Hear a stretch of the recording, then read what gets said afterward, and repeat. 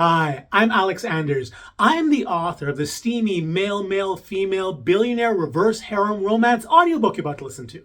The description of it is below, but allow me to tell you something about it. It is about Ivy, the principal at an expensive elementary school that threatens to fire its kindergarten teacher because he said to a student that he was gay and had a husband. The only thing is that Hart, the kindergarten teacher, never said it. Isn't gay, doesn't have a husband. But after Ivy puts her job on the line for him and commits Hart to bring his husband to the next PTA meeting, Hart asks his best friend Vandal to play the role. So what's the problem? It's that Hart's wild billionaire best friend has been in love with Hart since when they were kids. And Vandal takes this opportunity to make this pretend situation real. And since Ivy and Hart have unknowingly had crushes on each other this whole time, this threesome's playtime gets hot in this steamy MMF bisexual romance that you are gonna love. But before you listen to the story, I need to tell you that there's a version of this audiobook with world-class narration that exists on Audible. And if you live in the United States or the UK and you don't already have an Audible account, then you can click on the links in my description, sign up for a free trial, and get this audiobook for free. However, if you are ineligible for the free trial because of where you live or because you already have an Audible account, then you can click on the join button, becoming a member of this YouTube channel. When you do, you'll get access to the premium narration version of the story and access to every audiobook already uploaded to the membership program. And I write a lot of audiobooks. So if you want to learn more about it, you can click on the link above me. Otherwise, enjoy the story. Reckless Vandal by McAnders. Chapter 1. Hart. Who doesn't love their kids? No one, right? What's not to love? And that's true whether you have one or two, or in my case 25. Their beautiful smiling faces, their curiosity about the world, the feeling they give you when they stare at you with those big innocent eyes, there is nothing better. I would argue that the only thing bad about having kids is that they come with parents. Well-meaning, and I'm sure otherwise lovely parents who will sometimes feed their kids dessert for breakfast and then drop them off at school. I get it, it makes the kids happy, and it's one less battle they have to fight with them. And isn't that what teachers are paid for, to manage 25 sugar-infused angels who are all on their own scheduled sugar crashes? At 9 a.m. the classroom is that scene in a musical where everyone is happy and swinging from the chandelier while singing in chorus. By 11 a.m. it's that scene from a war movie where the war has been fought. There are bodies sprawled out across the battlefield, and one person is slowly digging through the carnage looking for their missing arm. Sure, it's the arm of their dolly, but you get my point. Teaching kindergarten can be a life-affirming and rewarding profession. There is nothing else I would want to do with my life. And some parents will always feed their kids dessert for breakfast. It's just what's easiest. And that is why I have taken an extremely controversial position. I'm going to tell you what it is, and when you hear it, you're going to think I'm crazy. Bear with me. Your instinct will be to make a noose out of the cords from your drapes and come find me, but hear me out. I propose that kindergarten teachers be allowed to give their kids nap time. I know, it's radical. But I swear to you, I'm not the devil incarnate like so many of my peers have claimed. I had nap time when I was in kindergarten, and you might have as well. And we didn't turn into homeless vagrants, right? Studies have shown that kids retain 18% more information if they are given a nap time during class. And every day that kids aren't allowed a nap time, kids remember less and less of what they're taught. When I put it like that, nap time is a no-brainer, right? You might think so, but apparently, nap time prevents the one thing that certain parents demand above everything else: more academic time. While our kids sleep, Japanese kids are learning multidimensional astrophysics, so they claim. And because every school board is more afraid of an angry parent than they are of a grenade-toting rabid dog, they give in. I'm on the front lines though. There are only so many times you can see Saving Private Ryan reenacted by 5-year-olds before you stand up and say something. And in the mean streets of elementary school education, that's made me a rebel. Gandhi had the independence of 1 billion Indian people. I have nap time. I dare you to tell me which struggle is greater. Exactly. To the world I say, you're welcome. Haha. I'm joking, of course. Sort of. Nap time really is an incredibly controversial topic, and a great number of schools have ended the practice. I've gotten on the bad side of a lot of my administrators because of this, and more than once, names have been called. There are people who hate me over this. It's nuts. It truly is a crazy time we're napping in. The way that I have dealt with it is by ignoring school policy and giving my kids nap time. What can they say about it? My kids' test scores are through the roof. My class is 25% more likely to circle the flower instead of the tree and tricycle on tests. The other teachers are so envious that they could spit glass. I don't want to give the impression that nap time is a universal cure-all, though. I still have my problems with the students. For the most part, they are all very sweet. But at some point during their kindergarten year, one kid discovers the rush that comes from picking on one of the others, and the practice sweeps through the class like an epidemic. Anything becomes fair game with them. They're like little insult comics with no limits, conscience, or sense of comedic timing. It can get bad. There is a lot of it that I let go. Who am I to rob the world of the next Kevin Hart? And as long as the jabs are kept above the belt, it will give the insulted kid a safe space to problem solve. This is a situation that they will probably experience often throughout life. If they can develop the confidence that comes from defending themselves against accusations of sand-eating, imagine how they will fare when staring down a vicious dictator as the President of the United States. To the world again, you're welcome. Some topics are below the belt, however, and that's when I step in. If you watch the kids as they interact, you can tell when that is. When the other kid is showing signs of being punch-drunk, that's when you have to separate them.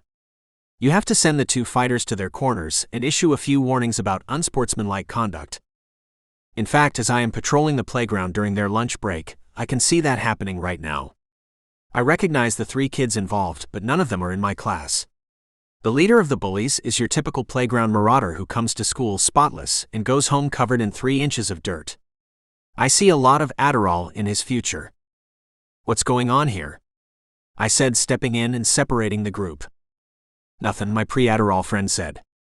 It is never a good sign when a kid discovers the power of offering a complete denial at age 6. I know that's not true. Now, can you tell me what's going on? The kid who was being teased spoke up. That was unusual. It's around age 4 that kids learn the foundational understandings of life, one of which is that snitches get stitches. They were teasing me because I have 2 fathers, the shockingly well-spoken 7-year-old said. I can't tell you how many red flags that one sentence set off for me. That kid had the wherewithal to summarize the scenario, and the confidence to communicate it to an authority figure. And did he really use father instead of dad? From a childhood development perspective, that is showing a level of objective identification that's far beyond his years. In other words, that kid is going to be teased a lot. Is this true? Were you 2 teasing him because he has 2 dads? I asked while hoping that the future swirly recipient picked up on me using the word dad instead of father. Pre-Adderall and his future mid-level manager friend didn't say a word. I was sure that they hadn't encountered this scenario before. Pre-Adderall's use of complete denial told me that his strategy had always worked before. Which brings up another reason why I love teaching kids. It's because you get to be a part of them learning life lessons which will determine the trajectory of their lives. I knelt in front of the 2 future Wall Street employees and looked at them eye to eye. Why would you tease him because he has 2 dads? We didn't, Pre-Adderall claimed. I know that's not true. And you should know that if someone knows that you're not telling the truth and you continue to not tell the truth, you will end up getting in a lot more trouble than if you had just been honest, I said, preparing them for when they would have to testify against their Wall Street bosses.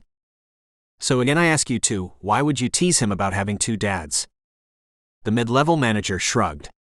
A confession. Now we were getting somewhere. Is it because you've never met someone with 2 dads before and you think it's weird? The kid shrugged again. Okay, I can understand that. But you're going to see a lot of things that you haven't seen before as you go through life. It's how you react to it that will matter. Remember that. If you tease everyone you meet who's different than you are going to end up having an unhappy life. And more than that, when you say mean things to others, you don't know how those mean things will come back to haunt you. For example, what if, like his 2 dads, I had a husband and I heard you teasing him? You wouldn't have just hurt his feelings, you would have hurt mine as well. And do you think it's a good idea to hurt the feelings of someone who can assign you a lot of homework if they want? Do you? No, mid-level manager said. What about you? Pre-Adderall nodded. Good. You're right. It's not. That's why instead of teasing people who are different, you get to know them a little. For example, what's your name? I said to the kid with 2 fathers. Blaze, he said with the confidence that a child with stoner parents shouldn't have. And what are your 2 names? Drummond, but people call me Drum, Pre-Adderall said. Tom, the other said. Drum Tom, this is Blaze. Now that you 3 know each other, how about I see you shake each other's hands? They did. It was pretty cute. See, he's not all that different, right? Drum and Tom shook their heads, no. And that's how it always is when you meet someone a little different than you for the first time. Okay, why don't the 3 of you figure out what else you have in common? Now go play, I told them, ushering them off. To Drum and Tom's credit, they did what they were told. The 3 played together for the rest of lunch. Again, to the world I say, you're welcome. But you know what would really help those kids to retain the lessons they learned today? That's right, an after-lunch nap. The rest of my day wasn't nearly as exciting as my lunch had been. After my class post-lunch siesta, we tackled phonics. Today we dealt with PH versus F. It blew their minds. As eventful as my day was, I was much more excited when the final bell rang and the day was done. Usually, I wouldn't have much to look forward to.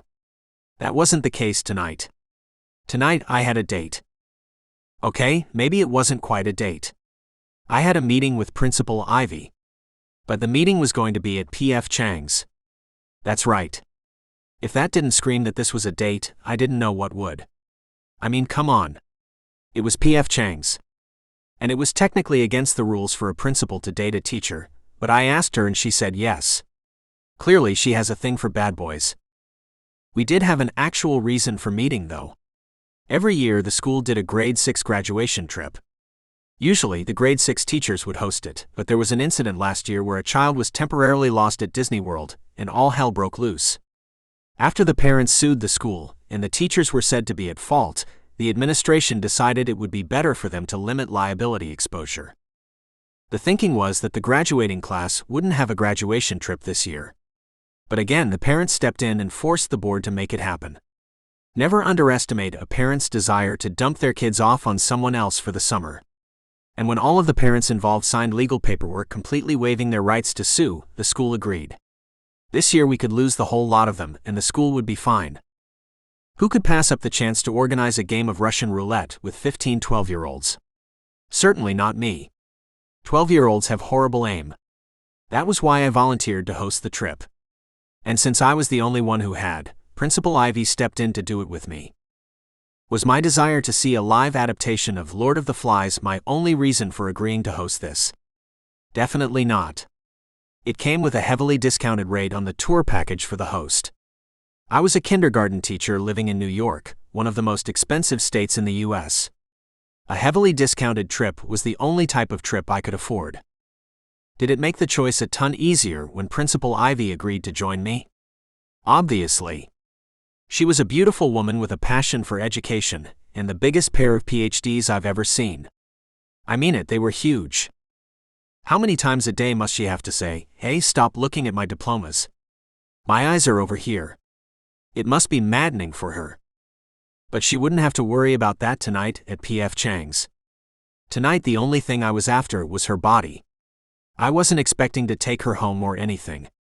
But if we ended up making out and then debating Skinner's theory on childhood education, I wasn't going to fight it. After all, a man has his needs. After doing my shift as the after-school playground monitor, I headed home to shower and clean up. I was looking forward to my night out. Sadly, it had been a while since I had been on a date. It wasn't that I didn't get opportunities. It was more my lack of desire to go on them. I guess I had a type. I loved strong women with a little more meat on their bones who were also powerful. And considering Ivy was my boss, well, yeah, in my world, you couldn't get more powerful than that. I wasn't late, but when I arrived I found Principal Ivy already there.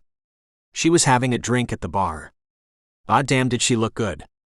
Imagine a sexy librarian who did everything she could to hide the bad girl who was fighting to get out.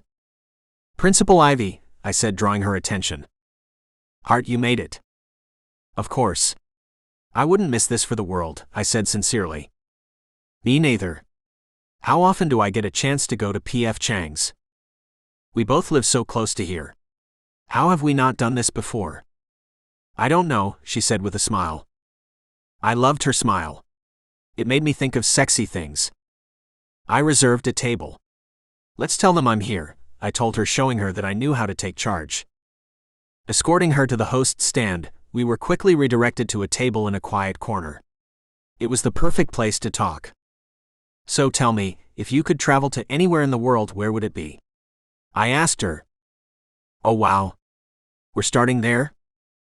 We're going to have to narrow down the destination for the graduation trip somehow. Why not start with our wish lists? My favorite place, considering we'll have 15 kids with us. No. Just your favorite place. Where is somewhere you've always dreamed about going? Okay. Are we still on the clock? What do you mean? I mean, are you asking me as your boss? She asked with a devilish smile.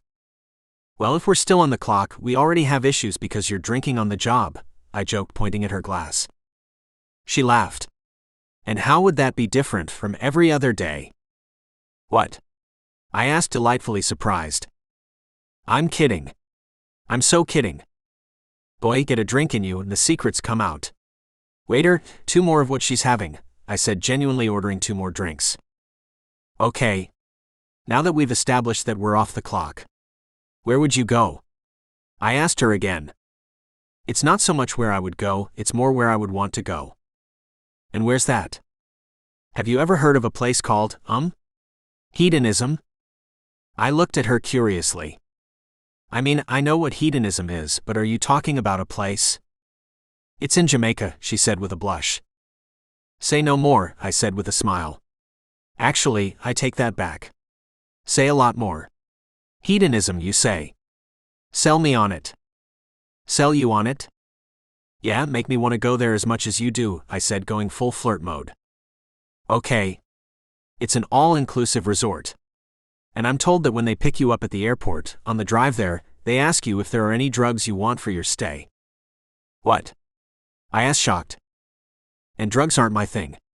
But this is the type of place it is. Okay. And once you're there, anything goes.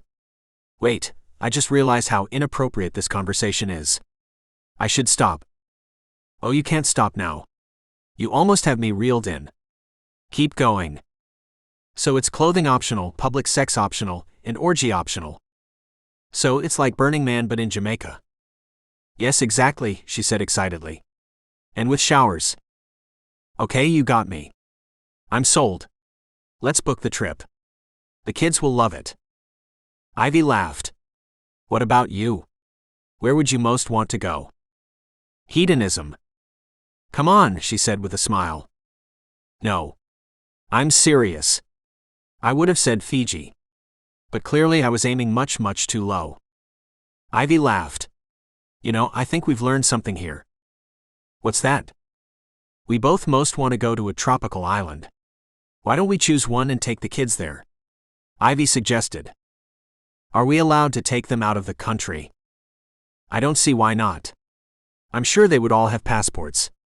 Half of them probably winter in the Swiss Alps anyway. I can't imagine it being that big of a deal if we take them somewhere close. What's close to New York? I asked. Bermuda. Bahama? Come on, pretty mama. Kokomo? We could get there fast and take it slow. I'm down for Kokomo, I joked. But since that place doesn't exist, how about the Bahamas? She asked. Have you ever been? No. Have you? I haven't. And it's relatively close, I pointed out. Let's do it, she said just as the waiter came over with our 2 drinks. Let's do it, I said, clinking her glass. I had to admit that the night was going better than I could have hoped for. So when she pulled out her phone, I was not expecting what would happen next. I'm sorry. I know this is rude. But this thing has buzzed about 10 times since I got here. I refused to look at it, but it doesn't look like it's gonna stop. Do you mind? No, go ahead. It was interesting watching her face as she read her texts. What was more interesting was watching her eyes look up at me and then back at the screen, up at me, then back at the screen. When she did it for the third time, I had to ask, "Is anything wrong?" The playful mood she had been in was immediately gone. She looked confused. Very confused. "Seriously, is something going on?" I asked, getting concerned. "I have to go." "You have to go? Why?" "I need to take care of something." "Okay. Is there something wrong?" Maybe. But I want you to know, whatever you hear, you won't be fired." As the blood rushed out of my face, my skin burned hot. What had just happened? "Did you just say, I won't be fired?" "That's what I said." "And you won't be?" I have to go," she said as she quickly collected her things and left the restaurant without even a look back. What the hell had just happened? Staring at Ivy as she left, I could barely breathe. Chapter 2. Ivy. I feel humiliated. How did this happen? What was I thinking? How could I be such an idiot? Okay. Calm down, Ivy. Just excuse yourself and calmly walk out. That's it. Just tell him you have to go and then never speak to him again. That was my plan. After getting the text from Miles and reading what he wrote, that was all I could do. Seriously though, how could I have missed something so fundamental? I had wanted to peek into Hart's records, but I hadn't. It would have been an invasion of his privacy. And isn't that the point of going on dates?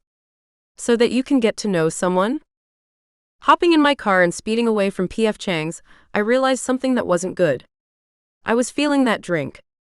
I had only had one drink, so I was definitely still legal to drive, but I wasn't completely sober. Was that a good thing considering I was now headed to an emergency meeting with the head of the school's board? God, I hope so. That man was the hardest person ever to deal with. He definitely made me reach for a drink after meeting with him. I guess I was going to see the effects of having the drink before. Luckily or unluckily, Miles lived 30 minutes away in Hicksville. It gave me a lot of time to think about what had just happened. I had told Hart that the place I most wanted to go to was hedonism. Why had I done that? Yeah, it was the truth, but he didn't need to know that. He'll probably never be able to look at me the same again. He's a gay kindergarten teacher. The last thing he needed to hear about was the sad stories of his fat, sexually deprived principal. Wait, did I say the word orgy in front of him? I think I did. Oh God. I'll never be able to look him in the eyes again. How did I not know Hart was gay? Wait, I know how. It's because he didn't look, sound, or act gay. And hadn't he been flirting with me? Wait, had he been flirting with me in that campy, I think of you as my fat, sexless gal pal so I can say anything I want in front of you sort of way? He had to be. I just wanted to sink into the seat of my Mazda Miata and disappear. Arriving at Miles, I parked in front of his house and took a breath. I had to decide on how I was going to handle this. It might have been the alcohol talking, but what I decided was that I was going to tackle this head-on. I wasn't going to back down from this. Miles had to know that I was the principal, and I wasn't going to cave in to every whim that his chicken shit ass had. Did I just refer to Miles as a chicken shit? That was new. Looking into the mirror and straightening myself up, I readjusted my dark curls, threw back my shoulders, and headed up the walkway towards the front door. Miles' house was a 2-story beige traditional with all lawn and no trees. Basically, it was a light-colored barn with windows. Nothing could fit Miles better than a home where the architecture took no chances. Come in, Miles said, already in a panic. I wasn't going to let him infect me with his negativity. Not this time. We can go back to my office. From my other visits here, I knew that Miles was married with 2 kids. I only knew it because I saw the pictures. There was never anyone there when I got there, and there was no sign that anyone else was living there. Seriously, how was there never a single toy on the living room floor? I was starting to question if his kids existed. Taking a seat across from his insanely orderly desk, I stared at the slightly older but very tightly wound man in front of me. The poor thing looked like he needed to poop. Is this conversation off the record? He asked me. Miles, I'm not a reporter, I told him. I know. But I feel like we have to have an honest conversation, and I need to know that it isn't going anywhere. Fine, it's off the record. We have to fire Hart. You said that in your text. You can't fire someone for being gay. It's against the law. I know that. And we're not firing him because he's gay. We're firing him because he has a husband. That was it. There was the source of my deep humiliation. I had thought that I was on a date when in actuality, he was a married gay guy. How stupid was I? I mean, I had never been great at picking guys, but this was a new low for me. Yeah, that's what you said. How do you know he has a husband? Because a parent called and told me. Apparently, Hart had told their child this. You're saying that he just out of nowhere volunteered this information?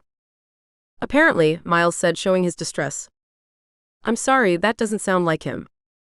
The parent said Hart told the boy in front of 2 other kids. No. I know Hart. He wouldn't share something like that so whimsically. And I knew that because we were on a date and he hadn't shared it with me. And yet he did. Maybe you don't know Hart at all. Oh, I think I do. Did you know he was gay? Or married? Did you know any of that? I paused for a second. Yeah. Of course I did. I told you, I know him. And he wouldn't share information like that without a very good reason. Wait, so you knew he was married? Of course I did, I confirmed with more confidence than I had any right to have considering how big of a lie it was. Did you know this when you hired him? It is illegal to ask such questions during a job interview, but he didn't hide it, I said, leaving out the fact that he didn't wear a wedding ring. So you knew? Yes. And you chose to hire him anyway? He asked, confused. Of course I did. Because he was the best person for the job. Are you aware of who chooses to enroll their children at our school? Of course I am. We educate the children of a lot of very wealthy families. Families that come from countries that don't share America's liberal views. We market ourselves as a safe haven of traditional values. That is how we sell ourselves. And Hart is married. There you go, an example of traditional values. You know that it isn't. Why, because he's gay? No, because he's married to a man. I couldn't care less if he were gay. He just can't act gay or do anything that a gay person would do. Miles stiffened his back, getting prickly from my line of questioning. He can do whatever he pleases, but none of it can happen on school property or around the kids. But you're okay when any of the other teachers talk about their family and kids in front of their students. That's because all of our teachers have fine, respectable families. They are an example of what our students should strive for. How do you know that? And what makes you think that Hart's husband isn't respectable? Have you met Hart's husband? Of course I've met him. Why do I keep lying like this? You've met him? Yes? And he's respectable? More than respectable. Do you really think that Hart would be married to someone who wasn't? Hart is a kind, thoughtful, nurturing man. Do you really think that he would marry a man who wasn't as good of a person as he was? Oh, I guess I hadn't considered that. No, you didn't. You haven't thought about a lot of things. Did you really think I would let you fire one of my teachers because he was married to a man? You would have to fire me first.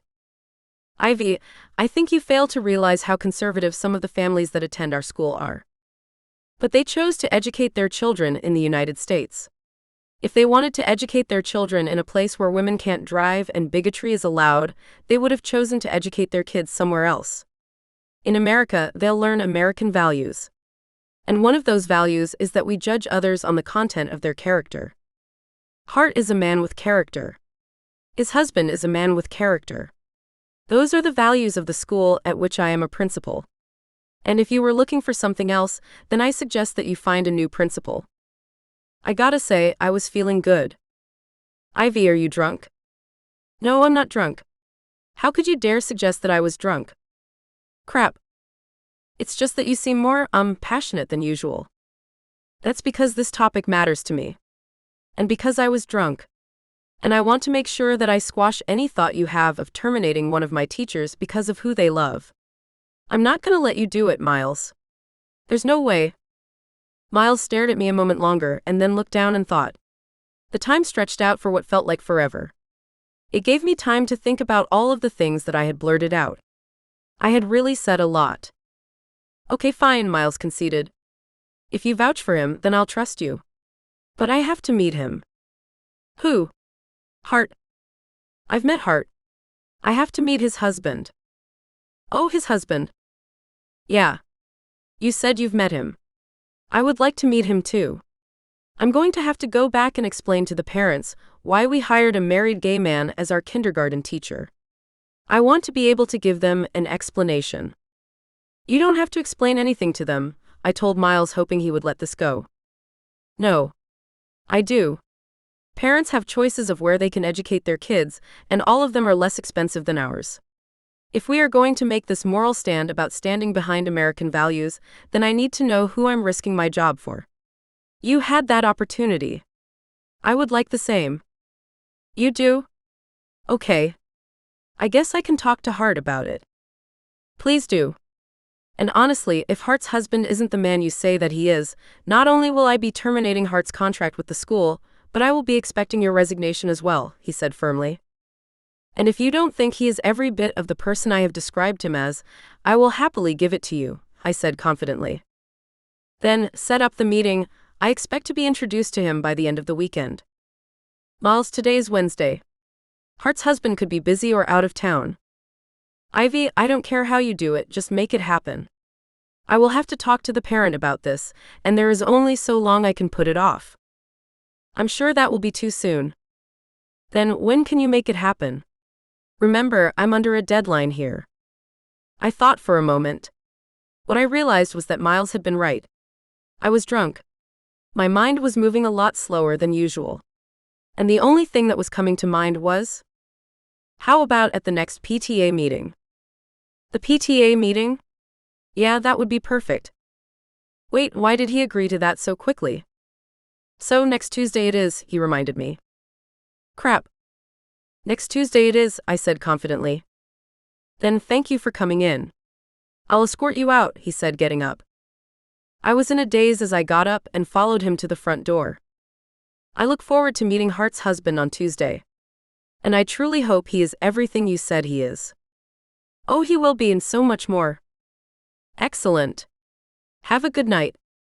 You too, I told him before heading back to my car. When I was safely in and had driven far enough away, I gripped the steering wheel and yelled, "Shit!" What had I done? I had never met Hart's husband. Until Miles told me, I didn't even know he was married. I didn't even know he was gay. But what I had said had to be true, right? Hart was the most kind-hearted man I had ever met. If he was married, it could only be to a man who shared his values. Hart would never choose to spend the rest of his life with anyone else. And now that I thought about it, of course Hart was gay. He was a gentle, thoughtful, kind, loving man. How could he be any gayer? I was such a fool to believe that I had a shot with him. I don't completely blame myself. After all, what was with him not ever mentioning he had a husband? We were planning a trip together. In all of our meetings, how didn't it come up at least once?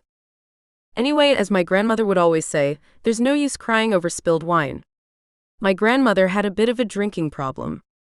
I just needed to talk to Hart and admit to him that I put him in this awkward spot. I didn't doubt that Hart would help me out of it.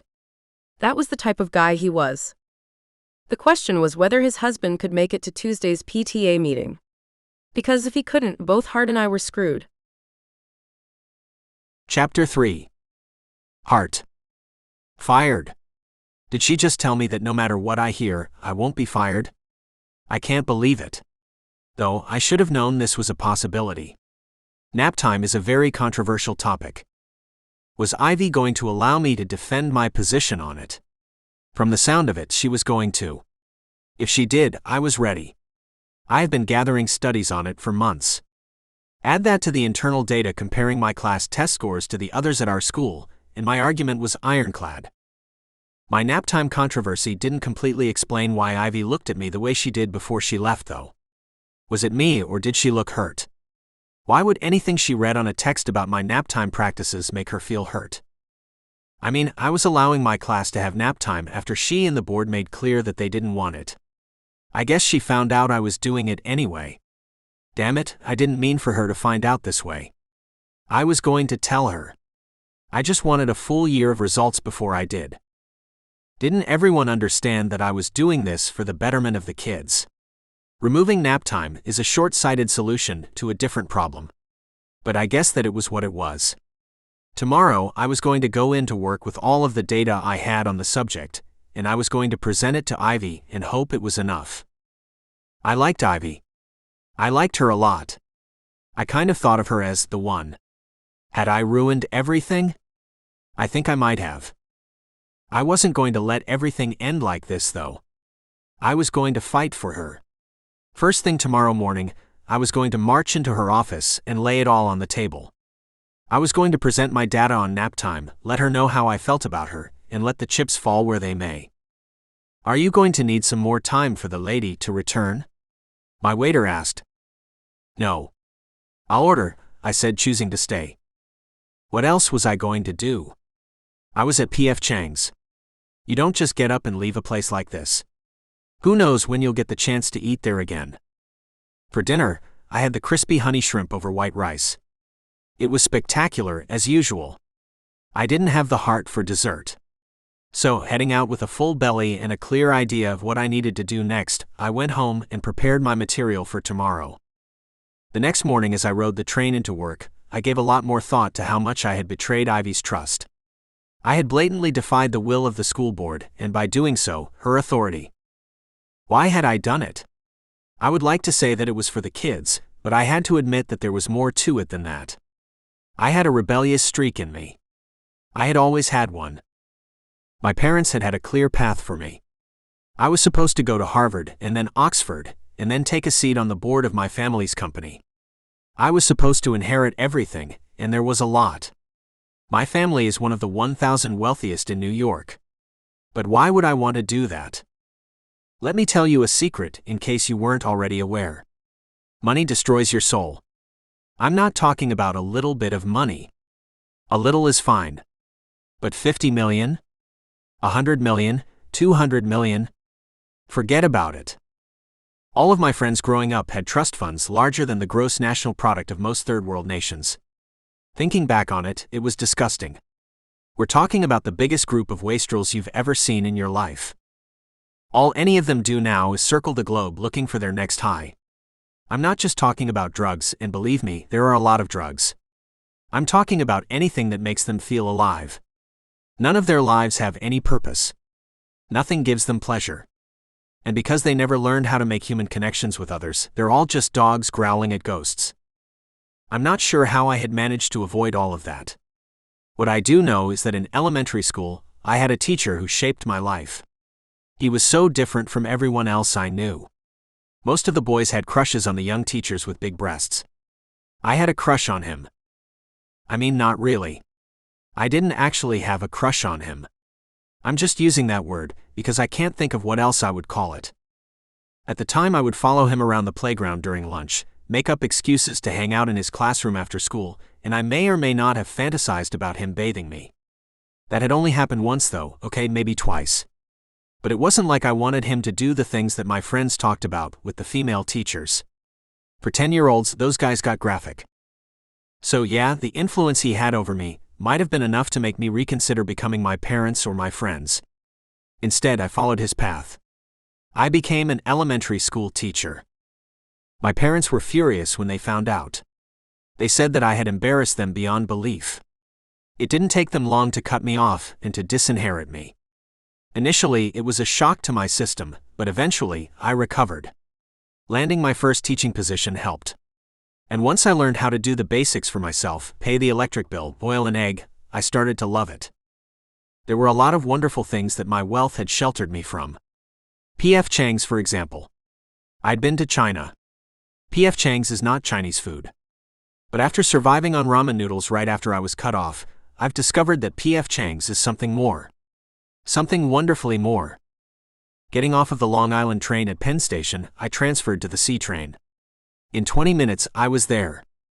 I had deliberately come to work early. I knew that Ivy came in an hour early every day. I needed enough time to apologize to her and to make my presentation. I had been practicing all night. I wanted to get it out while it was fresh. Entering the school's aged halls, I made a beeline to the principal's office. Ruby, her assistant, was never in before she needed to be. So I knew I would be able to knock on her door without a gatekeeper getting in the way. I knocked and listened for a response. There was a longer than expected pause.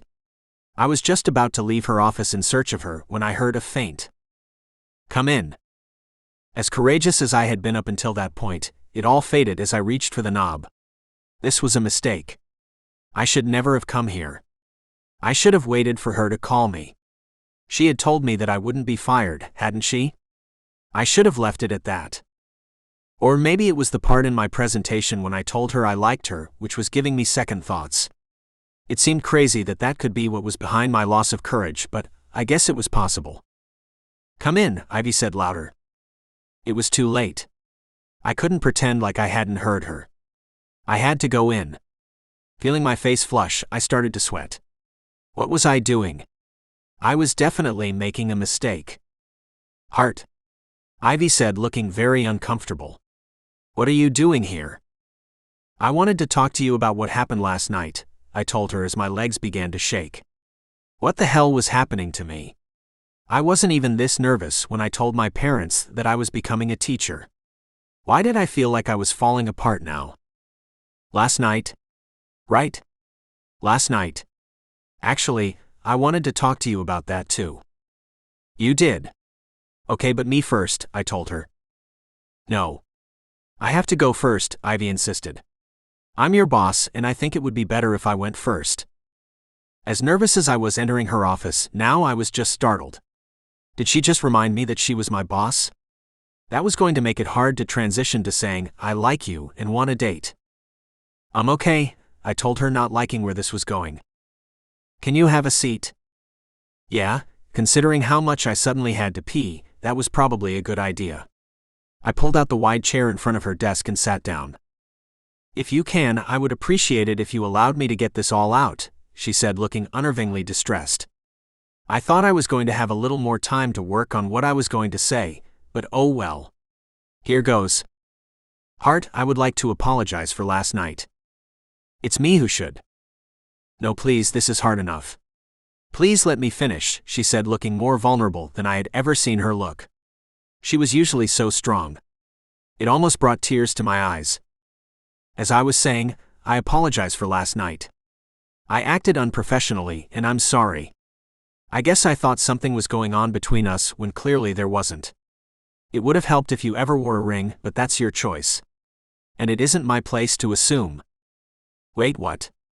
Why would I wear a ring? Anyway, I'm sorry, and believe me, it will never happen again. I hadn't eaten since lunch, so I guess the drink I had hit me harder than I expected. But here's the thing, I now accept that you're married and I will never make that mistake again. What? No. Let me finish. I was too shocked by what she had said to fight her, so she continued. I also didn't know that you were gay. Of course, now that I think back on it, you're obviously gay. How could I have not picked up on you being gay? So obvious, right? Duh. She said with a forced chuckle. Wait, what? Anyway, the thing is that when you mentioned to that student that you had a husband, it set off a bit of a firestorm. Wait, what? Now parents are unhappy, the school board is involved, and my job is kind of on the line. I want you to know that as your principal, I will defend your right to love and marry anyone you choose. That is not anyone's business but your own. However, it would mean so much to me if you would invite your husband to next week's PTA meeting and introduce him to a few of the board members and parents. I kind of already told them that he would be there, so if he isn't, it could get kind of ugly. Again, your private life is your own. And as your boss, I will defend whatever decision you make. But I'm requesting that if at all possible, please have your husband join us at PTA. Okay. There, I've said. Again, I'm so sorry for putting you in this position. I have no right to do this. And I wouldn't have even asked if this job didn't mean so much to me. As she said it, Ivy began to cry. I'm sorry, she said, wiping the tears from her eyes. Great. Real professional, Ivy. Great job. My heart broke watching Ivy tear up in front of me. I had to get her to stop. I would have done anything. Of course, I told her, trying to hold it together myself. Of course what?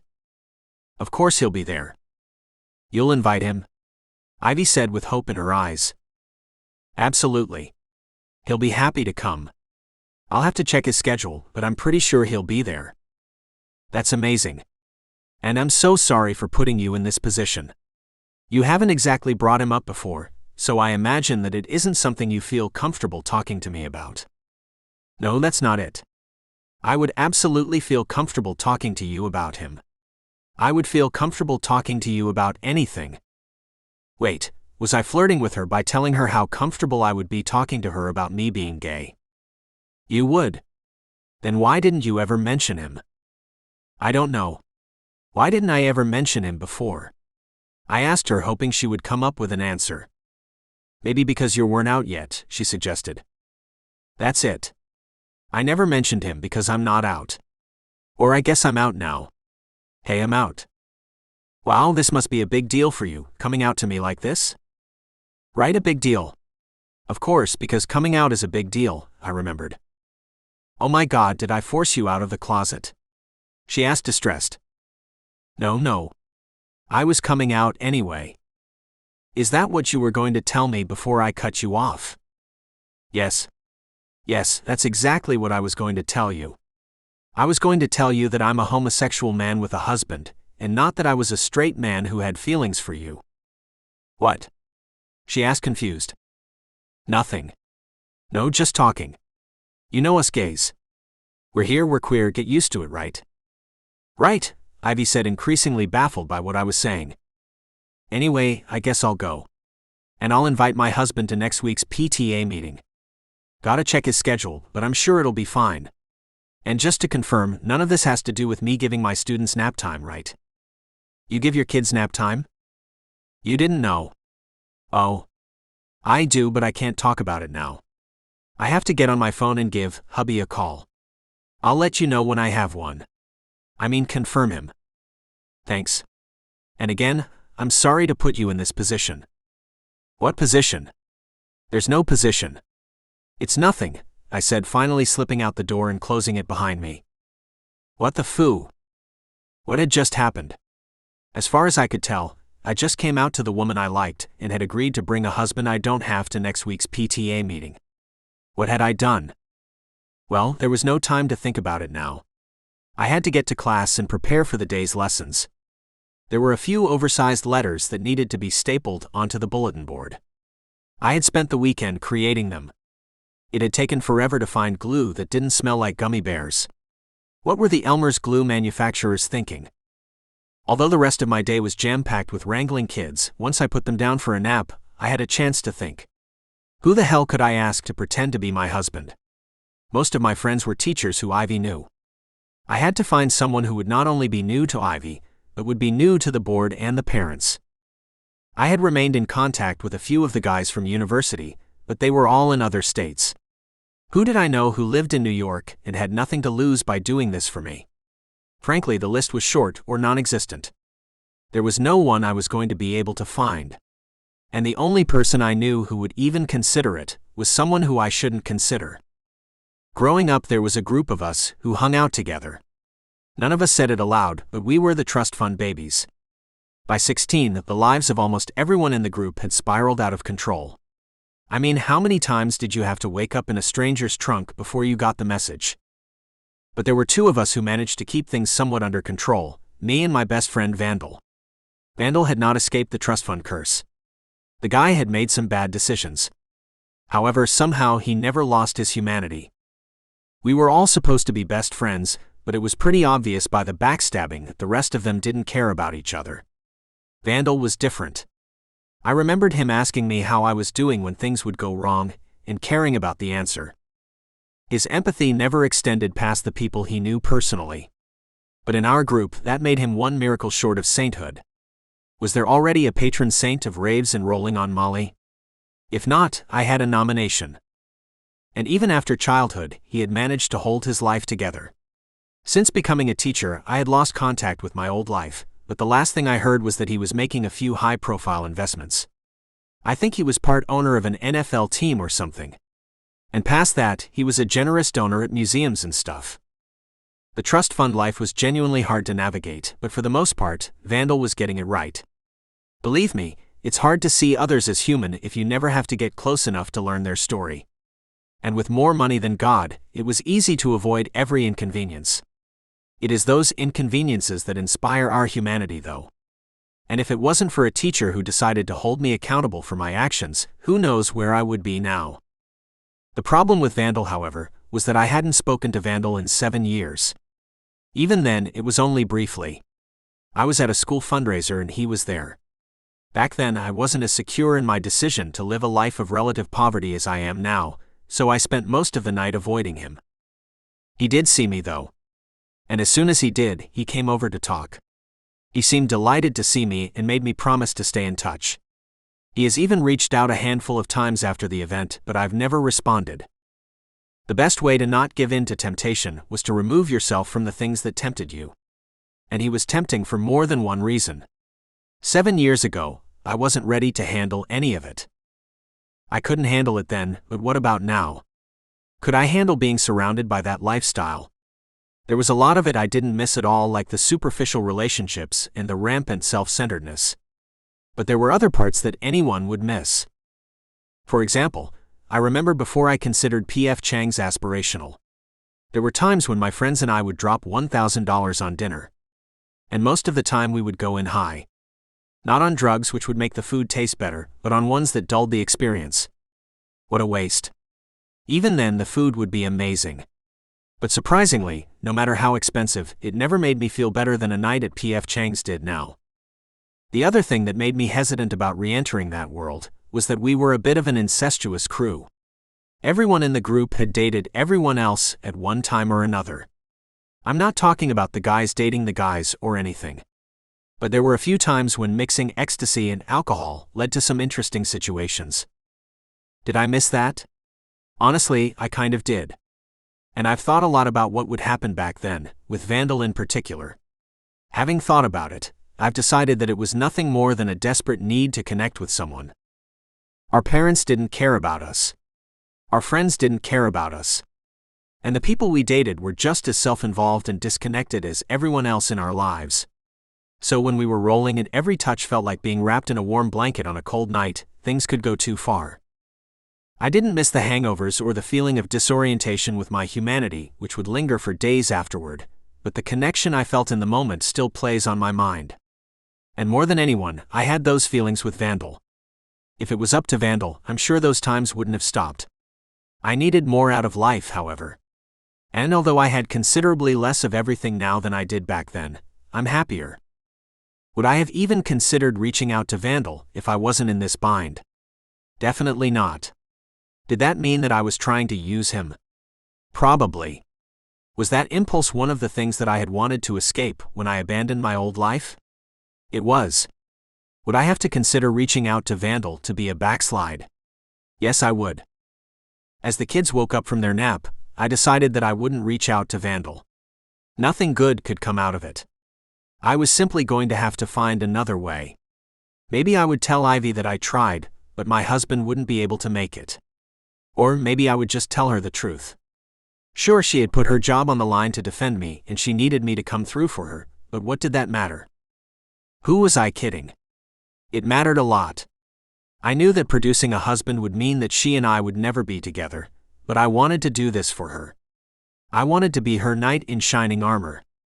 Ivy was a strong woman who could take care of herself. She never struck me as the type to ask for help. But she was asking me for help now. How could I even consider not being there for her? Considering the long-term consequences, I thought about it before finalizing anything. On the train ride home, I continued to consider it. And while grading the day's classwork over a glass of wine, I made a decision. I cared about Ivy. I sincerely did. But all of this was too duplicitous for me. I hadn't said that I had a husband. I'm not sure where all of this came from. It obviously had to do with what I said to Adderall and the middle manager, but it was just a misunderstanding. There had to be a way out of this.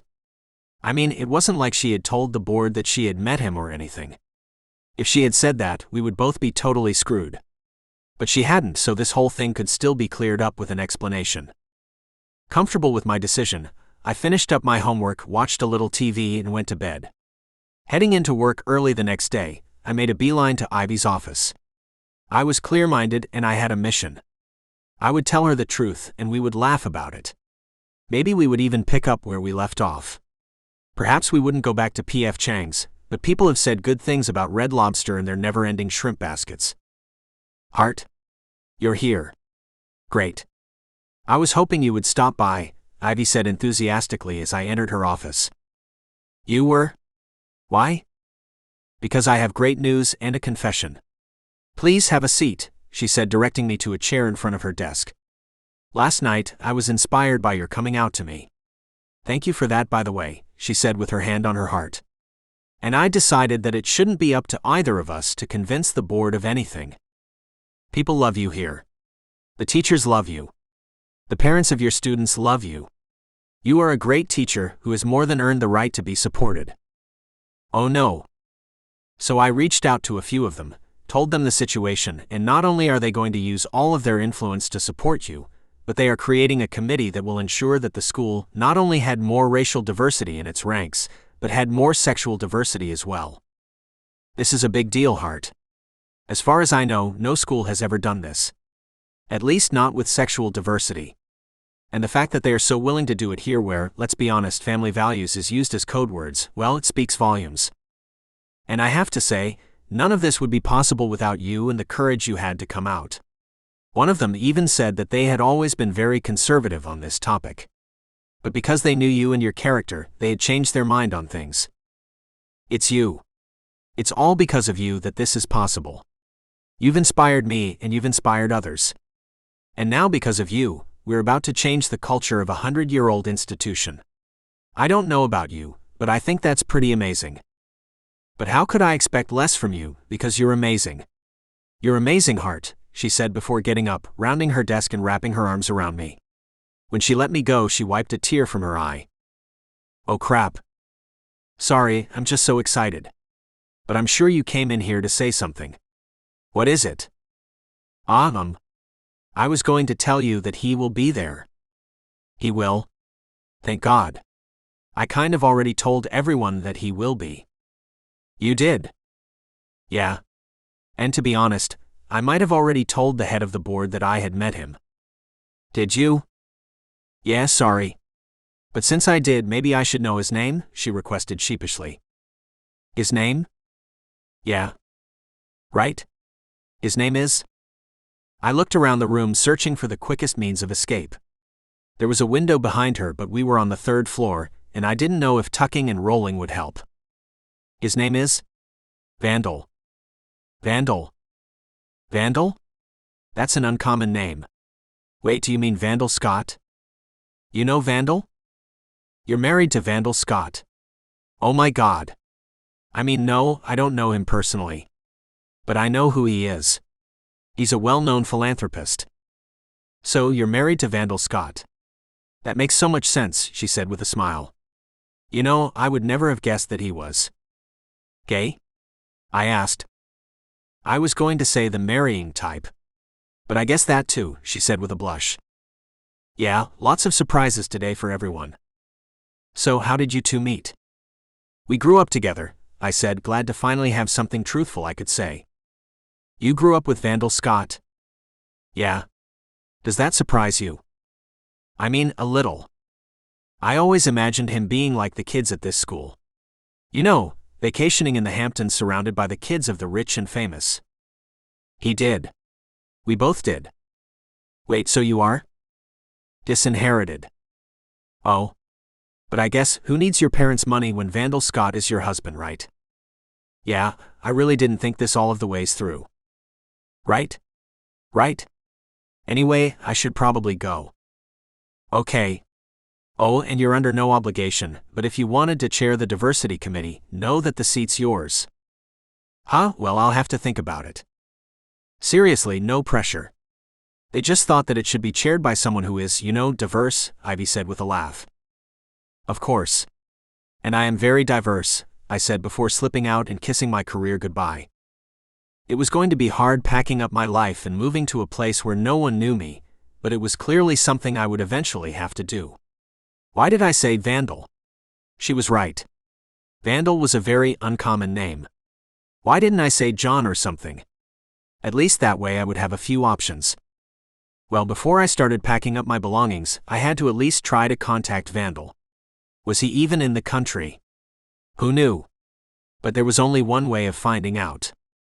Back in my classroom, I took out my phone and searched for his number. When I found it, I stared at it. I sincerely didn't want to do this. And it had nothing to do with him. Okay, that's a lie. It had everything to do with him. Out of everything from my past life, he was the part that was hardest to let go of. As I said, when you grew up without human connections and someone offered it to you, it was hard to walk away from. I had somehow found a way to walk away from him. It was for the best for both of us, I was sure. But how would I feel talking to him again? And after so long, what would he think about me reaching out for a favor? If the life I had created for myself wasn't on the line, I definitely wouldn't do it. But it was. I had no way out of this without humiliating Ivy in the process. I couldn't do that to her. What was a little awkwardness on my part compared to that? Keeping that in mind, I moved my thumb and pressed the button. The call quickly connected. Holding the phone against my ear, it was ringing. My heart thumped as I wondered what would happen next. After the second ring, there was a third. After the fourth and fifth, I was transferred to his voicemail. I didn't know whether this was better or worse, but I was going to work with what I had. Vandal, hey, this is Hart. Hart Harrington. It's been a while. I heard you're doing philanthropy now. Good for you. I always imagined you doing something like that, I lied. Anyway, could you call me back? I'm not sure how to say this, but there is kind of a big favor I need to ask of you. It's ridiculous, and you're probably off somewhere doing something exciting. But if you can call me back, I would appreciate it. We need to catch up. It's been too long. I hope to talk to you soon. Really soon. Okay. Bye. This is Hart, by the way. We were friends in high school. You probably remember that. Okay, I'm going to go now. Bye, but hopefully I'll talk to you soon. Very soon. I mean when you can. I'm rambling. Okay, bye, I said, quickly hanging up. Well, I fucked that up. How to sound like a moron in 500 words or less. What was I thinking telling him that I needed a favor right off the bat? It had been 7 years since we had last spoken. 7 years. I was definitely never going to hear from him again. As the school bell rang and the day progressed, I realized that I had been right. Vandal had to have gotten my message by now. He had probably decided to ignore it. That would be about right, wouldn't it? How many messages had he left for me that I hadn't returned? Wasn't this his chance to even the score? I held out hope that I would hear from him for as long as I could. I ended the workday with it, and it even made it past wine time. But as I laid in bed trying to figure out how I got myself into this mess, I lost hope, and then eventually fell asleep. It was still dark the next morning when my alarm went off. Opening my eyes, I looked around trying to figure out what was going on. Quickly it hit me that it wasn't my alarm, it was my ringtone. And it wasn't morning, it was still the middle of the night. Doing my best to clear my head, I reached for my phone and checked who it was. It took a moment for the name to register in my brain. It was Vandal. He was calling me back at 3 a.m. I almost let it go to voicemail when logic kicked in and I answered it. Hello? I said groggily. Hart Harrington. What's going on? It's Vandal. How you been? Vandal. I've been good. What time is it where you are? I asked, not yet fully awake. I'll say about noon. Is it late there? Sorry about that. I got your message and then immediately entered a dead zone. It took me a while to find another cell tower. Oh, okay, I said, imagining him having lunch at a rooftop bar in Paris. So what's going on? You mentioned something about a favor. Yeah, right. It was then that everything came back to me, and I was again fully awake. With my memories came my embarrassment. How was I supposed to ask a guy that I first hadn't spoken to in 7 years to pretend to be my husband? So this is going to sound a little nuts, and believe me, I know that it is. Okay. But I got myself into a situation. Do you need money? No. Nothing like that. Because if you need money, I appreciate it, but no. But what I do need is, how do I say this? I need a husband. You need a husband? He asked, sounding very confused. Yeah. But not a real one. Something crazy happened and someone misinterpreted something I said, and then I was about to be fired. But then someone else stepped in and put their job on the line thinking they were defending me. And now the only way I can get myself out of this is if I can get someone to pretend to be my husband. It will only have to be for one event. One event? Yeah. There's a PTA meeting that they would have to attend on Tuesday. After that, I can tell them that we're getting a divorce and everything will be good. Okay. And what does this have to do with me? Vandal asked hesitantly. Well, I kind of told someone that you were my husband. Me? Why me? You were on my mind at the time and your name just slipped out. You were thinking about me. Yeah. Why? Should I not have been? No. It's just that we haven't spoken in a long time. It's surprising that you were thinking of me. I had imagined that you had forgotten who I was. Are you talking about me not calling you back? That and everything else. Yeah, I'm sorry about that. I honestly don't know what to say. I'm sure you can think of something, Vandal said unyieldingly. You're right. I owe you an explanation. I think that would be fair. Okay. Here goes. I lost contact with you and didn't call you back because, I was starting to have feelings for you. I'm sorry, what? Yeah. I don't know if you remember this because you were usually stoned at the time, but a lot of stuff happened between us. A lot of stuff? Yeah, like naked stuff. Oh. Yeah, I definitely remember. You do? Yeah. Of course. Okay. And I know that sex isn't a big deal to you, but it was to me. It still is. So with all of that happening and my life being a bit of a mess at the time, I thought it would be easier on the both of us if I disappeared. You thought it was better to disappear? Yeah. I mean, wasn't it easier that way? We didn't have to have any awkward conversations. No one had to define anything. We could just start over, no questions asked, and we could redefine ourselves moving forward. I see. Do you? I do. You thought it would be easier. And honestly, I didn't know whether you remembered some of the things that happened between us. You were usually completely wasted.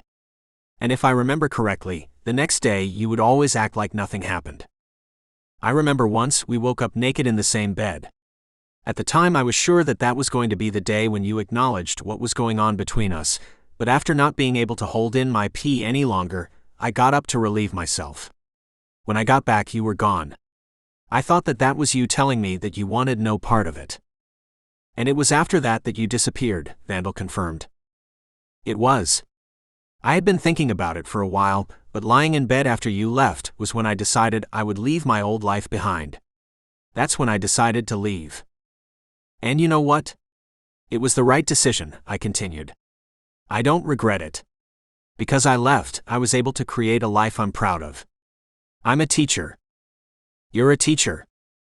Yeah. I teach kindergarten. Do you believe that? Actually, kinda. You were always that type. What type is that? I asked. I don't know. The kindergarten teacher type. You always struck me as someone who would be good with kids. That's interesting. Then I guess you were right. But yeah, Vandal, my life is good. It's simple but good. Do you miss any of it? Any of what? Your old life.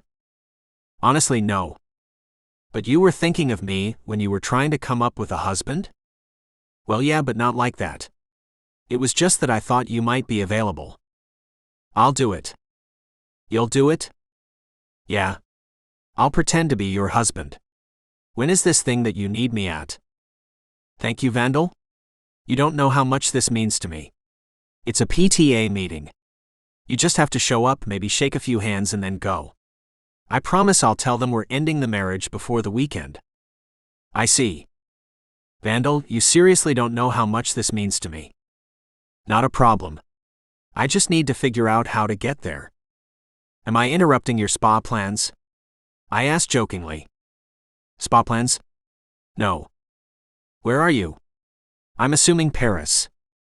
Paris? No. But close? London? No. Botswana. You mean the country north of South Africa? Ah. You know it. I mean, not really. What are you doing there? At this instant, I'm hanging from a cell tower in the middle of a game reserve. You're where? I asked, shocked.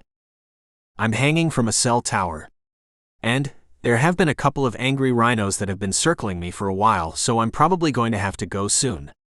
But don't worry. Text me the address in time and I will be there. I'm sorry, where are you? I asked, sure that I had misunderstood. Don't worry about it. I'm glad you called, Hart. I look forward to seeing you soon. I'm sorry, where did you say you were? I asked right before the call disconnected. Was he being serious? Was anything he said serious, or was this just his way of getting back at me for abandoning him? I'm sorry, what did you say you were hanging from? I asked, a dead phone really needing to know. Chapter 4. Vandal. Here's a question that I never thought I would have to ask. Do rhinos eat humans? Everything eats everything out here. But am I in a life or death situation because I'm about to be eaten, or because I'm about to be trampled to death? You've got to come down? My driver yelled. They are surrounding the Jeep like there is a baby rhino nearby. That made sense.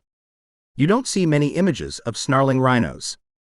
That didn't make the situation any less dangerous. It made it worse. But if worst comes to worst, at least they'll be able to bury a corpse. I'm coming down, I yelled while detaching my safety belt. Out of all of the days in the past 7 years when Hart could have called, he called while I was on my first safari. It was a photo safari with one of the world's foremost nature photographers. He only does them once every couple of years, and I had paid a fortune for it. But as soon as I heard Hart's message, I removed myself from the pile of elephant dung I had been hiding in and bribed the guide to get me to the nearest communication tower. We were in the middle of nowhere, and it was an 8-hour drive, but it didn't matter. I had been waiting for years to hear from Hart again. There was no way I was going to brush it off, because I paid some guy $1 million to cover me in shit. Hart didn't have to tell me that I had made the biggest mistake of my life by leaving his bed that day. I had always known it. I don't even know why I did it. I guess I was young and stupid. I wanted to pretend that what was happening between us wasn't. So I would get incredibly wasted knowing what I would want to do with Hart, and then deny that I remembered any of it once we were done. It was a shitless thing to do, unlike my current safari. I had always wanted to make it up to him. And helping him out of whatever jam he was in now was going to be the perfect way. Of all things he could have asked me to do, I was surprised that this was what he wanted. He wanted me to pretend to be his husband. That had to mean something, didn't it? He could have asked anyone in the world to do this for him, yet he asked the guy he had had sex with multiple times between the ages of 16 and 22. I could still remember the first time we were together. It was after we had come back from a rave. We were both dating someone else in our friend group, and my girlfriend kissed him in front of his girlfriend. It was my girlfriend who got me to kiss Hart next. That was when she kissed Hart's girlfriend. Looking back on it, I am sure that Hart's girlfriend was who my girlfriend truly wanted. She didn't even care what went down between me and Hart next. That was the first time I had ever touched him in that way. It was the first time I had touched any guy. And although that night didn't end in sex, it set things up for the next time when it did. Hart had always been such an incredibly hot guy. Most times I could resist him, but once I had a drink, my filter went down and I could barely keep my eyes off of him. Unlike everyone else I knew, he had this calm like he knew who he was. The rest of us struggled with our wealth and the way everyone saw us, and he would just go about life like he had everything figured out. On top of that, he had always been the most genuine person I knew. Hell, he is still the most genuine person I have ever met. Yeah, of course he became a kindergarten teacher. The man was basically a muppet. Sure, he had been an incredibly hot one with a killer body and soulful eyes, but a muppet nonetheless. And if he wanted me to pretend to be his husband, to make up for being an asshole to him for a few years, I would do it. I was going to do anything I had to make it up to him. I regretted everything about how I treated him. He was a great guy who genuinely cared about me, and at the time, I didn't have it in me to be the man he deserved. What did that mean now? It meant figuring out how to get down off of the cell tower I was attached to, and onto the roof of the Jeep with rhinos circling it. After waiting 7 years for Hart to reach out, that was the easy part, right? Gripping tightly onto the metal rungs, I looked down and detached my safety harness. With nothing holding me up, the whole thing seemed to sway. I know that it didn't really. It was just my momentarily forgotten fear of heights kicking in. It's amazing what you shut out when you're motivated. I had climbed 3 stories without looking down. And that was the key, you never look down. Damn it, I looked down again. "You've got to come down," my driver yelled up to me. Didn't he think I knew that? Did it look like I was planning on living up here? No. I just had to fight dizziness, my warping vision, and every instinct I had about latching on and never letting go.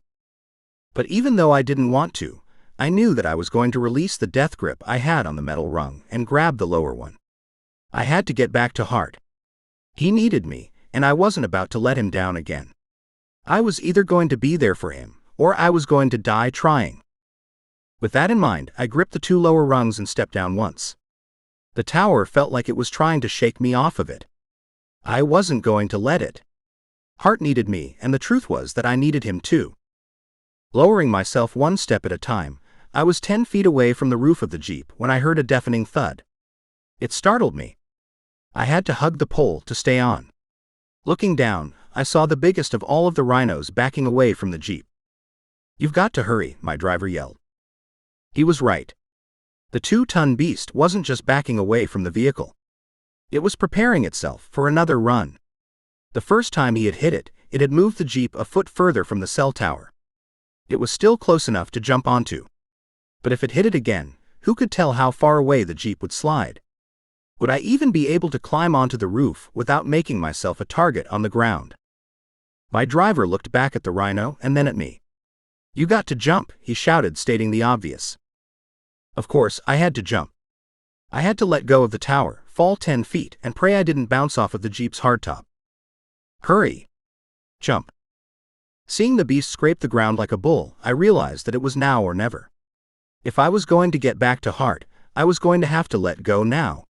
So, just as the monster started its charge and picked up speed, I fought against every fiber of my being and let go of the only thing keeping me in the air. Time slowed down. I fell forever. I saw my life flash before my eyes. The images included a lot of sex, a hell of a lot of sex. But sadly, there wasn't much else. There was nothing about family, and barely anything about friends. How could that be? In the 30-plus years I had been on this earth, how was it that I had so little to show for it? Don't get me wrong. The sex had been great. I mean, it was really fucking great. But who would care if I missed the roof and was trampled to death? No one. What the hell had I done with my life? I was ripped out of my realization with a thud. The roof of the Jeep came at me with force. It took my breath away. And just as I thought I would survive, the Jeep jerked to the left with such suddenness that my legs lost contact with the plastic and slid over the edge. Scrambling to stay on, I gripped my fingers onto the edge of the roof. I stopped moving. Where was I exposed? My legs were now between the Jeep and the horned beast. This wasn't good. With a hook of its horn, I would be a dead man. "Go, go, go!" I yelled, hoping I wouldn't have to see my pathetic life flash before my eyes again. It was like the driver had been waiting with his foot on the brake because as soon as I said it, we were off. I wasn't a weak guy, so even with the jerk that followed, I was able to hold on. We were picking up speed. Looking past my arm, I saw the rhinos picking up speed behind us. I had to hang on with everything I had. If I didn't, I knew that it would be the last moments of my life. It was when the Jeep hit a bump and I bounced into the air that I knew my fate was set. The bump threw me forward, causing my fingers to let go. I was completely airborne for a second. I was sure that the next thing I touched would be the red dirt of the earth below us, but it wasn't. As fate would have it, I landed on the roof. My arms, my legs, my whole body was now squarely on top of the plastic and I was safe. Well, I was sort of safe. We were still racing across a bumpy wildlife preserve, escaping rhinos, while I had nothing to hold on to. But somehow that felt better. I had seen movies about kids in small towns car surfing. Growing up in New York City, I never had the pleasure. I guess I had the pleasure now. Honestly, it was exhilarating. It was often hard for me to feel alive. Hence all of the sex. But I definitely felt alive now. Eventually, my driver outdrove the rhinos, or was it that the rhinos gave up its chase? I wasn't sure which it was. Whatever it was, it gave me the chance to get off of the roof and into the Jeep. That was good, because I wasn't about to spend the next 7 hours on top of it. That was going to be how long it would take us to get to the city. I had 4 days to get from Botswana to a PTA meeting in New York.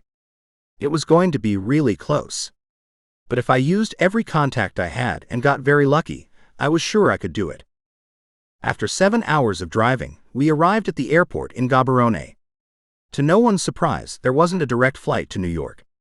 The best I could do was to get a flight to Johannesburg, South Africa. That wasn't going to leave for another 12 hours, but instead of getting a room, I curled up in a corner with my backpack and took a nap. What I didn't know was that the airport closed for the night. So with someone talking to me in a language I didn't understand, I was ushered out onto the street into the darkness. There weren't even any taxis there. Where was I supposed to go now? Tossing my backpack around my shoulders, I got to walking.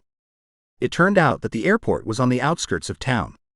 The only road leading from it was a long, dark, empty one.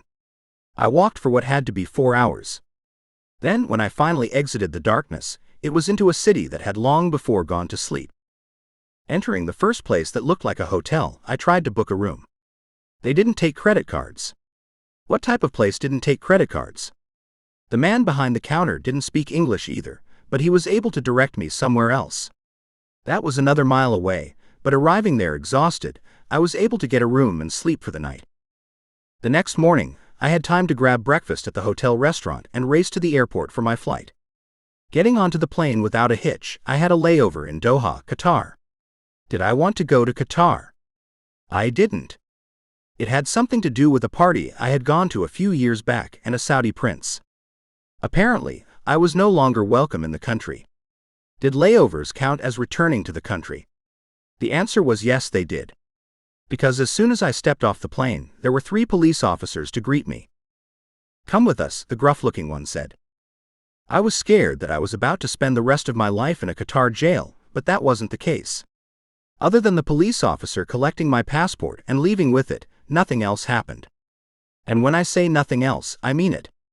They had me sit in a holding room for 16 hours straight. No bathroom breaks. No food. Just sitting and nothing else. Of course, I missed my connecting flight. I think that was the point. They were trying to tell me that I wasn't welcome there. Okay, I get it. You win. I won't be coming back to Qatar, I said to an empty room. Unsurprisingly, the officer with my passport re-entered the room shortly after that. Without a word, he escorted me to the ticket counter of the airline I had arrived on and watched closely as I bought another ticket. With all of the last-minute bookings, my trip home was going to cost me $18,000. It was worth it, of course. I had waited 7 years to hear back from Hart. I was willing to spend 10 times that to see him. And getting onto the direct flight to JFK, I fell back into my first-class seat and thought about what it would be like to see him again. I couldn't wait. Touching down in New York at 5 p.m. on Tuesday, I arrived with plenty of time for Hart's event. Having received the details while in Doha, I knew that it didn't start until 7 p.m. Hart had to get there early for some reason, and I was supposed to meet him there. I had 2 hours to disembark, cut through New York's rush-hour traffic, make myself presentable, and get to the school.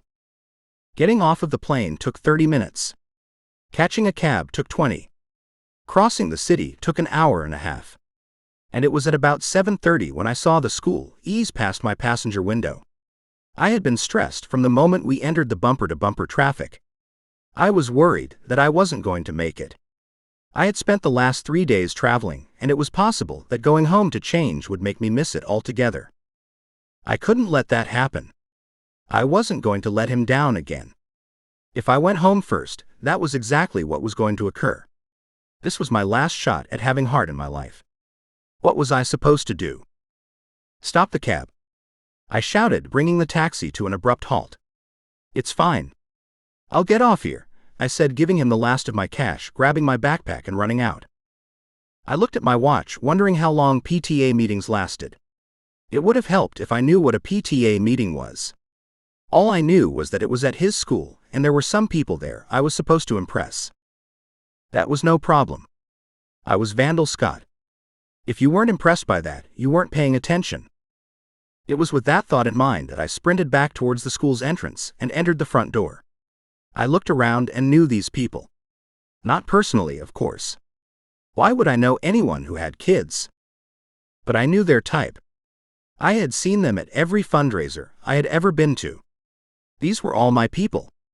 And handing my backpack to the security guard as I entered, I pulled back my shoulders and prepared to impress. Chapter 5. Hart. It had been more than a day since I had texted Vandal with the details. He never texted me back. I should have expected this. People like Vandal didn't give a shit about others. That was what I hated most about the world I had left behind. No one could be relied on. If there was anything even remotely more self-serving, they would cancel on you in a heartbeat. And they wouldn't even tell you they weren't coming. They would simply not show up and give you a non-apology about it the next time you became interesting to them. I had hoped that Vandal wasn't like that. For his many faults, that had never been one of them. Clearly, that wasn't the case anymore, however. All the man had to do was reply to a text to let me know that he wasn't planning on showing. He couldn't even do that. Now I had to come up with a new lie to cover up for the old lie, and I was going to have to come up with it fast. Hart, when are we going to get to meet Vandal? Ivy asked me excitedly. I turned around and looked into Ivy's beautiful eyes. My heart clenched knowing I would disappoint her. She had a lot riding on this. She had risked her job to defend me. All I had to do was get Vandal here, and all he had to do was come. How hard was any of that?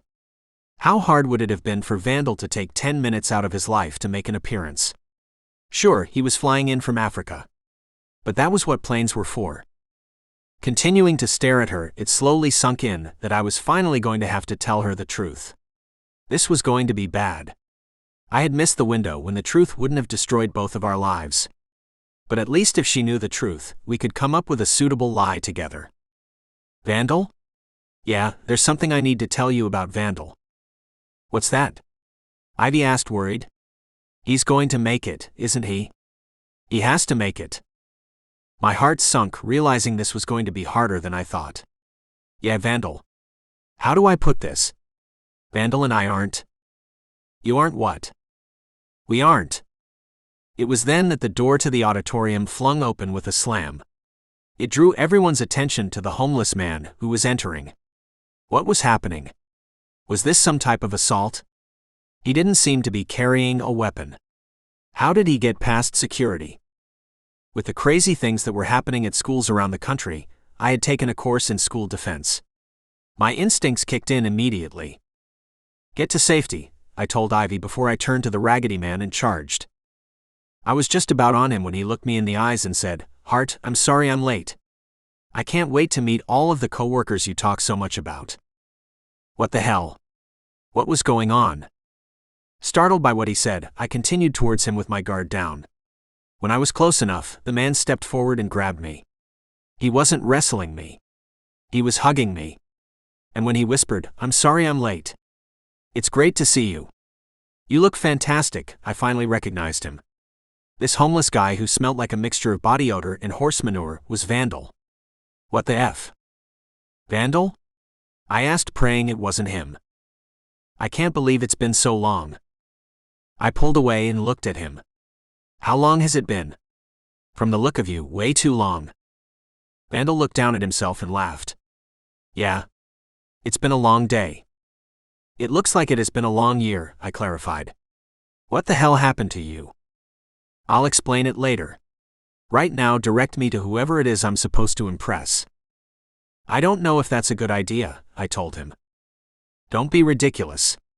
It will be my pleasure. Is this them? Vandal said, staring at someone behind me. When I turned, I saw everyone I didn't want to see. Ivy was leading the way, but she was followed by Miles from the school's board and some of our most conservative parents. This was a disaster. Not only was Ivy going to be fired for this, but she was never going to talk to me again. "How do you do?" "Vandal Scott, Hart's husband," he said, sticking out his hand with confidence. "Hart, is this him?"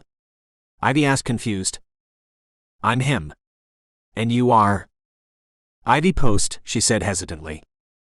"Oh yes," Vandal said, turning to me. "Isn't this your—" I had no idea where Vandal was going with this. I had never mentioned her to him. I hadn't mentioned anything to him past what I told him in that first call. "She's my principal." "She's the principal of the school," I told him. "Of course you are. I would have recognized you anywhere." He described you as the beautiful woman who was also his boss. How could he be referring to anyone but you? "Vandal. I would never say something like that about my boss." "You know that," I said, immediately horrified. "Oh, come on, honey," he said with a chuckle. He grabbed me, moved me in front of him, and wrapped his arm around my chest. "I think she knows you meant it in a platonic way. Two big gay guys like us." He turned to Ivy. "He wouldn't even know what to do with a woman if she threw herself at him," he said with a laugh. Suffocating in the scent of my humiliation, I turned every shade of red. What the hell was he doing? This had to be the most embarrassing moment of my life. Feeling the pressure, I was about to admit to the lie when Miles stepped over, staring at the two of us horrified. "I'm sorry, Ivy." "Who is this?" Miles squeaked. "Hi, I'm Vandal. Vandal Scott. I'm Hart's husband. Nice to meet you."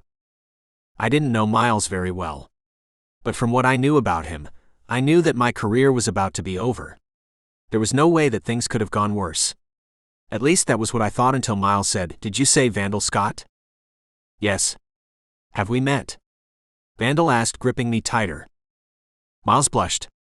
"Well, not quite. I was at the Met on the night you made that generous donation to the museum." "I'm afraid you're going to have to be more specific." "I've made several generous donations to the museum." "Oh," Miles said with a gleeful giggle. "Of course." "Of course," Vandal repeated with a charming smile. "You must forgive me," Miles continued. "I have to admit that I didn't know you were married, much less to our very own Hart Harrington." "Yes, well, Hart here prefers to keep a low profile about the two of us.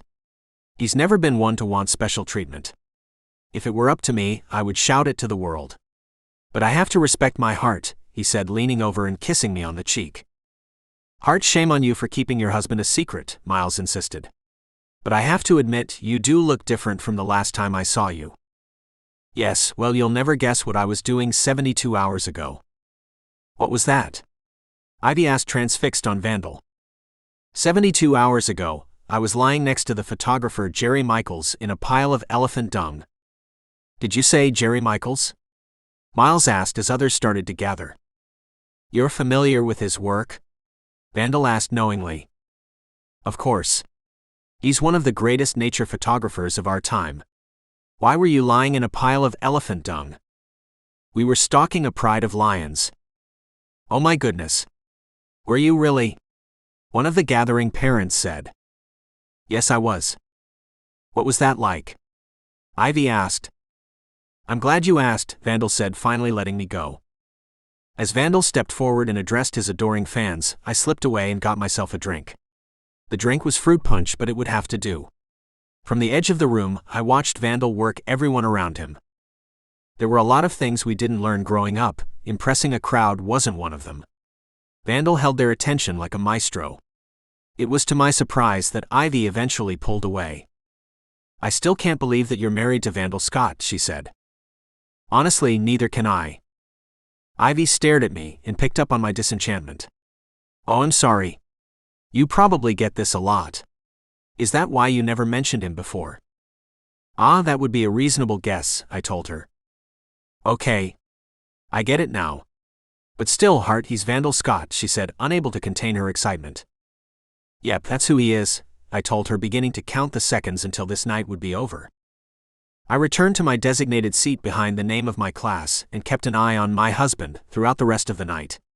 A few of my students' parents asked me if he was really my husband. I tightened my lips and nodded. They were impressed. I knew I should have been grateful for everything Vandal was doing, and I was. According to him, he had been lying in elephant dung when he got my message. It must have taken quite a bit to get here on time. But he was triggering a lot of feelings about my old life. The whole thing had been a mess that I was happy to leave behind. I couldn't wait to put it all behind me again. Perhaps I could explain our breakup because he took too many safaris. Or maybe I could just say that he was traveling when anyone asked about him. Whatever I chose, it was going to have to be something. I wasn't comfortable with the way seeing him made me feel. It reminded me of the feelings I had when I returned from the bathroom and found him gone. It was hard to admit, but that was one of the worst days of my life. I just wanted tonight to be over with. To my surprise, Vandal ended up staying for the entire evening. Other than a few times when our eyes met from across the room, we didn't interact. He was too busy holding court. I should have known that he would be in his element here. It wasn't with the teachers or students who he connected with. It was the high society parents who were all very familiar with the Scott family and their incredible fortune. He could have walked into the place naked and his fans wouldn't have cared. "Did you hear?" Ivy asked when she finally walked Vandal over. "What?" I asked. "Vandal has agreed to chair the school's diversity committee." I looked over at Vandal, shocked. "I'm sorry, what?" "Yeah. Ivy talked me into it," Vandal said with a smile. I looked between the two of them, panicked. Are you sure about that, Vandal? I mean, it's a lot of boring meetings and a lot of commitments. Don't you have that safari scheduled for the next few months?" No, I canceled that. Remember?" "No, I mean the new one," I told him, trying to give him a clue. "Nope. I canceled that too. I'm completely available for it. It's about time I get involved with your school activities." And Ivy explained how important it is that someone diverse be on the diversity committee. "It's important that we are represented," Vandal said with another of his charming smiles. "Oh crap. I think it's something we should talk about," I told him, not giving in. "Of course. Whatever you want." Vandal turned to Ivy. "The old ball and chain wants to discuss it," he said with a wink. "But don't worry, I'll be there." Ivy turned to me as if I was the one on the outside of their secret. "Thanks," she said, smiling at Vandal. Ivy looked at me and then back at Vandal. "Anyway, I have to pack things up. It was great to finally meet you. Hart, you should invite him to our next senior trip meeting." "Senior trip meeting? Count me in."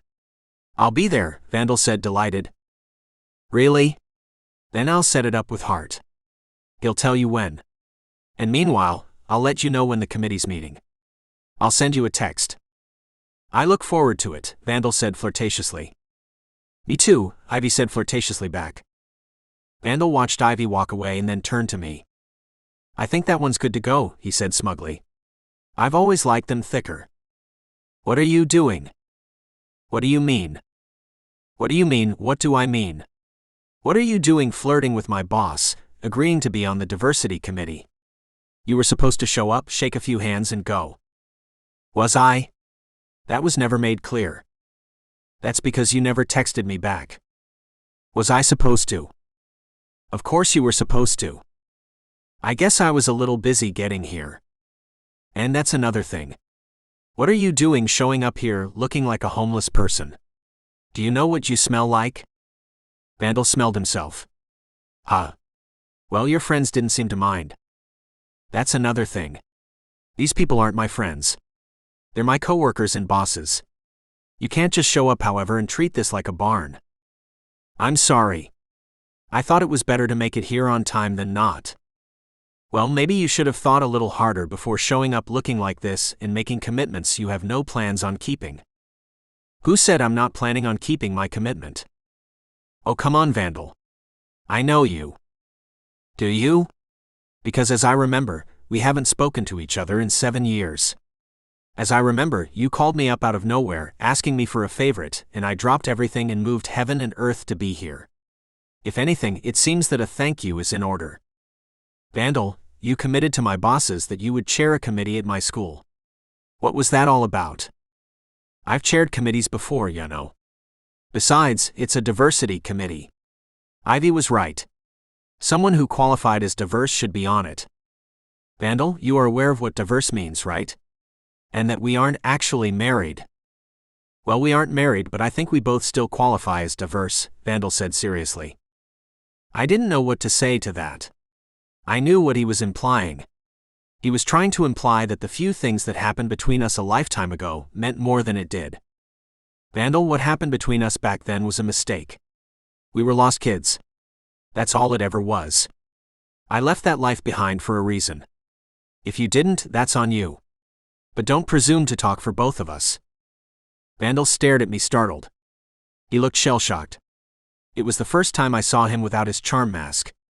He suddenly looked like the vulnerable kid I once knew. Oh, he said, taken aback. I just thought that because you were asking me to pretend to be your husband, that you had come out as gay. No. That's where you're wrong. I didn't. And I didn't because I'm not. Ivy, the woman you were just flirting with, that's who I have feelings for. Ivy. But she really thinks you're gay. I lowered my head, feeling the weight of the situation. She does. And she told me that you came out to her. It's a long story. So you're not gay? No. I'm not. And I'm not into guys, I explained. And the time, between us? Nothing more than drunken bad decisions, I said coldly. Oh, okay. I guess I shouldn't have presumed, he said, looking hurt. No, you shouldn't have. Right? I guess I'll go then. I nodded, not wanting to have to say it. Right?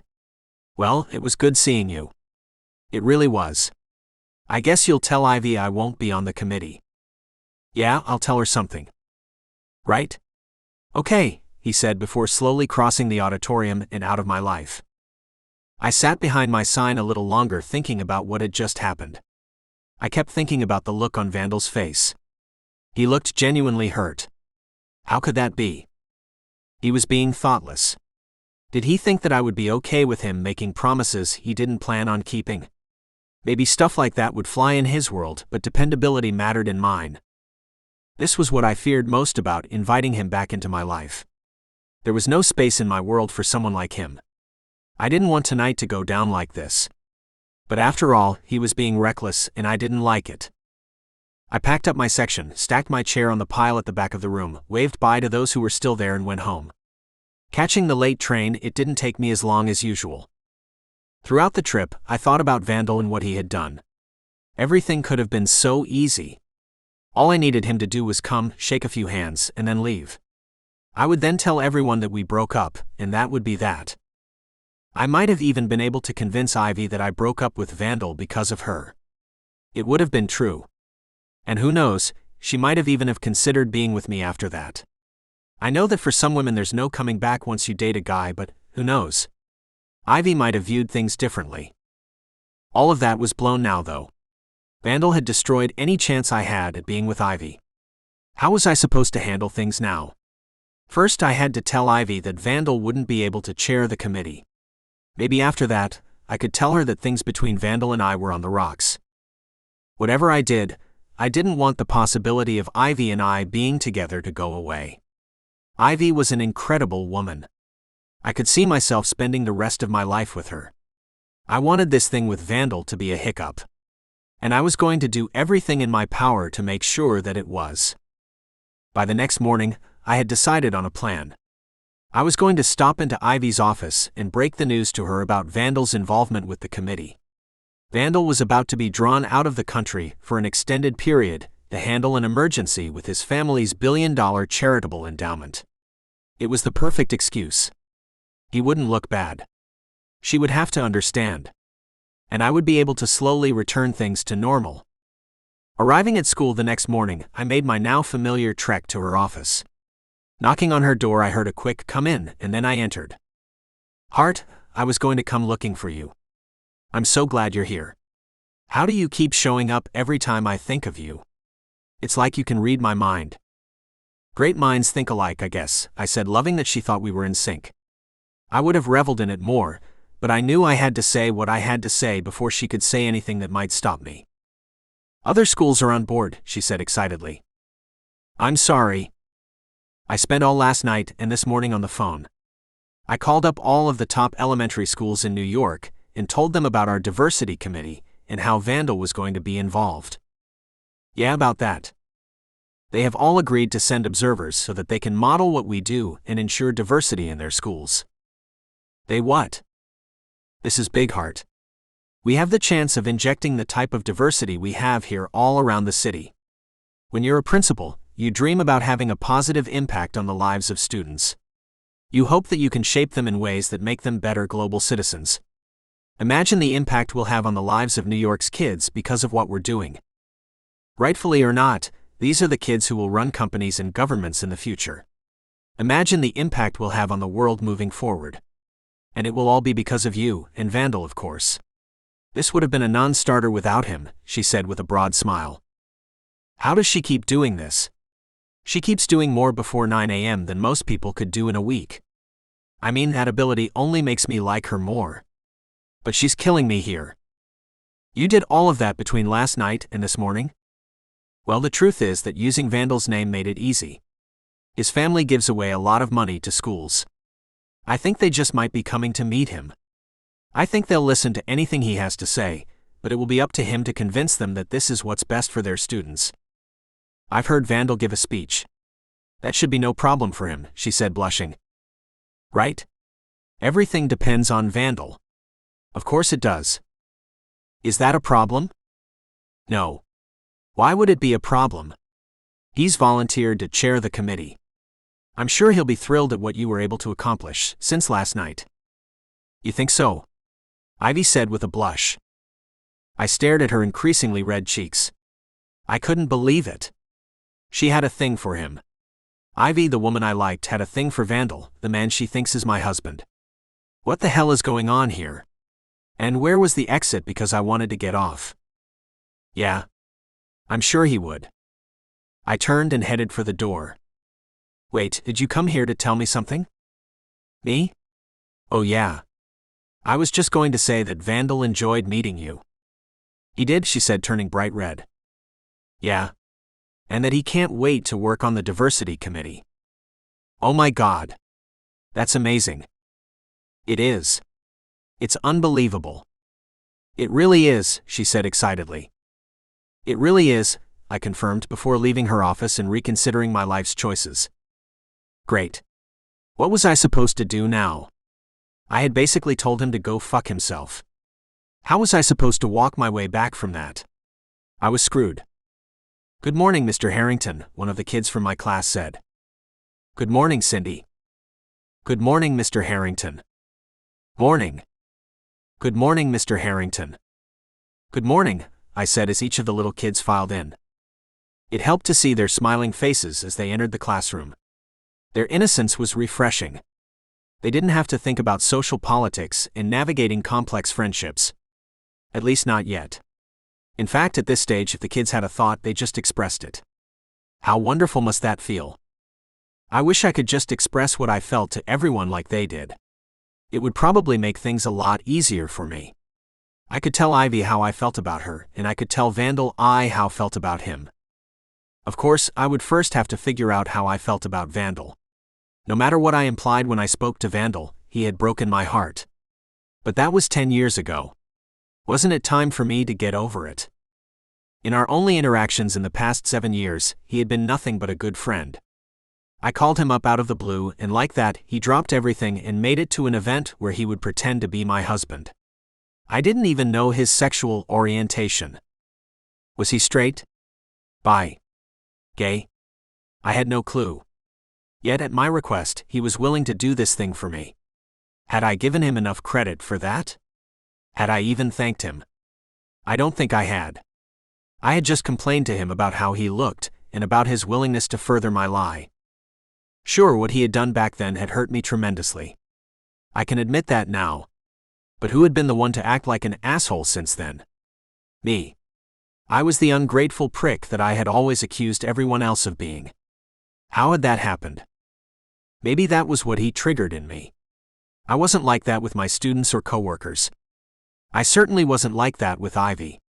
Maybe this was proof that Vandal and I shouldn't be around each other. But however I interpreted this, I now realized that Vandal deserved an apology for the way I acted. And this wasn't something that I could do over text. This was a face-to-face situation. Vandal, I'm sorry for how I acted last night. Do you have time to talk in person? I texted him before putting my phone away and beginning class. It didn't take much for me to avoid my phone for the rest of the day. The whole thing stressed me out. Either he was going to not text me back, which would have been justifiable, or he was going to text me back and I was going to have to see him again and have a genuine conversation about things. Neither one would be good. So when I withdrew my phone during nap time and saw that he replied, 7 p.m. tonight at Umbrella Club, I felt butterflies in my stomach. I was nervous. I wasn't even sure why. Needless to say, after that, I was distracted for the rest of the day. What was I going to say to him? I certainly had to apologize. But was I going to ask him to rejoin the diversity committee? Would that be fair to him? Wouldn't I just be using him like everyone in my old life used each other? Mr. Harrington. I heard Ivy yell at me as I fled the building for the day. She always called me Mr. Harrington whenever the students were around. I liked it when she did that. I would in turn call her Ms. Post. Frankly, I thought it was kind of sexy. But I didn't want to have to talk to her before I next spoke to Vandal. If he was going to tell me to screw myself and that he didn't want anything to do with me again, I didn't want to have to dig my way out of any new lies. Exiting school grounds, I headed to Penn Station for the train back home. As I stood waiting for it, I reconsidered what I was doing. It would take an hour and 10 minutes to get home and then the same to get back. That would leave me 40 minutes to do what? Shower and change? Did I need to waste so much time commuting? There had to be some other way I could kill time in the city. I could certainly get something to eat. Umbrella Club was a bar, so clearly he wanted to meet for a drink. It was best if I had something to eat beforehand. Watching my train arrive and leave, I backtracked out of the station and onto the street. Getting past all of the people walking in the opposite direction, I looked around at the city in front of me.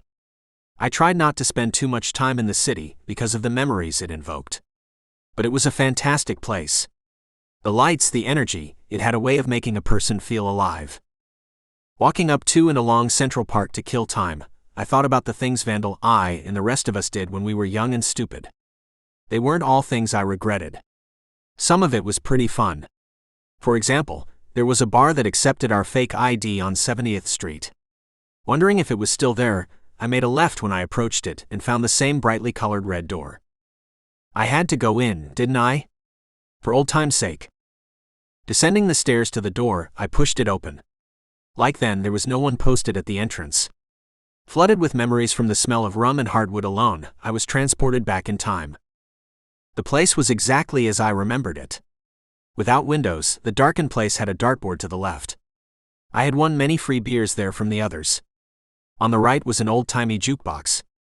We almost got into a fight with a regular over their choice of the song Achy Breaky Heart.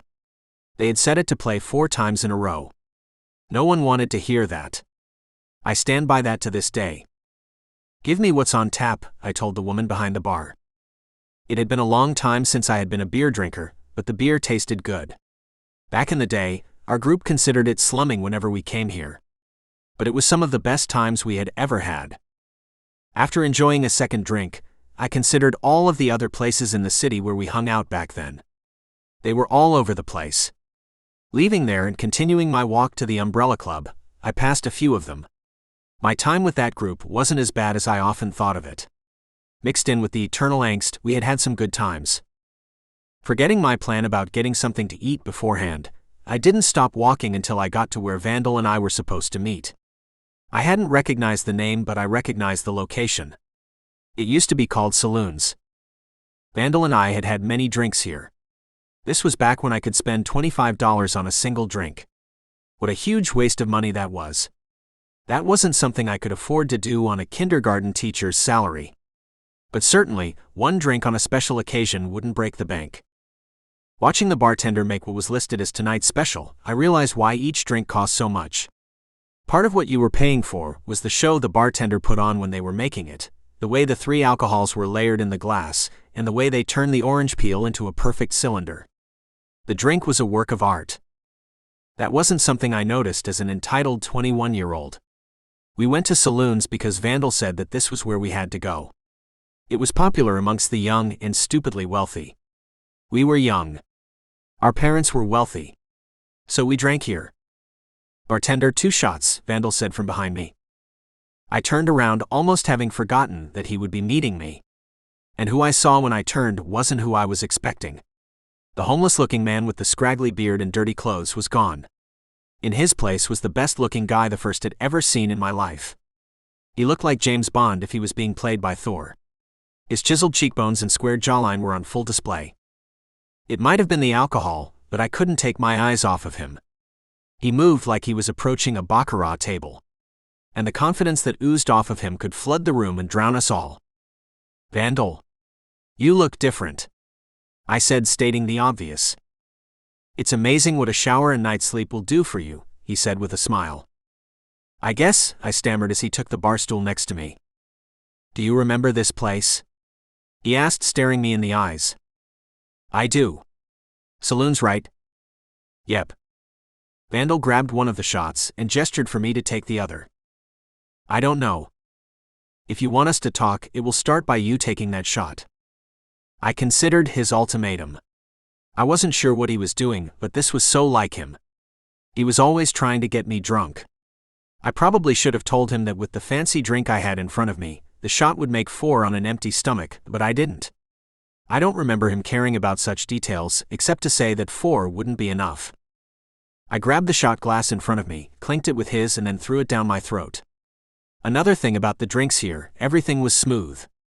Nothing burned. And unless you were foolish enough to get drunk on a dark liquor, there was never a hangover the next day. Ah. Vandal said, slamming the empty shot glass on the bar. And bartender, why don't you give me one of those too, he said, pointing at my fancy drink. Put everything on my tab. That too, he said, relieving me of the stress that I would have to pay for any of this. So Hart, you said you had something to say to me. I looked around the room and then down as I gathered my thoughts about what I was going to say. I wanted to thank you for coming to my PTA meeting and playing along with everything yesterday.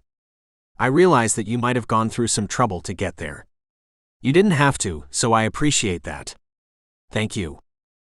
You're welcome, Vandal said with a smile. And it was nothing. I was just glad to hear from you. It had taken too long, I told him, realizing it myself. I don't know why I hadn't reached out to you before. Because you hated me, Vandal informed me. I didn't hate you. That's not how I would describe it. Really? Then how would you describe it? I thought for a moment. Okay. I hated you. But I might have overreacted at the time. You didn't. You had a right to hate me. I was kind of a dick back then. Yeah, you were, I said, feeling unhindered. Ah. I guess I was. That's kind of why I had been trying to get a hold of you. I wanted to apologize for treating you like I did. I did care about you back then. You were special to me. You were probably the most special person in my life. I kept trying to deny that. The mixed messages probably gave you whiplash. Yes. Thank you. Yes, it did, I said, amazed at his insight. I figured. It took me a while, but I eventually figured that out, he said with a chuckle. I can't tell you how good that feels to hear. It's long overdue. I nodded, feeling incredibly validated. For years I would have one-sided arguments where I told him all of the things he had done to hurt me. But here he was acknowledging them without me having to say anything. I had never felt so light in my life. So how have you been, Hart? You never told me why it was that you needed to find a husband. For the next hour or two, I told Vandal the story behind my call to him. I told him about my feelings for Ivy and how our pretend marriage was interrupting things. He seemed to be empathetic towards it. There's nothing like a good woman, he told me. What about you, Vandal? Do you have anyone special in your life? No, he answered simply. Have you had anyone special since we last spoke? Not really. Why do you think that is? I asked him. Maybe I just haven't found the right person, he said, staring into my eyes. Maybe I had the right person and I let them slip away. I was more than a little drunk, but the way he said it made me think that he was talking about me. He couldn't be, though. He and I were a long time ago. I looked him over. Vandal could have anyone he wanted at any time. What would he want with a kindergarten teacher whose idea of a fun Friday night was now P.F. Chang's? Tell me, do you miss your old life? Vandal asked, leaning a little closer. That's a good question. If you asked me yesterday, I would have said no. And if I asked you today? I stared into Vandal's pool blue eyes. God, was this man gorgeous. I didn't know how to answer his question, though. I think the truth was that I hadn't missed it because I hadn't allowed myself to think about it. Now that I had my doubts about my life's choices. Instead of saying that, I leaned away from Vandal, leading him to do the same. Things were starting to get a little much for me. I had to get to what brought me here to begin with. Listen, Vandal, I have a dilemma. Ivy took what you said about chairing the diversity committee and ran with it. Before I could stop her, she invited 50 schools in the area to be a part of it. I know, he said casually. You know. How? Ivy texted me. She texted you. I am the chairman of the committee. What did you tell her? I haven't replied. I was waiting to talk to you about it. Oh, okay. What do you think? I think it's an incredible opportunity. You do? Yeah. I'm not the guy that first used to be. I've changed, Hart. I get it now. Some things are more important than me. You had it right all along. I guess for the last 10 years I've been trying to be more like you, he said with a smile. His words robbed me of breath. They made my skin tingle. Staring at him, I became lightheaded, and I wasn't even sure why. Thank you, I said at a loss for words. I mean it.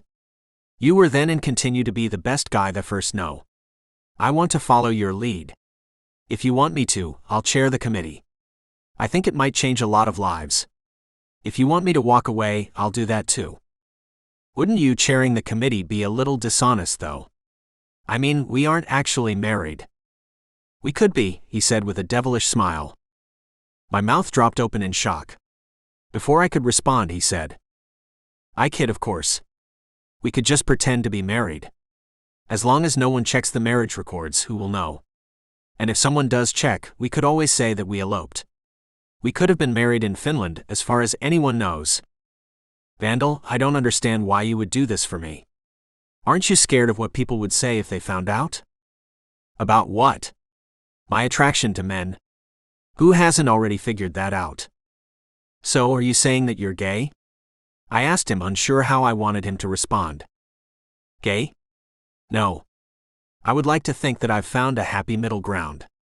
But if you ask me if I could leave my life behind to settle down with a guy, I'll admit that I could. It would have to be the right guy. But I could. I don't know why, but listening to Vandal, my dick got hard. I couldn't explain it, and I didn't want to think about it, but it did. Could it have something to do with the way he was staring at me? Sure. It could be anything. All I knew was that if he was looking for me to be that man, he was barking up the wrong tree.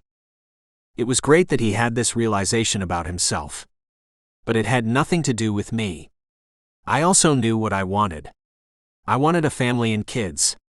I knew that in today's age that didn't mean that I had to be with a woman, but I wanted to be with one. Specifically, I wanted to be with Ivy. She and I had things in common. She and I could have a life together. Our priorities were the same and we viewed life the same way. On top of that, she was beautiful. I wouldn't have any of that if I were with a man, especially with a man like Vandal. Yes, Vandal talked a big game and he had seemed to change. But how much had he really? The trappings of my old life were hard to escape. Frankly, I didn't think he had it in him. I'm happy for you, I told Vandal, conspicuously looking away. He got the message. I wasn't interested. If you think your reputation could stand being pretend married to me, then I would appreciate you doing it, I told him. Do you think your reputation could stand it? He asked with a smile. The great thing about the life I have now is that I have no reputation to protect, I told him with a chuckle. I talked with your kids' parents and your bosses. That's obviously not the case. I'm not sure anyone could love someone more. Then you should have heard the way Ivy talked about you, I told him. Ivy, huh? Yeah, she's quite the girl. I could see why you like her. Vandal looked down and conceded. I'll chair the committee on one condition. What's that? That you'll be there with me. You realize that when we're there, everyone is going to expect us to act like we're married? I asked him. Yeah. We barely know each other. I don't even know where you live. You can come back to my place and find out. I looked at Vandal, trying to figure out how he meant that. Maybe next time, I told him, unsure what I was leaving on the table. Next time, he said with a smile. What do you think, should we call it a night? The truth was, I probably could have stayed there and talked to him all night. I had missed this. I had male friends in my new life, but none of them knew this side of me. I didn't have to hide anything when I was with him. It felt good. Let's call it a night, I told him before he got up and gave me a final smile goodbye. Leaving without another word, I watched him go. He really was an extremely good-looking guy. I remembered his body from all those years ago. He wasn't quite as muscular, but he had always been ungodly hot. Was I going to get myself in trouble by spending so much time with him again? I really didn't want to. But he had a way of putting me under his spell. My leaving him behind had been a matter of self-defense. I lost myself when I was around him. This was the last thing that I wanted to admit, but seeing him again made it hard to deny. I had been in love with him back then. And the way he had treated my heart had destroyed me. I didn't want to go through that again. Seeing him regularly had a chance of doing that. At the same time, what choice did I have? He would only chair the committee if I was there. He was doing me a favor by doing this. He would be spending his celebrity capital. The least I could do would be to be there. I could at least do that for him. Easing off of my bar stool, I looked forward to the walk to the closest train station. I was drunk and I needed fresh air. I was in New York City, so that wasn't going to happen, but being outside helped. It was after 10:30 when I arrived home. What quickly followed was a text from Vandal. Make it home safe, hubby? It was followed by a winking emoji. That made me smile. I replied. I just got in. I'm about to head to bed, honey, followed by my own winking emoji. I was clearly still drunk. But even drunk, I regretted it. He replied with a smirking emoji, and I decided to leave it there. The next morning I woke up not feeling great. Why was that? Probably a little bit from column A, and a little bit from column B. I had had a lot to drink, even though I rarely drank, and I remembered clearly what Vandal had done and said. My slight flirtation back didn't help.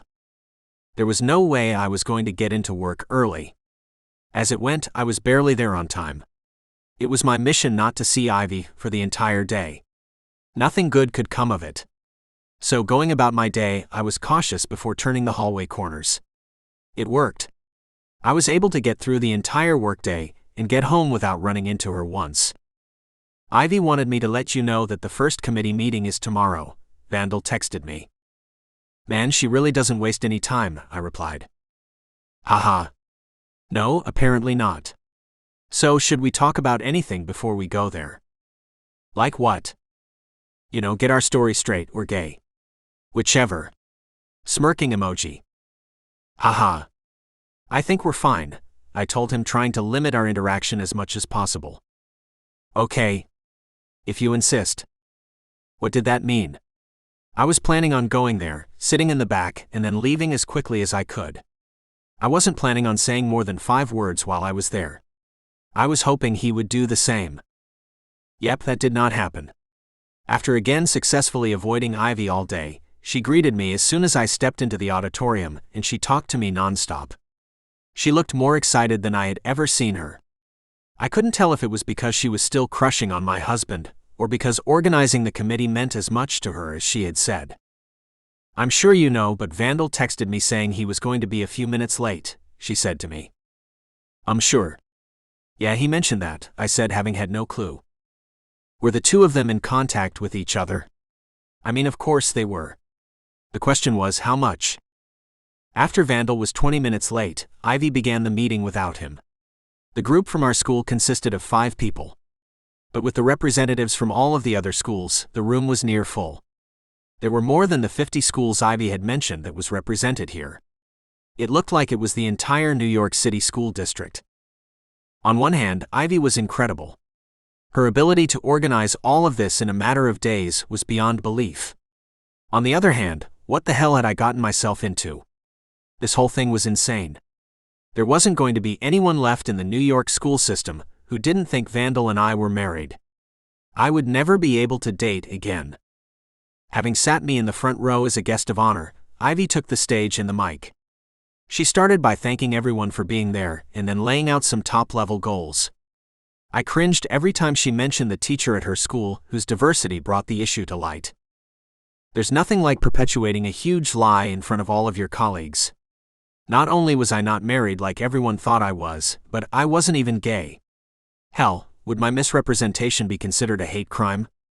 I didn't know. It was as I squirmed in my seat from her complimenting my courage that Vandal finally arrived. Someone had directed him to me and the seat I was instructed to leave open for him. He sat and squeezed my knee.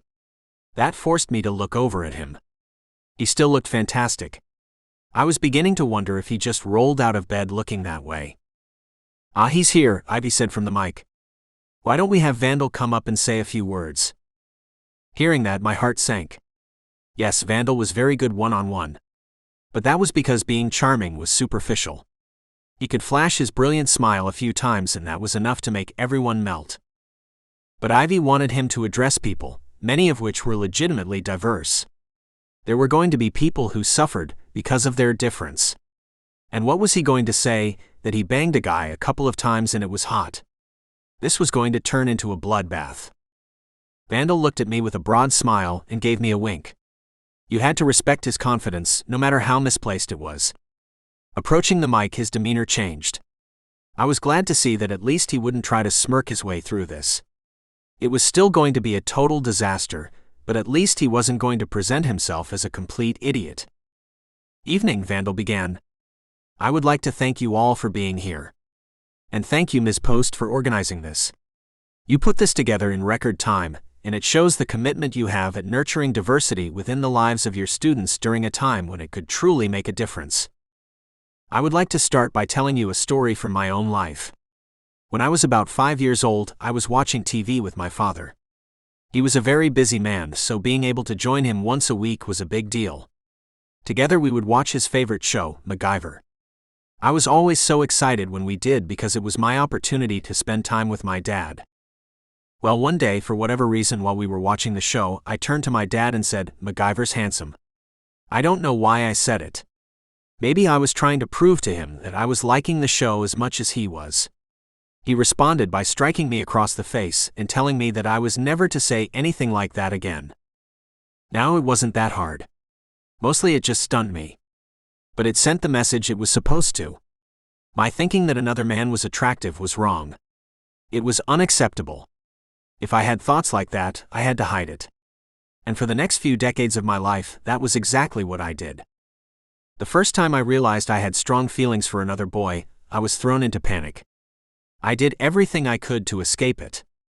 I did a lot of drugs trying to run from it. I put myself in a lot of dangerous situations with people I didn't know.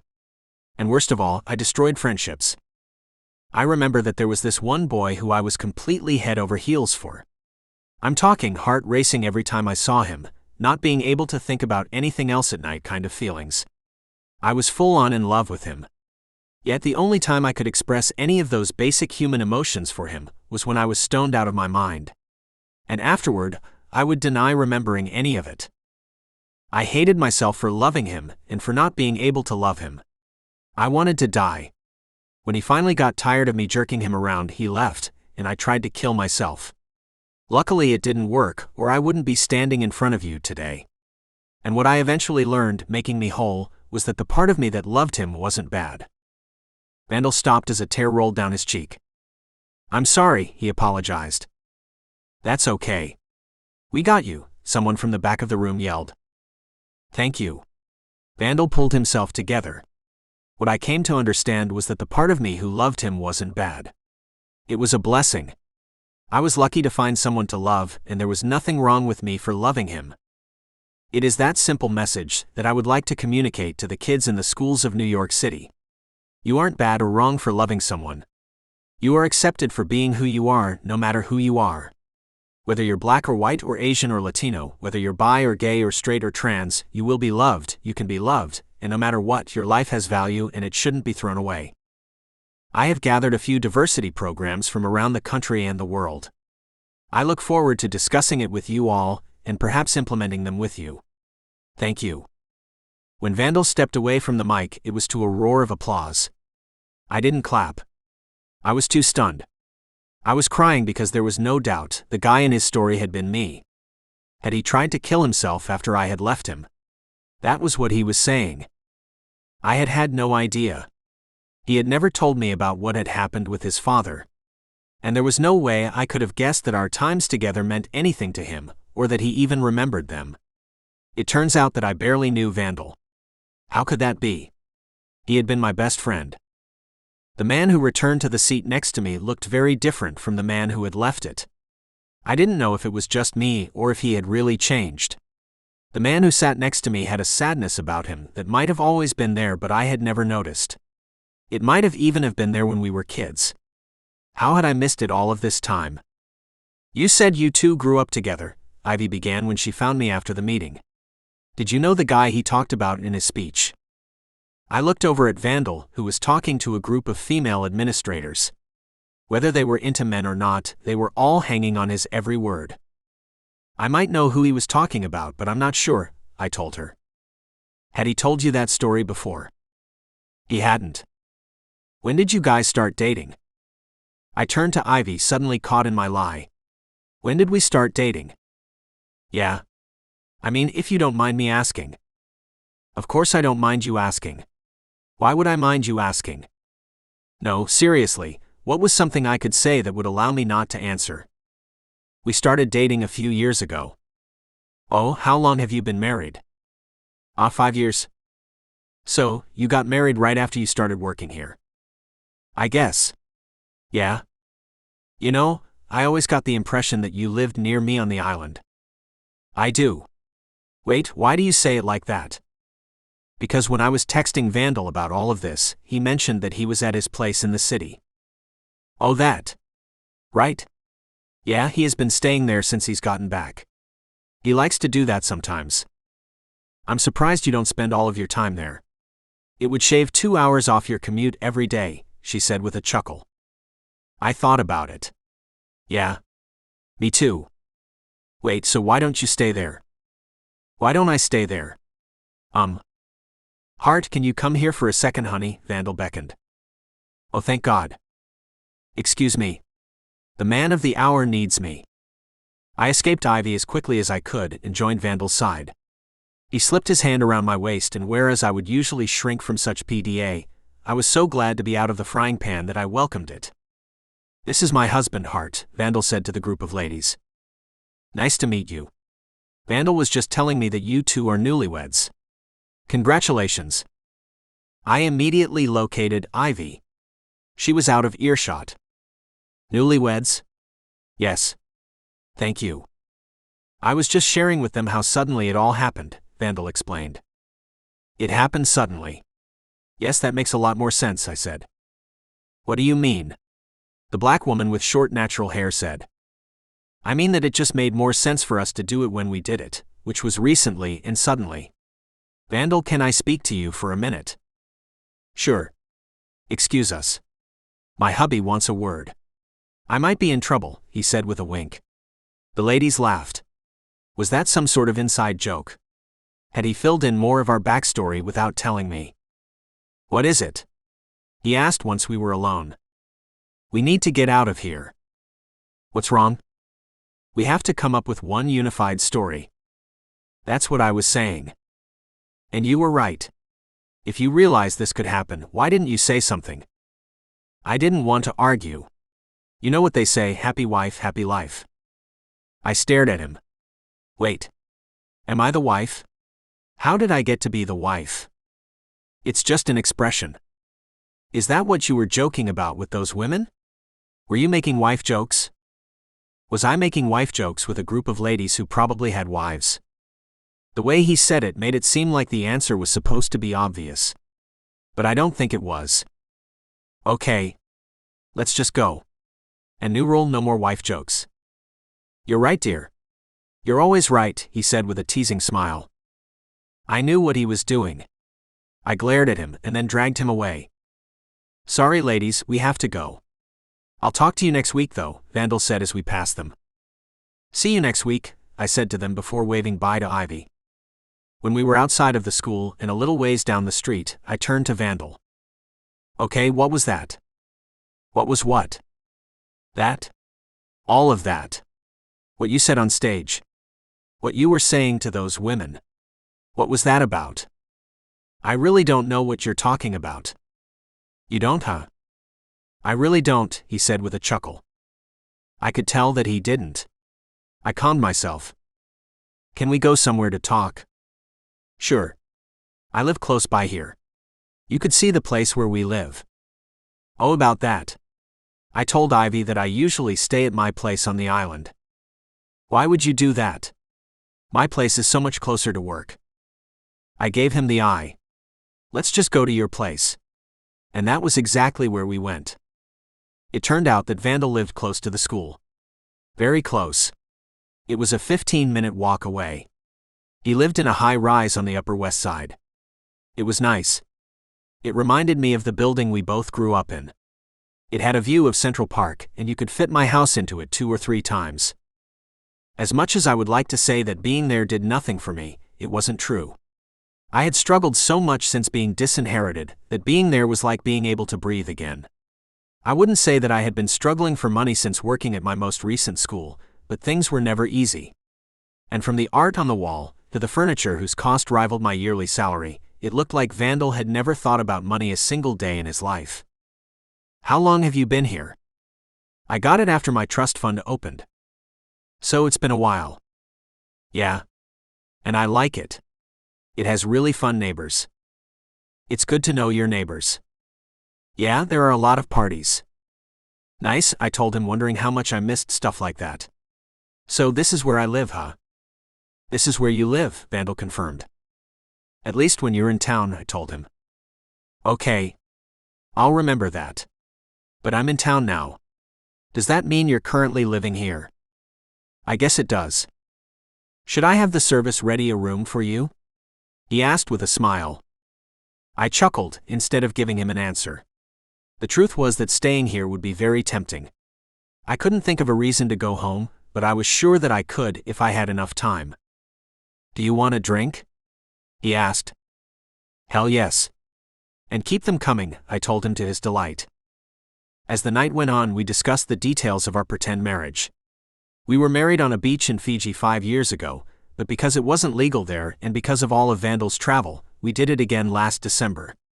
Until recently, we had been maintaining separate households, but we were in the process of combining our lives into one. In terms of vacations, we haven't had much time to travel together, but we want to. My school schedule always makes it hard, but we both swear that we will be doing it soon. After 3 drinks, we were able to cover all of the broad stuff.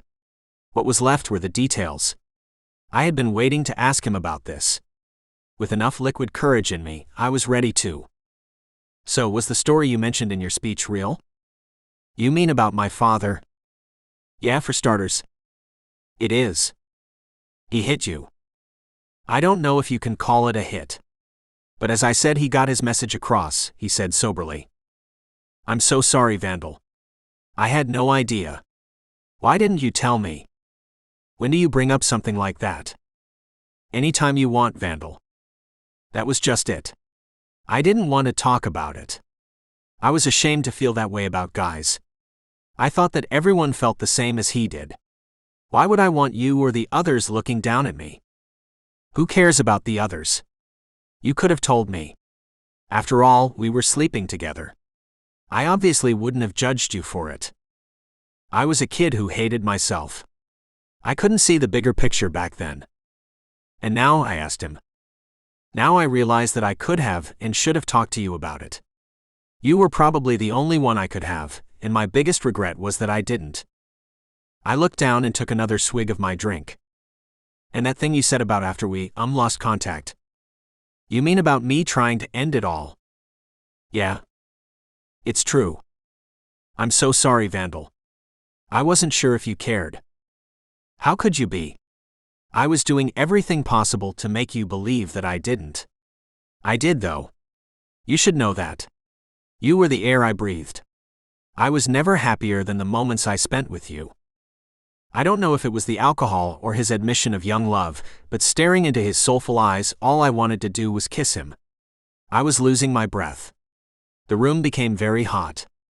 And as the moment dragged me closer to him on the couch, he leaned forward, slipped his hand around the nape of my neck and pulled my lips to his. He kissed me like I wanted him to. His large hand had a strong hold of me, and his body heat enveloped mine. Pulling my lips apart, his tongue entered my mouth. Finding my tip, the two touched. The sensation made my brain tingle. I needed more of him. And when our two tongues twirled around each other, I only wanted more. Putting my drink down, I grabbed his body, pressing it against mine. He felt so good on me. I dug my fingers into his back, trying to pull him into my body. That wasn't enough. The smell of him was intoxicating. I needed his clothes off of him. And as I gripped his shirt and tore at it, he pulled from my lips and stared me in the eyes. "Do you want to do this?" he asked me, making me want him more. "Yes," I purred. "Then come," he told me before getting up from the couch and leading me to his bedroom. Standing at the foot of his bed, I stared at him. He moved slowly. Unbuttoning his shirt, he let it drop to the floor. His muscles rippled under the city's lights. The man was beautiful. I had missed touching him so much. And when he stepped forward and slowly undressed me, my member grew hard. Not stopping with my shirt, he pushed his palm over my bulge and took hold. "Ah," I moaned. He was claiming me. He had never done this before. He had clearly learned a few things in the years we had been apart. I couldn't wait to find out what else. After undoing my pants, he slipped his hand into my. Hi, this is the author. Steamy things are going on in the story right now, but because of the platform you're listening to it on, I can't play it. But if you'd like to listen to those steamy things, you can get a version of this audiobook narrated by me, the author, on Audible, and you can get it for free by clicking on the link in the description below. So please, check it out. Otherwise, continue listening. I was flopping around under him like a dying fish. Looking ridiculous, I felt pleasure like I had never felt in my life. I wanted to wrap my arms around Vandal and never let him go, but my arms didn't work. I had to wait for him to collapse and wrap his arms around me. I had never felt better in my life. My brain was crackling like it had been zapped with a cattle prod. I could have cried, I felt so good. I didn't. And sadly, the greatest feeling of my life didn't last very long. As I laid under Vandal wrapped in his embrace, the man I had fought to become slowly returned to me. It only took 10 minutes before I asked myself what I had done. I knew I thought I had wanted this, but did I? Vandal had been a part of my past that I had gotten over. What was I doing here? What was I doing with his shrunken cock still teasing my asshole? This had been a mistake. "I'm going to grab a towel," he finally said. What I did next I wasn't proud of. As soon as he disappeared into the bathroom, I sprung out of bed, grabbed my clothes and sprinted into the living room. Yes, I saw the irony in what I was doing. This was what he had done to me. What can I say? The good borrow good ideas while the great steal them. Sneaking out while the person you had had sex with was in the bathroom was a really good idea. How had I not realized it until now? Also, how had I let myself fall into this pattern again? I knew what I wanted for my life. I wanted to be with a good woman like Ivy. I could have more than just sex with her, I could have a life. And what's more, I didn't have to feel like I did now after I was with her. Vandal was a part of my past, and I needed him to stay there. The question was, how could I keep him there considering he was now an inescapable part of my present too? Chapter 6. Ivy. After observing Hart and Vandal as they interacted for the next 6 months, it was clear to me that something wasn't right in their relationship. They sat together during committee meetings, but they barely looked at each other. And although Hart said that he and Vandal lived in a high-rise a few blocks away, I had seen him on the Long Island train. It was a morning when I had had a late start. I am pretty sure that he didn't see me. But it was definitely Hart who I saw. Why would he be taking a train in from the island in the morning? I knew he had a house there, but Hart had said that he only stayed there when Vandal was out of town. but Vandal and I had been in regular contact because of his committee duties. Vandal had been in New York since getting back from Botswana. After yet another committee meeting where the two barely said a word to each other, and Hart squirreled out as soon as it was done, I decided to talk to Vandal about what was going on with them. He and I had become friends over the months, and I needed to know if I could help. There was a voice in my head yelling at me to stay out of it. Their personal life was none of my business. But the truth was that I couldn't leave it alone. I couldn't deny it anymore. I had real feelings for Hart. There was no wonder that I didn't pick up on him being married. Even knowing he was, it was still hard to see. Every time Hart and I spent any time together, I always left it feeling like he wanted to be with me. Hart's eyes lingered on me in moments when he thought I wouldn't notice. He expressed a poorly suppressed excitement whenever we were alone together. It was everything about him. Add that to his seemingly icy relationship with Vandal, and the whole thing gave me too much hope. In this case, hope was bad. Yes, I wanted to be with Hart. Every moment I spent with him made me want to be with him more. But I also really liked his husband. Vandal was everything good. He was devoted and passionate. And on top of that, he was insanely hot. But as incredible of a guy as Vandal was, I knew that my feelings for him were mostly lust.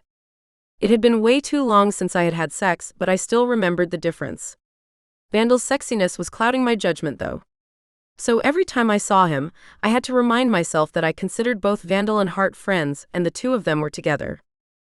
Anything I did to have either one of them would break up their union. And since every waking moment of my life I switched between my obsessions with one of them, I couldn't pretend I didn't feel anything. I had to do something.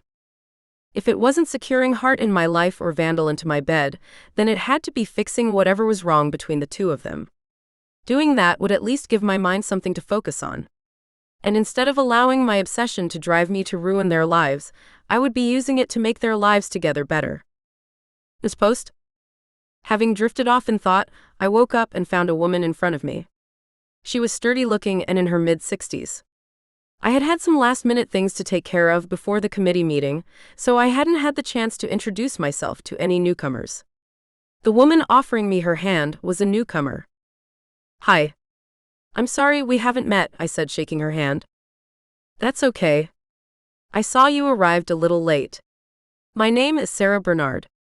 I'm from the Portland School District Board, and I was hoping I would get a chance to meet with you." "Oh, okay," I replied, surprised that our program had been noticed by the school district in Portland. "I'm going to get to the point. We have an opening we're looking to fill. It is for the superintendent of the Portland School District, and we want you for it." I rocked back as if I had been hit in the face. What had she just said? A school superintendent is the CEO of the school district. Portland had to have at least 3,500 teachers and 50,000 students. The superintendent position for the Portland School District was a big deal. "I'm sorry, you want me for this position?" "Yes. What you have done here hasn't gone unnoticed. On top of that, you're young, educated, and by all accounts, very impressive. We can see you having a long future with the Portland School District." Wow. Really just wow. This was a lot. This wasn't a job I was looking for. Also, I liked being in New York. Life wasn't just about money, and the lifestyle that New York afforded me had to be considered. At the same time, becoming a superintendent would be a big deal. I would be able to affect the lives of hundreds of thousands of kids during my tenure. This was a lot to consider.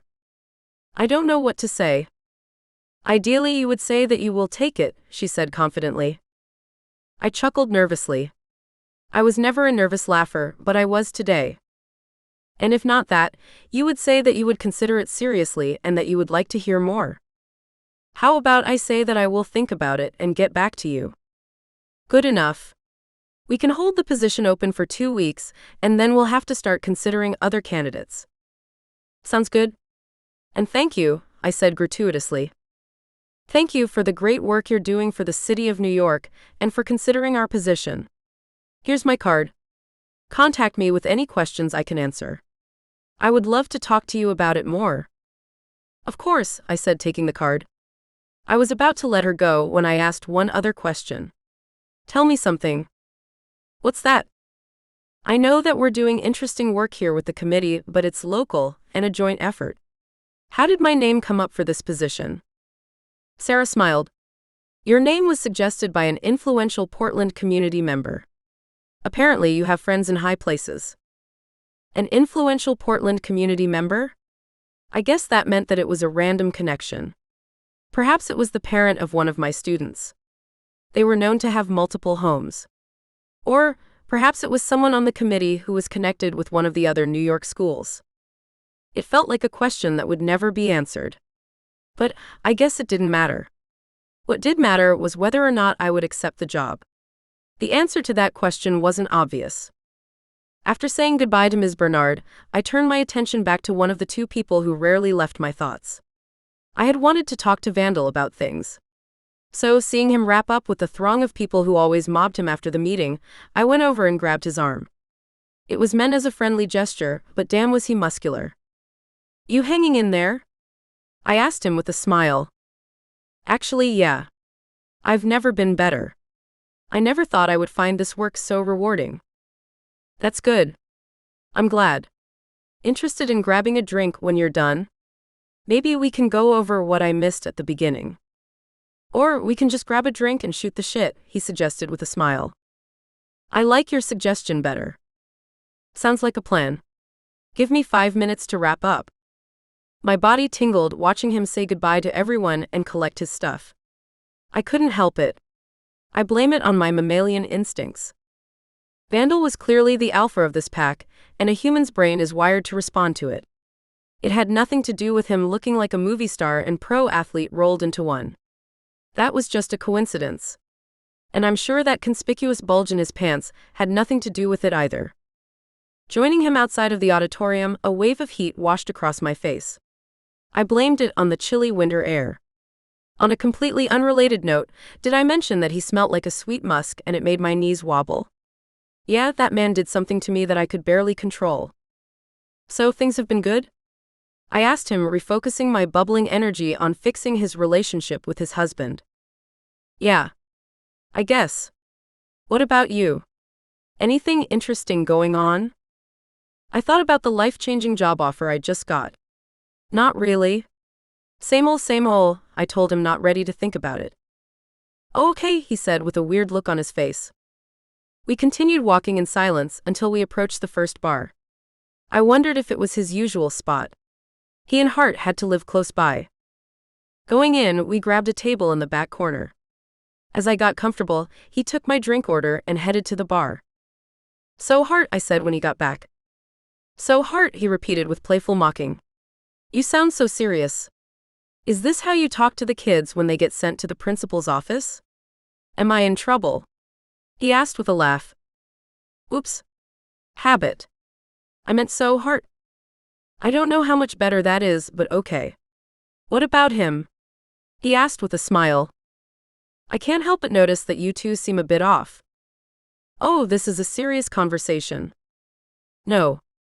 It's just a friend asking how two other friends are doing, I explained. Okay. Well, I would be lying if I told you that our marriage is on solid ground. I'm sorry to hear that, I said while the flesh between my legs throbbed. Wow, my lady bits had a mind of her own, and she wasn't a good person. What's been going on? Vandal stared at me for a second. Are you sure you want to hear this? I do. Please lay it on me. Let me see if I can help. Okay. Well, we haven't been connecting like we once did. Ever since I got back from Botswana, we've barely been together. Oh no. I said while having to cross my legs to extinguish the fire. I am the worst. Yeah. It feels like forever since we've made love. Just forever. But you two have connected since you've gotten back? Oh yeah. And it was hot. Very, very hot. I'm talking scorching hot. It was one of those times when you're holding a pair of ankles and you're thinking, this. I want it to be like this forever. But then it ends and it's like he disappeared on you. It's like, where'd he go? Was it me? Was it something I said? Something I did? When you're holding a pair of ankles? Goddamn. Have you talked to him about this? I tried. He doesn't want to. He says that he likes things the way they are. Does he know that you aren't okay with the way things are? I assume he does. But you have spoken to him about it directly. Not directly, I guess. Why not? Because we're men? Vandal said with a laugh. Oh, I thought that being with a guy means that you aren't shackled by male pride? I laughed. I guess. Then I guess you were wrong. Here's to being wrong, he said, holding out his glass. To being wrong, I said with a chuckle and a clink. No, wait. You have to look the other person in the eyes when you drink, he said cheerfully. Oh, right, I said, suddenly self-conscious about staring him in the eyes. His gaze was intoxicating. It was either that or the alcohol. One of them was coating my insides like warm caramel. God, I wanted to fuck him, which meant that I needed to kick my marriage counseling up a notch. You haven't said whether or not you're joining Hart and me in the Bahamas this summer, I told him. I'm sorry, what? The senior trip. I mentioned it. I guess months ago now. I kept expecting Hart to say whether you'll be joining us, but he hasn't brought it up. Oh, right. The senior trip that you and Hart will be chaperoning. When is it again? It's the week after the end of the semester. So in a month. It's closer to 3 weeks. I'm counting down the days, I joked. And where exactly are you guys going again?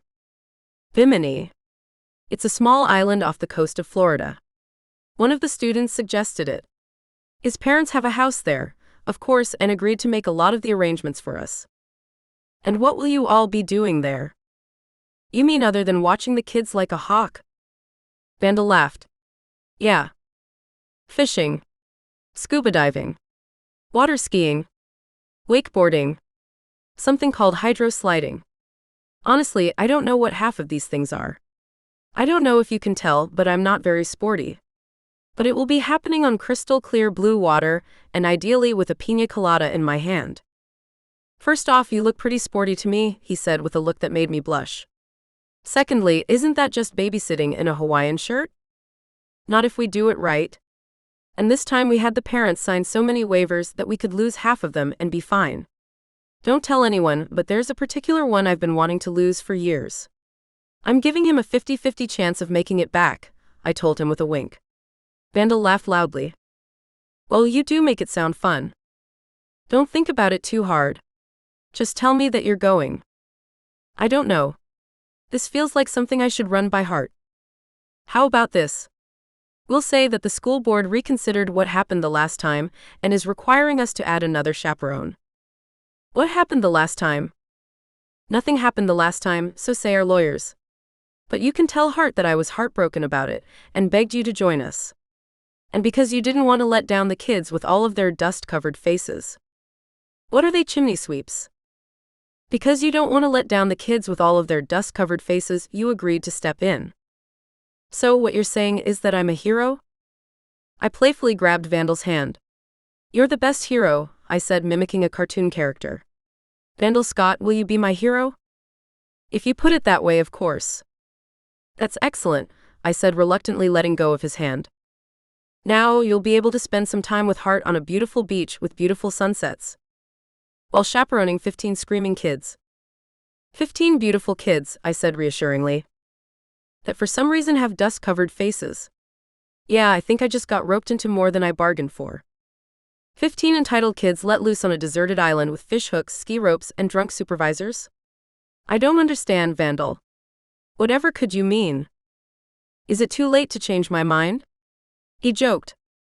Yep, you're committed. And I, for one, couldn't be happier. I was being honest about that. I couldn't be happier. I was definitely doing this as a way to give Hart and Vandal some time together. Vandal said that he and Hart were having a hard time connecting. I would be there and I was going to make sure that they connected. Did it hurt that I would be spending 10 days on a beautiful island with the 2 hottest guys on the planet? It didn't. But I was realistic about this. Those 2 guys were married and gay. Even if I wanted something to happen between us, it wouldn't. I didn't have the equipment for the job. Although it was hard to forget the energy I felt from Hart whenever I was with him. Had I just made a mistake by inviting Vandal? I couldn't tell. When I was around Vandal, my IQ dropped by 50 points. How long had it been since I had had sex again? Oh right, way too long. You asked Vandal to join us for the senior trip? Hart asked me early the next morning. He did not look happy about it. I was starting to think I shouldn't have meddled. I did. The board said they were going to cancel it if we didn't add at least one more chaperone, I said, not having realized how hard it would be to lie to Hart. Hart would never lie to me. I'm sorry, was that a problem? I figured that since the board loved him, he would be the perfect person. Don't you think you should have run this by me first? As you say it, I'm starting to think that it might have been, I said honestly. Hart sat in the chair in front of my desk and squirmed. Is something wrong? It's just that things between Vandal and I are a little weird right now. Then this will be good. You two will have time to reconnect. And if things get too weird, I'll be there. We can tag out. If you need some time alone, I'll take him off of your hands. And if you need to talk to someone about things, we'll stick him with the kids and take a walk on the beach. Hart's attention suddenly locked on me. It was things like this that made me wonder if he had feelings for me. What was he thinking as he stared longingly into my eyes? Whatever it was, it made my heart melt. I could see it now. Going to a beautiful island with the two of them was definitely going to be a mistake. I mean, it also had the chance of being the greatest thing ever. But who was I kidding? This was absolutely going to crash and burn. Then why wasn't I doing anything to stop this? It felt like I was plowing head-on into another car in slow motion.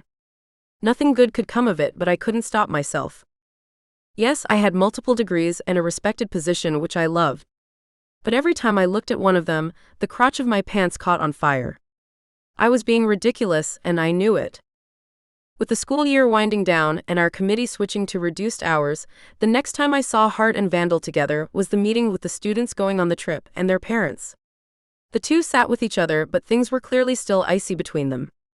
I did my best to make things less awkward. Hart, Vandal, I would like you to meet Reed and Jules. They're Quinn's parents. Oh, are you the ones who have been helping us arrange activities? Hart asked. Yes, Reed replied. I figured since we live there, it would be easier if I did it. It helps to know the lay of the land, the good-looking guy said. Both Reed and Jules looked like they were in their late 30s. The couple touched each other like they could barely keep their hands off the other. It was never overly sexual, however. It just looked like they were deeply in love. And we appreciate that, I told him with a smile. Is Quinn looking forward to the trip? I think so, Jules replied. It can be hard to tell with him. We keep wondering if it was a good idea to have him skip 2 grades. His classmates are so much older than he is.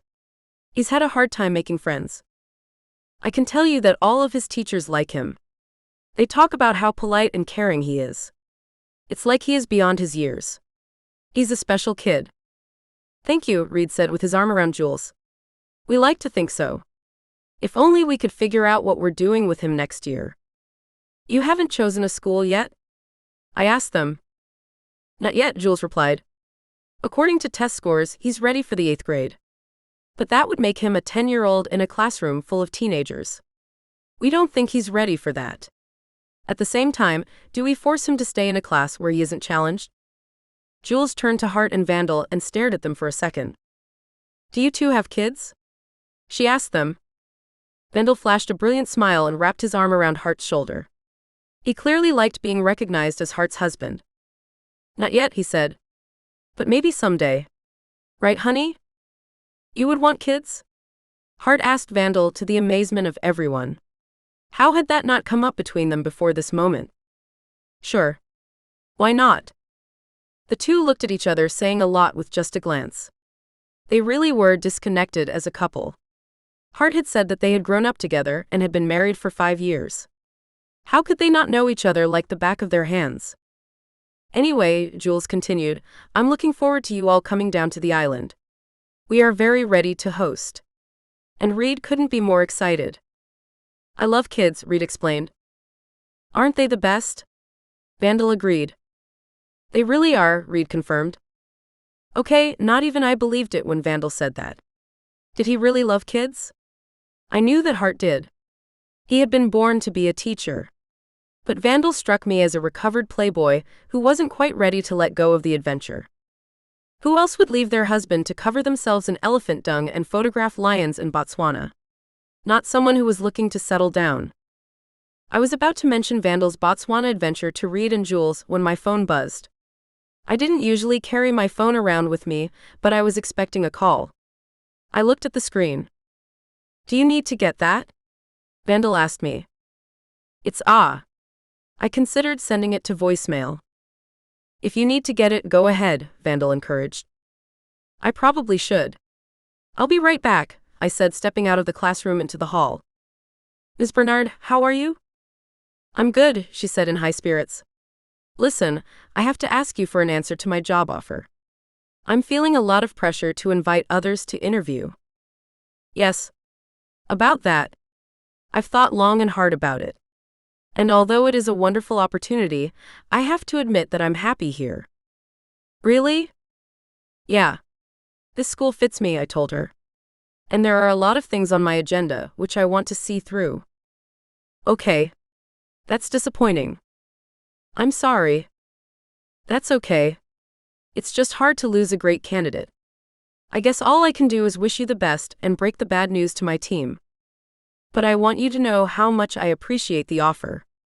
You don't know how much the offer meant to me." "Best of luck to you," Ms. Bernard said before ending the call. I stared down at my phone, wondering if I had made the right decision. I had given it a lot of thought. This was the type of job offer that someone would be crazy to turn down. Especially someone like me. I had gotten one of my masters in school administration. If it wasn't to become a superintendent, then why had I gotten it? It would have been overkill if all I wanted to do was to become a principal. Returning to the classroom, I got a flash as to why I had turned down the Portland job. It was tough as hell to admit this, but I might have been looking at why.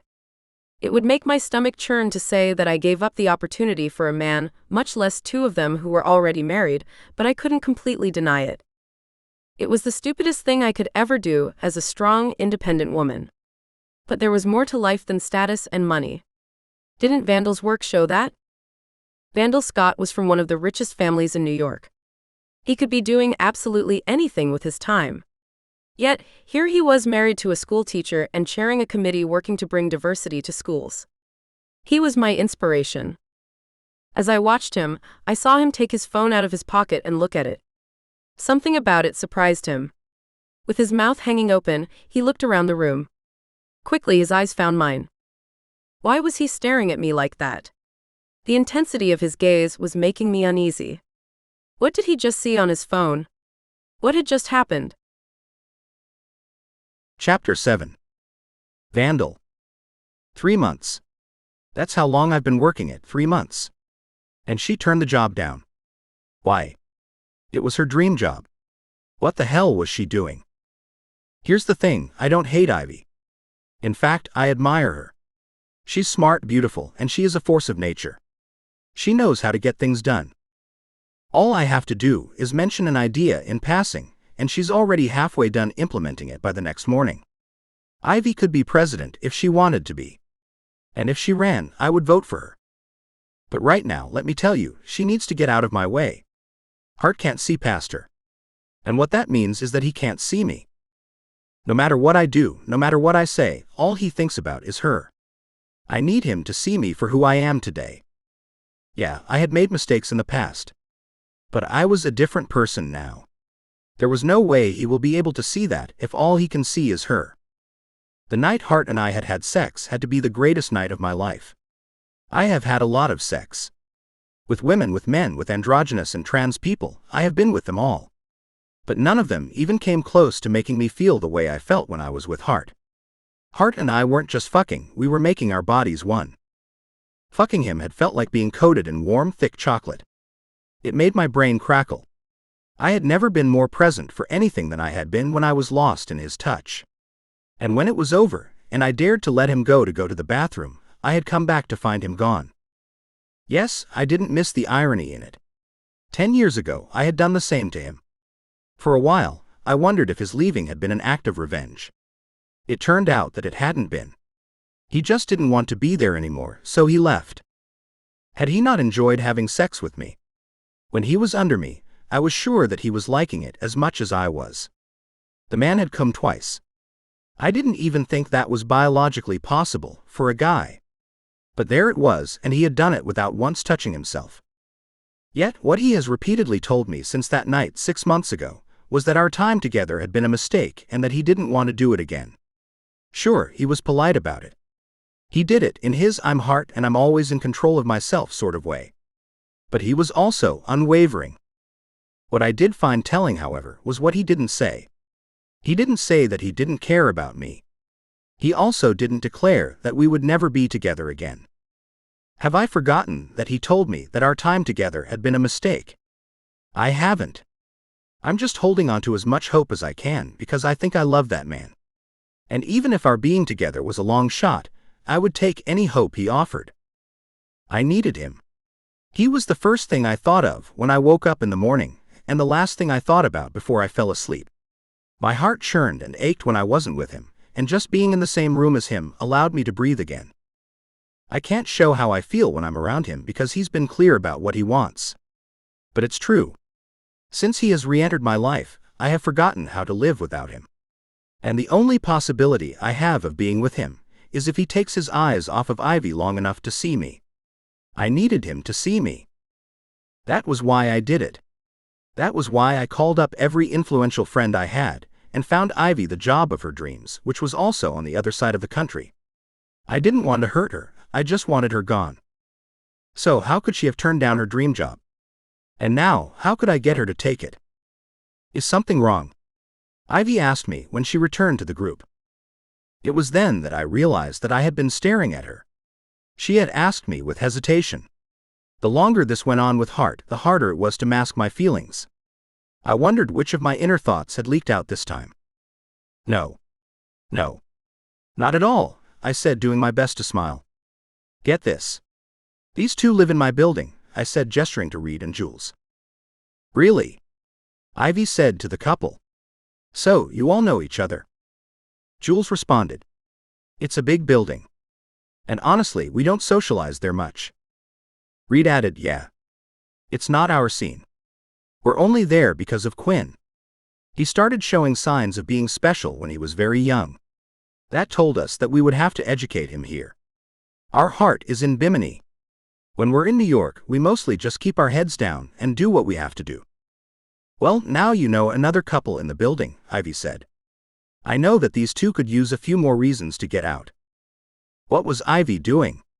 I imagine she had good intentions, but she was opening a whole can of worms. As much as I had tried, I couldn't get Hart to move in with me. He worked walking distance from my building. Living with me would add 2 hours to his life every day. There was no reason for him not to do it, except that refusing meant that he wouldn't have to spend time with me. So instead of living together, we pretended to live together to perpetuate our lie of a marriage. Don't get me wrong, I wasn't complaining about being tied to him and him not being able to brush me aside. But having someone in the building checking up on us and keeping track of our comings and goings would make things a hell of a lot more complex. Sure, let us know, Hart added. I unfortunately keep kindergarten teacher hours, but I'm sure we could think of something. Well, if nothing else, we can all hang out in the Bahamas, Ivy suggested. Reed agreed. That we can do. By the way, I have a list of a few more activities to consider. There is a 3-day sail-away adventure that the kids might like. It's usually for slightly older kids. But back in the day, I was a member of their crew. I think the kids would get a kick out of it, and I would love Quinn to experience it with his classmates. Sure, send over the information. It's probably something I would have to get special waivers for, but it sounds good, Ivy told them. Hart and I left the group to talk. Hart was giving me his look that told me that he wanted to go. He and I were developing an unspoken language. Did he not realize that? He had to have. Didn't that tell him that we had something special? You know, if you're tired, you could always stay at my place tonight. There is a guest bedroom there with your name on it. And I mean that literally. I found your name on one of those small novelty license plates and attached it to the door. What are we? 8. Well, I am. But should you really be talking about my dick on school property? I leaned in. What if a parent heard and got jealous? Hart didn't even crack a smile. Come on. That was at least a little funny, I told him. I'm gonna go. Hart turned to walk in the other direction. Are you still mad at me? I asked him. For what, Vandal? What would I be mad at you for? I stared as he gave me an intense glare. Something told me that this was more than just a question. This was a pop quiz. I thought about it for a while, knowing that I needed to get the answer right. For being the third wheel on your trip with Ivy. That satisfied Hart and brought him back to me. At least you know what you did. I told you, it wasn't my idea. It was Ivy and the school board's. She told me it had something to do with last year's trip. I remember. You said it. She said it. But you knew how I felt about getting to spend some time with her. Did I? How would I know that? You don't tell me anything, I said as my frustration again leaked out. Okay, you're getting loud. This is my place of work. Then come back to my place. We'll talk about it. We'll hash all of this out. You know what? There's nothing to hash out. You're right. Your coming was her idea. It was. Getting loud, he chastised as if I was one of his students. I hate it when you do that. Do what? Treat me like I'm a child. I'm not him anymore. Not who? The guy that I first used to be. I've changed. Can't you see that? Like, look at me. Really look at me. I'm a different guy. See me for who I am. I'm gonna go, he said, refusing to hear what I was saying. Don't walk away from me. Bye, Vandal, he said firmly before crossing the street and disappearing into the night. So frustrating. What did I even see in him? He was a self-righteous, close-minded control freak, and I hated ever getting involved with him in the first place. I turned and walked in the direction of my building. As soon as I did, I almost fell over from an overwhelming pain in my chest. With it came a flood of thoughts about Hart. Why did I feel this way about him? And why was it that nothing I did got him to feel the same way about me? I wanted to hop on a plane and never come back. I could spend the rest of my life going from one 5-star hotel to another. I could drown myself in an avalanche of naked bodies, each more beautiful than the next. Why didn't I do it? I didn't have to think about the answer. It was obvious. Because no matter where I went, I wouldn't find what I was truly looking for. The only thing I wanted in the world was Hart, and he was walking away from me, leaving me in the dark. I had to figure out something to get him to want to be with me. We would be staying in the same hotel room when we got to Bimini. Whatever I was going to do, it should probably happen there. I just had to figure out what that was going to be. The 3 weeks between then and our travel date to the Bahamas dragged by. Each day felt like a millennium. All I could think about was Hart, and what he would say if I said certain things, and how our life would be together if he could just see me for the man I had become. On the day we were going to leave, Hart came to my place so that we could arrive at the airport together. I was going to travel light, which was how I traveled on all of my adventure vacations. But when Hart arrived with 2 suitcases for a 10-day trip, I rethought my plan to rotate between 3 shirts and 3 pants. I can't believe you didn't pack before now, Hart told me as I rushed around. It's not that I didn't pack. I just packed the wrong stuff. Where did you think we were going? It's a tropical island. How often would we be wearing clothes? You understand that all of our time there will be spent watching children, right? That is literally the reason you're coming. I mean, sure. But we're still gonna be on a tropical island together. How many vacations a year do you get? Yeah, but I would think you get as many as you want. It's not like you have anything holding you down. I looked back at Hart, wondering if he knew what he was saying. He was saying that no one loved me enough to care whether I was there or not. He didn't use those words, but that was what I heard. I have obligations. Oh, like what? Like the committee, I reminded him. I'm sure you wouldn't want me to take off, leaving Ivy in a bind. And since I'm only on the committee because it's something you care about, I guess you can say that your happiness is what's keeping me here. That was pretty direct, but I was getting tired of circling the bush. I thought you said that you were chairing the committee because of what happened with your father and the way he made you feel. That's right. I did say that, didn't I? Why couldn't it be both? I asked him. Because in one of those scenarios, I owe you. And in the other, I don't. I stopped and stared at Hart. I was flabbergasted. Why do you keep doing that? I asked him. Doing what? Pretending like we're nothing. I'm not sure what you think is going on here, but we are nothing. That's not true. What do you think we are? I thought that we were at least friends. Are you saying that we're not that? Hart's smug arrogance disappeared. He struggled for words and it pissed me off. Really? You can't agree with that. You can't say that we are at least friends. He still didn't speak. What the hell was going on with him? Let me remind you, you called me up out of the blue after 7 years. 7 years. And then you asked me for a favor and I flew 10,000 miles without a second of thought. Now you can't even tell me that we're friends? It's only 7,000 miles. I looked it up, Hart replied coldly. Fuck you. I said, finally, having enough. What? I took the armful of clothes that I had gathered and threw them against the sliding glass door in my bedroom. What? You know what? I'm not going? What do you mean? He said, finally realizing I had my limits. I mean, fuck you. I'm not going. You wanted so badly to be alone with Ivy.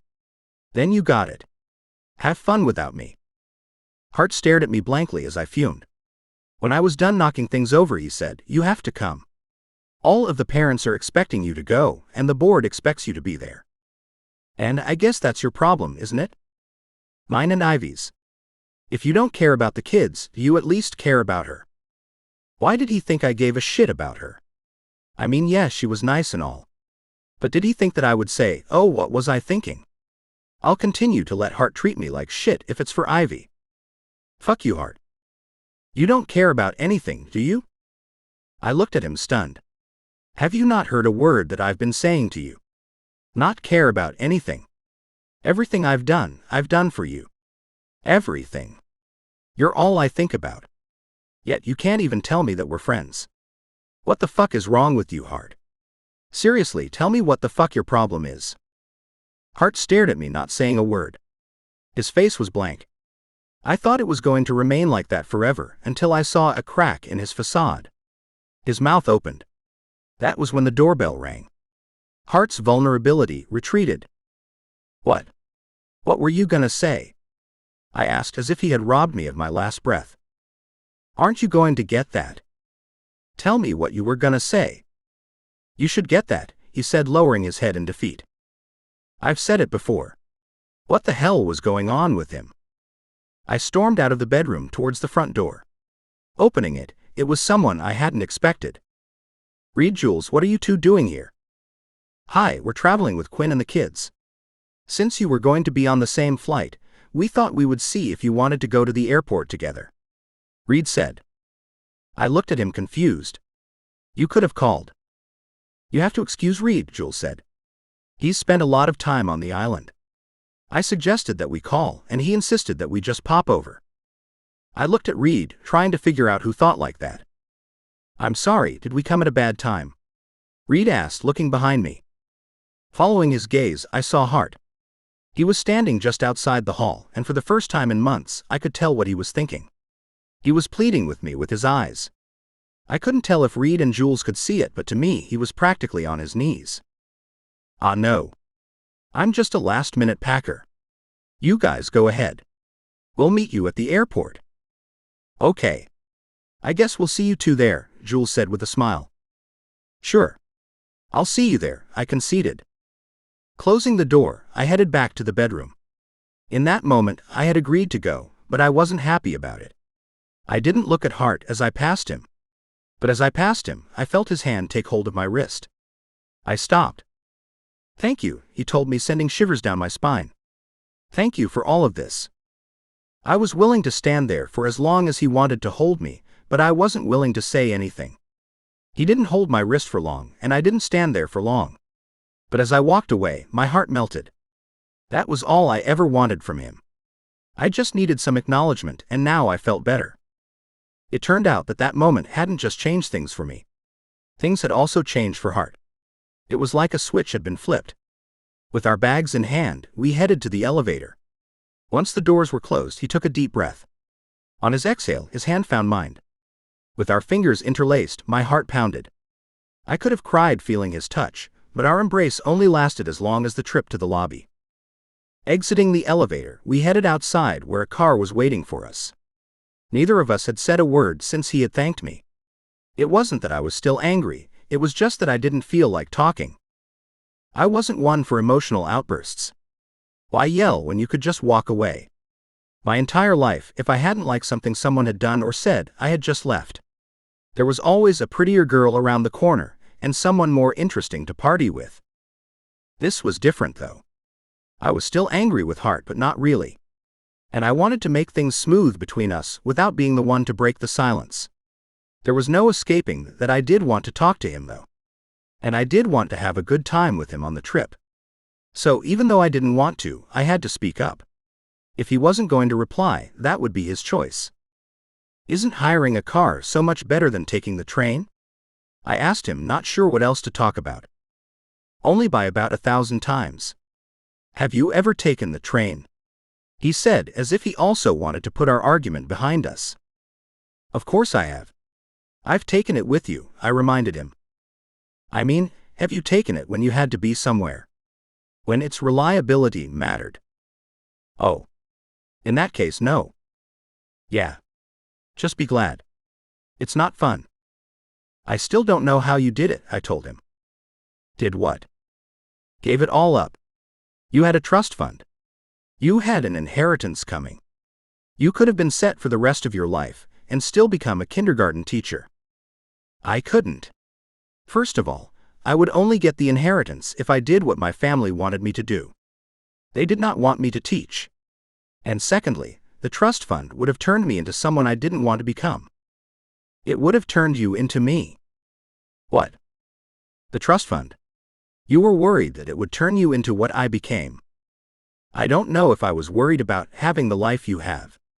I just knew that my priorities would be different if I was never forced to struggle. Throwing money at a problem is an option that is hard to resist. Do you think that's what I do? I asked him, starting the first real conversation I'd had with him in months. Don't you? Sometimes, I admitted with a smile. But there are times when money doesn't help. And when is that? Like, for the diversity committee. The committee isn't a money thing. It's simply about changing the way people think. You can't pay people to think differently. You have to talk to them. You have to present the world in a way they might not have considered before, and hope you make a difference. True, Hart conceded. At the same time, you have to admit that hiring a car is a little better than taking a train to the airport. Having money does have its perks. Yes, it does, Hart said, looking at me with a smile. His smile made my soul cry. I could have lived off of it for the rest of my life. I was feeling pretty good about us and what was going to happen on our trip when we arrived at the airport. The feeling lasted for as long as it took for Hart to see Ivy. He was another person when she was around. I hated having to admit this, but he was happier. In my darker moments I thought, of course he was. The two of them were practically the same person. They were incredibly hot teachers who were passionate about education and kids. They both dressed like sexy librarians and had a depth to them that I could barely pretend to have. I, on the other hand, was 2 layers deep. And if you didn't count Armani as a layer, there was only one. The only thing I had going for me with Hart was that I was lucky enough to have our parents place the two of us in the same elementary school as kids. I guess it's true what they say when it comes to love, the 3 most important things are location, location, and location. Or was that about real estate? Oh great, you're here, Ivy said, standing in front of everyone traveling with us. Sorry, everyone. I'm a late packer, I told them with an apologetic smile. Okay kids. You know the rules, always know where your travel buddy is. As soon as you realize you don't know where they are, what do? We find you, they all said in broken unison. Right. Or Mr. Harrington. Oh. And you can talk to Mr. Scott. Everyone, remember Mr. Scott? Yes, they mumbled. And since this is the first time you're seeing him today, what do you say to him? Good afternoon, the smallest kid said. That's right, Quinn. Let's hear it, everybody. The kids didn't say it together, but they all ended at the same time. Very good. And Quinn's parents won't be with us the entire time, but when they are with us, feel free to talk to them too, Ivy said, finishing with a smile to Reed and Jules. All right, everyone ready to play on the beach? Yeah, they said before Ivy led them away. She really was great with kids. It felt like everyone else was. It made it better for me. The less I had to do on this trip, the better. It was going to be hard enough getting my drink on, without also having to keep a bunch of helpless humans alive. Mr. Scott, the smallest one said, standing inches in front of me. I knelt to look him in the eyes. He was a good-looking kid. He was going to be a real lady killer. He kind of looked like a miniature me. It was going to be hard not feeling a connection to this one. It's Quinn, right? He nodded like his head was flapping on a hinge. Can I walk with you to the gate? I looked at him confused. Aren't your parents right over there? He nodded again. I looked up at them to find them watching the exchange. They smiled at me encouragingly. Okay. Sure, I told little Quinn before he took my hand. I didn't know how I felt about this. I was feeling self-conscious. At the same time, Hart was looking over at me impressed. I knew that dogs were great chick magnets. But what did you use to attract a kindergarten teacher? Was it a kid? It turned out that what Hart thought about it didn't matter because Quinn had decided that I was his new friend. For the rest of our time before boarding, he plied me with questions. He wanted to know what I did for a living and where I lived. When I tried to explain to him what a trust fund kid was, he told me that I was like his dad. Does your dad travel around the world on a permanent vacation? I asked, surprised. Reed didn't seem like the type. Not that dad. My other dad. Your other dad? Is Reed your stepdad? No, Quinn said with no further explanation. Although Hart could have rescued me, it was Ivy who finally did. Though, to be honest, I was kind of enjoying talking to the little guy. Quinn was the youngest and smallest, but he seemed the most mature of them by a mile. Quinn, could you go play with the other kids? Mr. Scott and I have to talk grown-up stuff, Ivy said. Yes, Ms. Post. He turned to me. Ms. Post needs to talk to you now, so we'll talk again when we land. Oh, I can show you my bedroom when we get to my place, Quinn told me. I look forward to it, I said, regretting it as soon as it came out of my mouth. Ivy watched him go. When he was out of earshot, she slipped into the seat next to me. So, you really do like kids? Oh, right. I had forgotten that I had said that. I had said it in a desperate attempt to connect with Hart. Absolutely, I told her confidently. You don't really like kids, do you? Ivy asked, seeing through my bullshit. I like to think of myself as a pre-liker of kids, I said with a smile. That's very optimistic of you.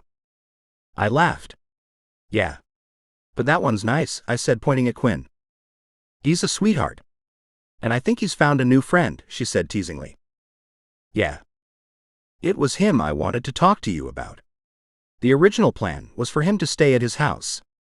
But before you arrived, he asked me if he can stay at the hotel with the other kids. The only problem is that we are short one bed.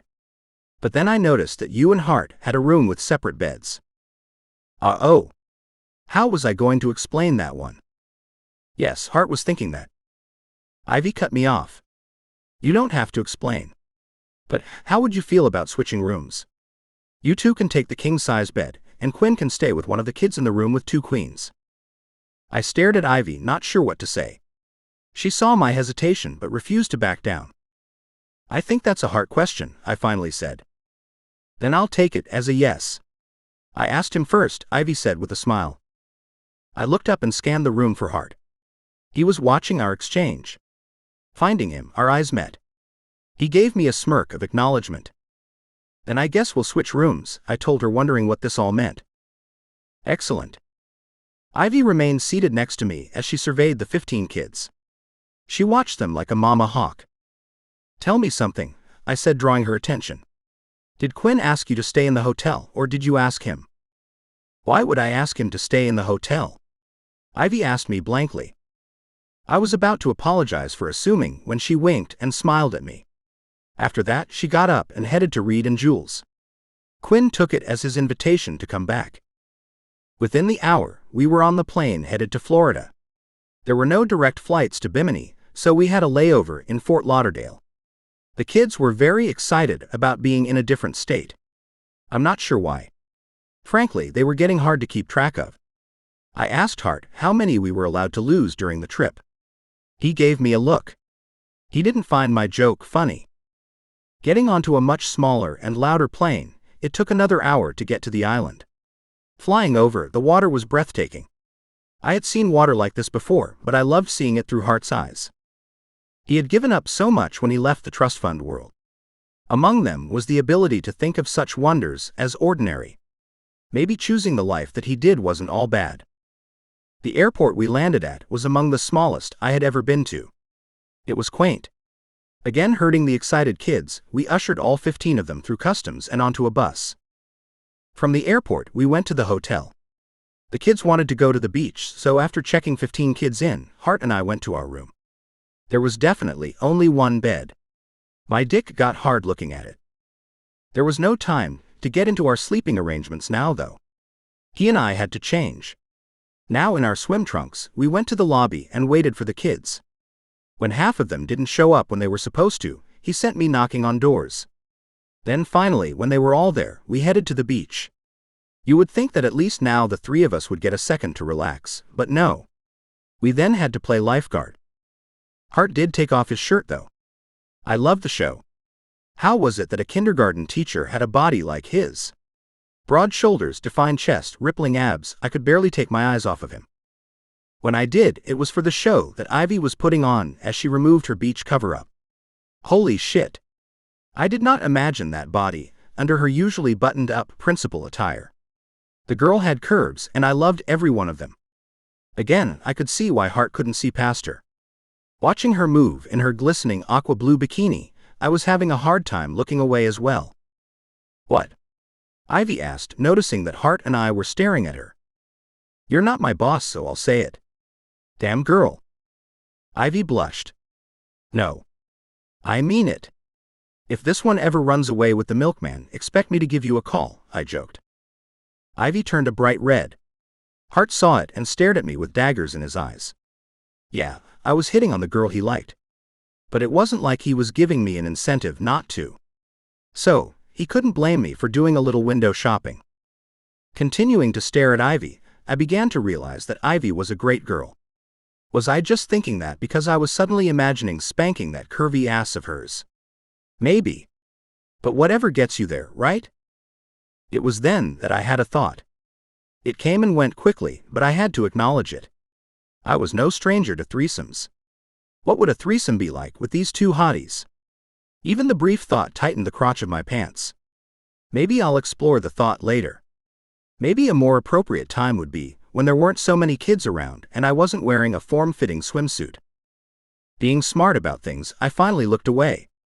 I couldn't get her out of my mind, though. What would she be like in bed?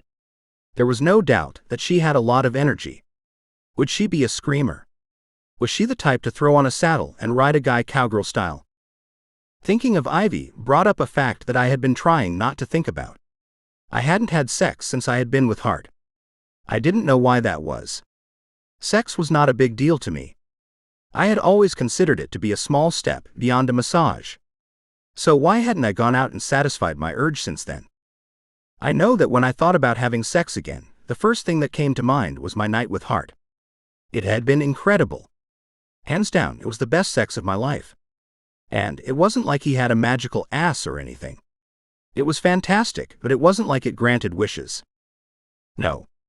Our time in bed was wonderful, because I had felt more connected with him than I had felt with anyone in my life. And knowing that that would only be possible with him, I didn't feel motivated to chase after random tail. It was like I hadn't truly been alive until I had had sex with him. I couldn't fake it after that. All I could do was to do everything I could to make him want to be with me again. And I was trying hard. The 3 of us relaxed as much as we could while keeping one eye on the kids and the other on each of us. Or maybe that was just me. Either way, I could see how a day at the beach could have been more relaxing. As the sun lowered on the horizon, we collected the much redder children and ushered them back to their rooms. The plan was to relax for a bit and then get ready for dinner. For Hart and I, that would involve taking a shower. I wondered if Hart needed someone to wash his back. The kids are a handful, I told Hart as we entered our room. I'm thinking that today will be the most challenging. If we can get through today, then we only have to worry about them drowning or breaking a limb doing one of the activities. So, smooth sailing, he said with a playful smile. I laughed. I guess. I will admit that traveling with kids was a little more work than I thought it would be. I would say that I told you so, but frankly, it is more work than I thought it would be as well. And you deal with kids all day, I reminded him. Yes. But they usually aren't excited out of their minds when exploring the world of coloring inside of the lines, he said with a smile. Yeah, I guess these kids are a little older than you're used to. A little bit. It's amazing how different a few years make. I can imagine. I couldn't help but notice that neither Hart nor I had sat down since closing our door. He was busying himself unpacking, and I was hovering. There was an elephant in the room, and the elephant was lying on our single king-sized bed. One of us had to bring it up, so I did. So, you're going to be okay with sharing a bed, right? What? Yeah. Sure. Are you? Of course. I wouldn't have had it any other way, I said with a suggestive smile. Hart paused. You know that we're only doing this so that Quinn can sleep with the other kids, right? Oh, no doubt. Okay. Because I didn't want to give you the wrong impression or anything. Wrong impression? Why would I get the wrong impression? Okay, good. And you're going to be cool with nothing happening between us? I paused when I heard that. I wasn't sure I would be cool with that, but I knew that I had to be. Of course. It's all cool. All right. Perfect, he said, finally sitting on the bed. I watched him knowing that we had a problem. I had painted a smile on my face, so I was sure that he couldn't tell the difference, but everything was not all right. When Ivy indicated that Hart had been the one to approve us sharing a bed, I thought he was doing it because he was open to being with me again. But he had just shut that down. I felt like I was about to burst. I had to figure a way out of this. I couldn't be his sexless friend. At the same time, I couldn't jeopardize the possibility of us becoming best friends again. I'm going to hop in the shower, Hart told me. Okay. Let me know if you need a hand, I told him reflexively. Hart offered a genuine smile. I think I got it. Just let me know, I told him, hoping the offer was received in the spirit it was intended, sexually and with an undertone of aggressive fucking. When he was done with his shower, he came out of the bathroom in nothing but a towel. I get it, he was technically showing less skin now than he was on the beach, but damn. The sight of him got me hard. I watched him circle the room for a while. He didn't seem quick to get dressed. He was rearranging his clothes, fumbling with his itinerary, doing everything but putting on clothes. Was he putting on this show for me? Are you going to take a shower? He asked me. Oh yeah, I told him, finally taking my eyes off of him. Heading to the bathroom, I was definitely hard.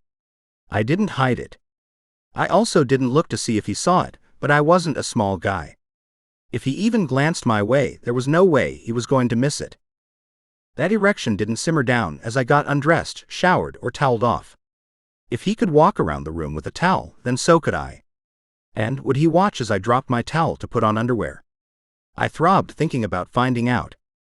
I was so excited when I exited the bathroom, it was ridiculous. With a big smile on my face, I scanned the bedroom to find that it was empty. I had never gone from anticipation to heartache so quickly. The whole thing made me nauseous. Maybe Hart really didn't care. Maybe he hadn't been putting on a show for me. Maybe walking around in a towel after taking a shower was just something he did. I was starting to believe that things weren't going to change between us. This trip was simply going to be an extension of the last few months. There really was no chance of anything happening between the two of us, and the realization of it knocked me onto my ass. How many times would I have to return from the bathroom to find him gone before I was going to accept that he didn't want to be with me? Eventually checking my messages, I found a text from Hart. He was meeting with Ivy about dinner. Of course he was. Why wouldn't he be? Those two were clearly meant to be together. I had been dreaming that he could ever love me. Now that I could accept that it would never happen between us, I started to regret sleeping with Hart. This had to be why people said that the best way to quit was to never start. Hart was a drug that I couldn't stop craving. All the money in the world wasn't going to get me him. I was heartbroken. How was I now supposed to share the bed with him for the next 10 days, knowing that he didn't like me like that? Hell, I might even disgust him. The thought was devastating. I couldn't get myself to go to dinner after that. At least not with him there. When it hit 7 p.m., he texted me asking if I was coming. I considered not replying, but I did. No. Enjoy, I texted. I didn't know what else to say. He had originally arranged to come on this trip, to be with Ivy. My not joining them would give him that opportunity. He should enjoy it. Having an idea when their dinner would be done, I was sure to be out of the room before he came back. I decided to wander the streets, taking in some of the local flavor. Down the street from the resort was a square outlined with a string of lights. It was nice. At the back of the square was a small wooden shack with a big sign over it that read, Stewart's. I couldn't tell what they sold there, but the place was busy. Joining the line in front of it, I eventually made it to the counter. Whatcha want? The friendly dark-skinned guy said in a sing-song accent. Whatcha got? Ya not from here? Nope. I just saw this when I was walking by and decided to stop. Oh, then you are going to love this. You want to try something good? Always. I'll fix you up a little something, he said with a smile. It was nice being around someone that allowed me to get out of my head. I watched as he turned around and pulled something out of a big bucket. It was pure white and slightly larger than a hand. Holding it by what could only be described as a big brown fingernail, he laid it on his cutting board and diced it into quarter-inch cubes. He pushed it into a bowl and then covered it with diced tomatoes, celery, onions, and pepper. On top of it, he squeezed a lot of lime juice and sprinkled it with salt. Try this. It's called conch salad. I stared at it. I had had conch while I had been in the South Pacific. It had been in a tomato-based sauce, and it had been really good. But I hadn't considered eating it raw like I would calamari. Looks good, I told him. It's fantastic. And I ain't just saying that because I made it. It's a Bahamian delicacy. Okay, I said, appreciating it a little more. When you want more, come back and I'll give you some more, he said confidently. My name is Stuart. It's your place? That's right. I'm here 7 days a week. Okay, thanks, I said, liking him. You should get some sky juice. Tony makes it good. It's custom to have it with conch salad, Stuart said, pointing at a place at the other end of the square. Not wanting to upend local customs, I headed over to Tony's shack and got me a drink. The juice that Stuart mentioned was made with coconut water, condensed milk, nutmeg, and gin. Lots of gin. Stuart hadn't steered me wrong. This was definitely what the doctor ordered. With both hands full, I found a table and sat. It was a great atmosphere. There was a mixture of people all around me, and all of them were laughing with friends. It was pleasant for about 10 minutes before I thought about how much more I would enjoy this if I had Hart with me. I know you, I heard someone say from behind me. I turned around and spotted someone who seemed vaguely familiar. He did not look or sound like a local. He did dress like one, though. Instead of dressing like a tourist, he dressed like he was on a permanent vacation. That didn't help me figure out where I knew him from. Hi, I told him, welcoming him to join me. You live in New York? The man said, standing in front of my table. Getting a better look at him didn't help, but he was certainly incredibly good-looking. That didn't give me a hint to where I might know him from. My fear had always been that I would run into someone I had had sex with, and I wouldn't remember them. Sleep with enough people, and that was bound to happen. That looked like what was happening here. And the question now was if I would be up for round 2 tonight. Or would it be round 3? I do. Vandal Scott, I told him, offering him my hand. Lane Toros, he replied. His name didn't help. I probably hadn't asked him his name. I mean, with a body like his, why would I have needed to? Vandal, right? You live in Central Park West, right? So do I. That's when it hit me. Lane was a resident in my building. I had seen him at one of Blaze Turner's parties when I had first moved in, and Blaze was still throwing parties. Yes, I had noticed Lane because, well, look at him. And when I had asked someone about him, they had described him as a Wall Street shark. Lane was still as hot as he had been back then, but he didn't look like a shark anymore. Yes, Lane Toros. That's right. You live in my building. It's been a while. What are you doing here? Are you on vacation? I have a place here. What about you? I'm here. I stopped when I realized that I didn't know why I was here. Was I here to be with the guy that I first liked? Was I here to get my teeth kicked in by love? I'm here on vacation, I decided to say. Can I? He asked, gesturing towards the chair across from me. Please, I told him, happy for the company. Lane sat. You vacationing alone? No. Actually, I'm here with a bunch of kids. Not my own, I clarified in case sex was on the table. Did you kidnap some random kids? Should I be calling somebody? Lane said jokingly. I laughed. No. I'm with a 6th grade class. Langston Academy. It took me a second to remember the name of Hart's school. Yes. How did you know? I have a kid in that class, Lane said delightedly. You do? Who? Quinn. Do you know him? I stared at Lane, unsure of who he was. I had met Reed and Jules. But Quinn had mentioned his other dad. This had to be him. Was he Jules' ex? I do. Great kid. But you're not Mr. Harrington. No. Then you must be the husband. It was hearing a hot guy say it that for the first time I regretted playing house with Hart. Yes, I am, I said, unable to hide my heartbreak. Huh. Lane looked at me curiously. From the way you said that and the fact that you are eating alone, I'm guessing that traveling with 15 kids has been challenging the relationship. That and other things, I guess, I told him as the last few months flashed through my mind. Care to talk to a stranger? Lane asked with a smile. I stared at Lane. I could tell that his offer had been genuine. But where would I even begin? There was no chance he could understand what was going on. With looks like his, he's probably never heard the word no in his life. It's complex. Husbands, right? He said with a smile. Yeah. Wait, what would you know about husbands? You've met Reed, right? Yes, I asked, still very confused. Lane nodded, as if that would explain everything. It certainly did not. I had seen Reed and Jules together. They were definitely fucking each other. Did Lane know that? I can tell from the look on your face that you are confused. A little bit. Lane smiled. Reed, Jules and I are a family. And together we had Quinn. Together. Yeah. It's admittedly complicated. Which brings us back to husbands, right? Wait, you said that the three of you are together?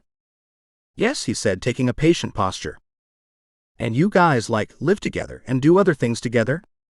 We're a family, he said, as if that answered my questions. I stared at Lane. I was pretty sure my mouth was hanging open because my mind was blown. Lane continued. So, yes. I can understand how challenging having a husband can be. Can I offer you some advice? Please, I said, knowing that it might have been helpful if I was actually married. I know that life can drag you in different directions. But there is no substitute for just being with the other person. You always need to carve out time to be with them. If you don't, things can go sour quickly, especially for guys like us. Huh. What did guys like us mean? Was he talking about masculine men? Guys who were also into women? Lane continued. When your bank account allows you to walk away at any moment, finding an escape is natural. But there is no substitute for being there and working through the problems. Yes, the money. Of course. I hear you, I told him. And if I weren't watching 15 kids, including yours, I might take that advice, I said with a smile. Maybe Hart's lack of interest in being with me had more to do with it than me having to watch 15 kids. But it was close enough to the truth. Lane sat in thought for a moment. He seemed to be invested in my issue. Did he feel some sort of solidarity with me through man problems? The kids have a sailing trip coming up, don't they? Lane asked. Yeah, I think so. Hart and Ivy are the ones in charge of the schedule. I'm just here for moral support, I said with a smile. I think they do because Reed is very excited about it. Why don't you and Mr. Harrington take those 3 days off? I have an island about 20 minutes away by boat. You should take him there. I've had a good deal of luck there in the past, he said suggestively. That sounds great, but I don't know if Hart would be up for that. Is it the kids? They'll be on the boat. Where would they go? Besides, Reed will be there. He'll watch over them. I don't think they've lost a kid yet. Thanks, but I'm not sure I could convince Hart. Try. Things like this are important. If you want a relationship to work, sometimes it means taking chances. And here's another little piece of advice for you. Keep things interesting. Yeah, I imagine that being in a relationship with a woman and a man would keep things very interesting. But I didn't have such luck. I couldn't even get my pretend husband to have sex with me. Thank you. I appreciate the offer. I'll talk to him and see what happens. Sure. Just let Reed know if you want to go. All you two will have to do is show up. The island is fully stocked with a chef and boat driver at your service. Wow. That's very generous of you. It's nothing. Think of it as a thank you for making Quinn's graduation trip possible. I heard that it would have been canceled if your husband and the principal hadn't stepped up.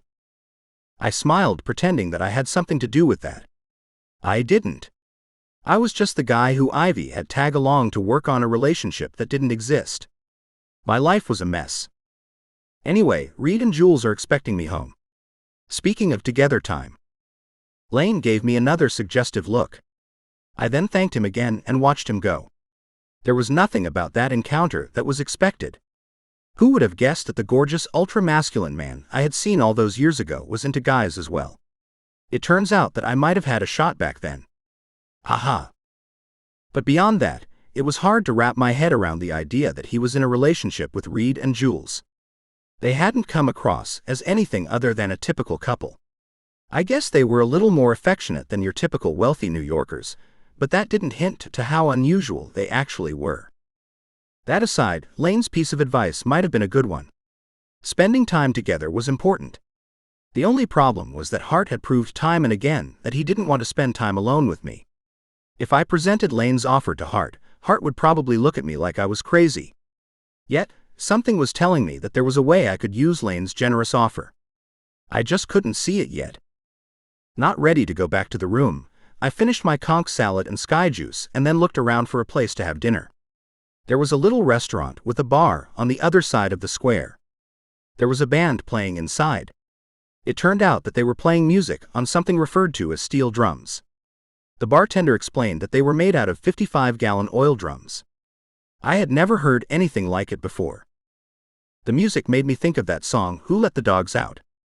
I'm not sure why. I wasn't even sure why I remembered that song. But there it was. I stayed there drinking and listening to music until the place shut down. Walking outside, I found that the island was closed. It wasn't even midnight. Bimini wasn't exactly New York. And with nothing else to do, I was going to have to do the one thing I didn't want to, go back to my room. Walking back to my hotel, I realized that I had had a few too many sky juices. They were my new favorite drink. Not only was I not walking straight, but I had to pee like a racehorse. This was not the time to run into any of the kids. I didn't want to have that conversation with Hart. That might have been more than I could stand. Getting to our floor, I exited the elevator like the wind. Who would have guessed that sky juice gave you the power of a ninja? I was sure I could assassinate a dozen shogun by sunrise if I wanted to. I didn't know if any shogun were visiting the island. After all, it was a long trip from 1800s feudal Japan. But if they were, they better sleep lightly. Making it to my room without a single loss of life, I entered the darkened space. I could see Hart in bed. He looked fast asleep. He hadn't left the light on for me. Did I expect that he would? I shouldn't have if I did. How many different ways did he have to tell me that he didn't care about me? Hopefully no more. I think I had finally got it. After draining the lizard, I stripped down and climbed into bed. I kept to my side of the mattress and left him to his. From now on, I was going to give him his space. I was finally ready to let him and our pretend marriage go. I fell asleep pretty quickly after that. When I woke up, it was too a strange sensation. There was a pressure on my chest. I shifted to relieve it, and suddenly it disappeared entirely. The whole thing didn't make sense to my tired brain, so I opened my eyes. It was in time to see Hart sliding from on top of me. What had just happened? I thought about the pressure I felt before he had shifted. What did it feel like? It felt like someone lying with their arm on my chest. Yes, that's what it felt like. Wait, what did that mean? Was Hart sleeping with his arm on my chest? From the way he quickly removed himself, that seemed to be what had happened. Still asleep, he found my body and cuddled against it. Then, awoken by my movement, he slithered away embarrassed. Considering how much he hated me, I was surprised that any part of him would want to touch me. I would have been less surprised to wake up and find him balled up on the floor in the corner of the room. The further from me, the better, right? Not thinking anything else of it, I turned my back to him and went back to sleep. When I woke up again, it was to the sound of Hart leaving the bathroom. I rolled over and looked at the clock. It was approaching 8:30. "You coming to breakfast?" Hart asked me. At some point, I told him, feeling the after effects of last night's drinks. "So, are you planning on joining us at all today?" Hart asked, sounding a little snippy. "You two got this right," I told him, giving him what he obviously wanted. I couldn't imagine why Hart didn't look pleased. I would just be a third wheel anyway. And I was sure I could find a few more adult things I could do with my time. It turned out that there weren't a lot of things to do. It was a small island. My best option turned out to be a taxi tour. We were done in 30 minutes. "So what do people do here?" I asked Jackie, my taxi driver. "Usually when people come here, they come to sport fish." "All right." Sport fishing it was. After the grand tour, I chartered a boat and went to sea. It turned out that sport fishing was code for getting drunk on a boat. I was down for that. A case of beers and a few turbot fish later, the sun was setting and I was headed back into town. I grabbed dinner at the place I had the night before. The band was back, and this time I remembered some of the words to the songs. There weren't a lot of verses to those things, so it made it easy to pick up on the choruses. When I returned to my room, it was again pitch black and Hart was again fast asleep. I tried not to think of him as I climbed into bed. And yet, the next morning when I woke up, it was to the feeling of something heavy on my chest. Knowing what it was this time, I jerked my shoulder to wake him up. But, whereas the slightest move had awoken him the day before, he barely even moved this morning. Had he been out drinking with Ivy after the kids had gone to bed? Was this passed out Hart? Man, how much did those two drink? Well, good for them.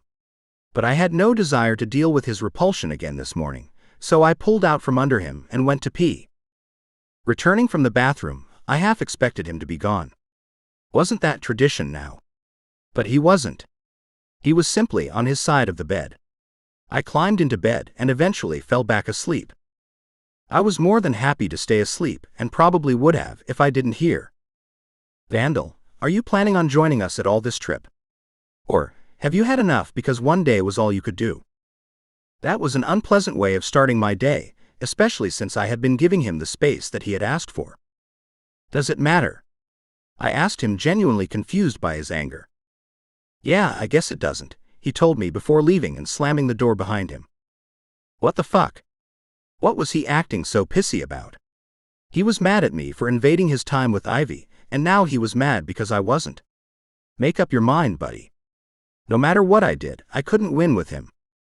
The kicker came when, after a second day of sport fishing and very catchy steel drum music, I returned to the room to find that Hart wasn't there. Why wasn't he there? It was obvious. He was in Ivy's room. He was getting lucky with the woman of his dreams. See, I stayed away and he got exactly what he wanted. I wasn't even sure why I was bothering to stay on the island. Bimini hadn't been my dream vacation. I mean, island life was growing on me, but I could probably figure out better things to do with my time. There was probably a balls-out, shit-faced party going on somewhere that had my name on it. I was going to have to get over Hart some way. Why not at the bottom of as much sex and tight asses as I could find? I slipped into bed and slept through the night. I was planning on sleeping through the morning until I heard a knock on the door. I opened my eyes and looked around for Hart. He hadn't returned in the night. More than that, his luggage was gone. Had he moved in with Ivy as well? That was unexpected. Pulling on a pair of pants, I got up and answered the door. Opening it, I found the last person I expected. "Quinn, what's up?" I asked the little boy with the unusually soulful eyes. "Good morning, Mr. Scott." "Good morning, Quinn," I echoed after having a 10-year-old remind me of my manners. "How can I help you?" "I was wondering if you were going to come wakeboarding with us today," he asked, taking breaths mid-sentence. "Is that what you guys are doing today?" "Yes." I didn't know how to respond to him. I wasn't planning on joining. But why was he asking? "Haven't you been having fun with your classmates?" Quinn shrugged. I took it as confirmation. "Then what does it matter if I'm there?" "Mr. Harrington misses you." "Mr. Harrington misses me? What makes you think that?" "I don't know. I just do. I can tell." "You can tell?" I asked him, wondering if someone had made a mistake on his birth certificate. This kid did not talk like a 10-year-old. "Aha. Ms. Post misses you too." "She does, huh?" "Aha." I thought about that for a moment. I looked back in my room to confirm that Hart had indeed moved out. "Thank you. But I don't think you're right about that." "I am." "And why are you so sure?" "Because they both try to look happy, but I can tell that they're not. And when I asked them about you, they both looked really sad." "Did they?" I thought about that for a second. I then looked back into the room to make sure that I had seen things correctly. No matter what Quinn said, I had a hard time believing that they weren't happier without me there. I was doing them a favor by not joining them. I was giving Hart what he said he wanted. But Quinn had to be saying this for a reason. Maybe it wasn't Hart and Ivy who was sad about me not being there. Maybe it was him. After all, he had declared me his new friend. "You guys are going to be out on the beach, right?" "I think so." "Tell you what, I'll stop by. Would you like that?" Quinn nodded his head with a smile. "Okay, great. Are you guys having breakfast now?" "Uh-huh." "Okay. Enjoy." "I'll see you on the beach," he said joyfully.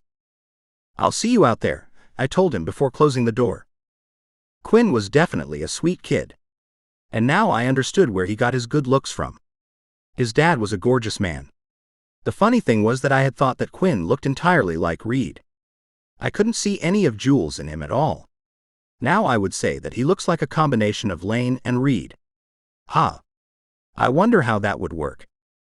The little boy who looked like his two dads had said something interesting though. He had said that Hart was missing me. Could Quinn be right? Everything in me told me that he couldn't be. But that might explain the way he had been acting. It would make no sense, however. For months he had spent as little time with me as he could. He got mad that I got myself invited to his trip. And then he couldn't even say that the two of us were friends. Since he called me, I had been looking for the faintest glimmer of interest on his part, and he gave me nothing. Why should I believe that suddenly things had changed? Hope was a dangerous thing though. Because for the next few hours, Hart was again the only thing I could think of. I wasn't sure that I could have him halfway in my life anymore. Either he had to be all in or all out. And he had already made clear that he wasn't interested in anything in bed. Of course, he later woke up cuddling against me 2 mornings in a row. So what did that mean? As much as I would have liked to pretend that I was done with Hart, I knew that I wasn't. Hope still danced like kindling over gasoline. It was only a matter of time before it blew. Still trying to contain myself, I waited until I knew that the rest of them would be done with breakfast before getting something to eat. My plan for the day was to head to the beach at about 11 to say that I was there. I really didn't want to run into Hart though. If I could, I was going to stay as far away from him as possible. Taking a walk down to the square, I circled back up the beach, knowing that I would run into the group eventually. It was a long stretch of white sand and sparkling blue water. The sight was beautiful. 1,000 feet ahead were a bunch of people watching a speedboat just offshore. This had to be them. I scanned the group for the 2 adults. There was only one among them. It was a guy. It had to be Hart. My heart clenched. As I got closer, I considered turning around and heading back. Instead, I continued, and then when I was close enough that I could make out everyone's faces, I stopped. I wasn't sure if Hart had seen me, but he wasn't looking my way. He was just on lifeguard duty as the kids swam. He was shirtless again. God, did he look good. Peeling my eyes from him, I next looked for the person I had come here to see. I found Quinn conspicuously standing 6 feet away from 4 playing kids. I couldn't tell if he wanted to play with them or not. It almost seemed like he was making a half-hearted attempt. He was definitely an unusual kid. And if he were an adult at a party, he would certainly be that friend in need of a rescue. I walked over to Hart. Hey, do you mind if Quinn and I hang out for a little while? Hart looked at me startled. He was speechless for a moment and then looked at Quinn. Quinn had heard me and was staring at us intensely. Quinn, do you want to hang out with Mr. Scott? Quinn shook his head excitedly. I have to admit, considering Hart's bullshit, it felt good being wanted. Then go ahead. But bring him back in one piece, Vandal. I thought you said his parents signed a waiver. Your parents signed a waiver, didn't they, Quinn? He nodded again. I'm serious, Vandal. Come on, Hart. What do you think I'm going to do, take him shark diving? I paused and thought for a second. Hey Quinn, have you ever been shark diving? We want to go shark diving, the kids playing in front of Quinn said. No one's going shark diving, Hart told the kids. Vandal, no one's going shark diving. Relax, Hart. I'm kidding. I gathered Quinn and led him away. Or am I? I said loud enough for Hart to hear. Vandal? Hart protested. I ignored him. When we were far enough away, I turned to Quinn. Did you want to go shark diving? Not really, he said casually. Then decided. What do you want to do? I don't know. What do you want to do? I thought about that for a second. The honest answer was that I wanted to do Mr. Harrington. I don't know. Let's walk the beach and see what our options are. We hit an area in front of the resort where the beach was busy. Scanning the crowd, I had an idea. Hey, did you want to get your hair braided? Quinn gave me a look. What? That's for tourists. Oh, that's right. You live here. So, have you been having fun with your friends? They aren't my friends, Quinn corrected. They aren't. Are they mean to you? I asked cautiously. No, he answered casually. Then why aren't they your friends? I don't think they're very interesting. I looked at Quinn surprised and then laughed hard. Yeah, that would do it. Don't you guys have anything in common? I pretend like we do. They think I like manga. What's that? It's like Japanese comic books. But it's more like graphic novels. Okay. And you pretend to like them. Aha. I've read all of the ones that they talk about and everything by the same publisher in case they come up. But you aren't interested in these things. Not really. Doesn't it get tiring having to pretend? I think of it like homework. You think of it like homework. You repeat what people say a lot, he informed me. I thought about it. Yeah, you're right. Do you know why I do that? I asked, wondering how smart this kid was. Because what the person said surprised you. Yeah, that's why. And it surprises me that you do all of this work to fit in when you don't even like them. My parents want me to have friends, Quinn explained. So, you're doing this for your parents? And Ms. Post. She wants me to have friends as well. Huh. I was going to repeat what he said, but he cured me of that. Tell me something. How good are you at wakeboarding? Not very good. There are 2 ways in which real friendships develop. It's either because you think they're cool, in which case putting in the effort doesn't feel like homework. Or because they think you're cool, in which case you can sit back and let them make the effort. I'm pretty good at the second one, I said with a wink. Cool. Yep. So, how would you like to become good at wakeboarding? Why? Weren't you listening? So that they will think you're cool and you'll no longer have to do the homework. Wouldn't that be easier? Aha. But how am I going to become good at it? I tried. I keep landing on my face. I'll teach you. How? That was a good question. I looked around the beach, spotted a boat, and had an idea. I'll just show you how, I told him with a smile. As I led Quinn around the beach and rented a boat and the equipment, I realized that I was having a good time. Quinn and I had a mission, and he was as excited about it as I was. Going far enough down on the beach that the others couldn't see us, the two of us joined the driver and went out to sea. Walking Quinn through what I was doing, I got in the water and demonstrated it for him. I had learned wakeboarding during the winter I spent in Hawaii a few years back. It was amazing how good you could get at something if you had all the money in the world and nothing else to do. Switching places with Quinn, I quickly learned that he was right. He wasn't very good at it. But God bless that kid, because every time he face-planted, he got back up and tried again. Impressively, his face was only slightly discolored by the time he got a hang of it. First he stayed on his feet for a few seconds and then until the boat changed directions. But by the afternoon, he was wakeboarding like a champion. He even caught a little air when he crossed out of the wake. I was so proud of him. Was this what having a kid felt like? If it was fantastic. The trick was now to rush him back to his friends so that he could impress them. I wasn't sure Hart would approve of my methods. But there was more than one way to skin a cat. Getting off of the boat, we pretty much sprinted back to the group. I know that Quinn was a lot shorter than me, and he was exhausted from 4 hours of getting his face slammed into the water, but he really needed to pick up the pace. When we were 100 feet away, we stopped and caught our breath. Some of us more than others. We had to walk up like we had just been strolling by. "Hey Hart, Quinn only got one turn. Do you think we can fit him in?" Hart looked at the other kids. They looked annoyed, but they conceded. "This shouldn't take too long," one of them said. "Sure, he can go next," Hart declared. I turned to Quinn and got on my knees to look him in the eyes. "Okay, you got this.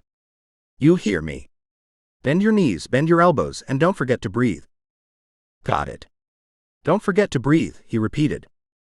Watching him join the other kids, I was nervous. I wanted this so much for him. I could feel my hands sweat thinking about it. When he got onto the boat, my heart raced. This was it. The boat took him 200 feet out where the water was smoother. Quinn jumped into the water and he grabbed onto the rope. I could barely breathe. The boat's engine revved up and pulled away. The rope tightened. Quinn was being pulled, but he wasn't adjusting his body right. "Come on, Quinn. You can do it," I said, drawing Hart's attention. "What?" "Nothing," I said, not wanting to steal focus. As the boat sped up, he was doing it. It took one twist and then another, but with only me watching, he was doing what hours ago he couldn't. I wanted to jump for joy. I couldn't. I wanted everyone to notice him naturally. "Just stay up there, Quinn. Just a little while longer," I mumbled. And then it happened. "Is that Quinn?" one of the kids said. The group turned to watch him. It was happening. The kids couldn't take their eyes off of him. "Okay, Quinn. Do the thing," I whispered, hoping beyond hope that he could read my mind. He must have, because right after I said it, the boat turned and he did it. He caught air. I mean, it wasn't a lot of air, but he definitely left the surface. "Whoa," one of the kids said. I was so proud I could have cried. I almost did. If I didn't turn and see Hart staring directly at me, I would have had to wipe away a tear. "Are you missing this?" I asked Hart, pointing at Quinn. "I don't think I am," he said, even though he was clearly not watching Quinn. The show he put on for the kids was the longest he had stayed up yet. The boat made 2 laps before he fell, and honestly, I think it was out of exhaustion. That boy was going to sleep well tonight. Who would have guessed he was so good, right? I told Hart, who was still conspicuously staring at me. "What are you smiling at?" I asked him. "Nothing," he said, finally looking away. I could see Quinn's face glowing as he rowed the boat back to shore. When I knew he could see me, I gestured for him to lower his excitement. He saw me and chilled. "Wow, that was so cool," the kids said as they rushed to the boat to greet him. He looked up at me. I gave him the gesture again. "Thanks," he told them, sounding appreciative but very nonchalant about it. "When did you learn how to do that? Can you show me how to do that jump?" All of the kids were very excited. Quinn had done it, and my heart was bursting with pride. That kid was something special.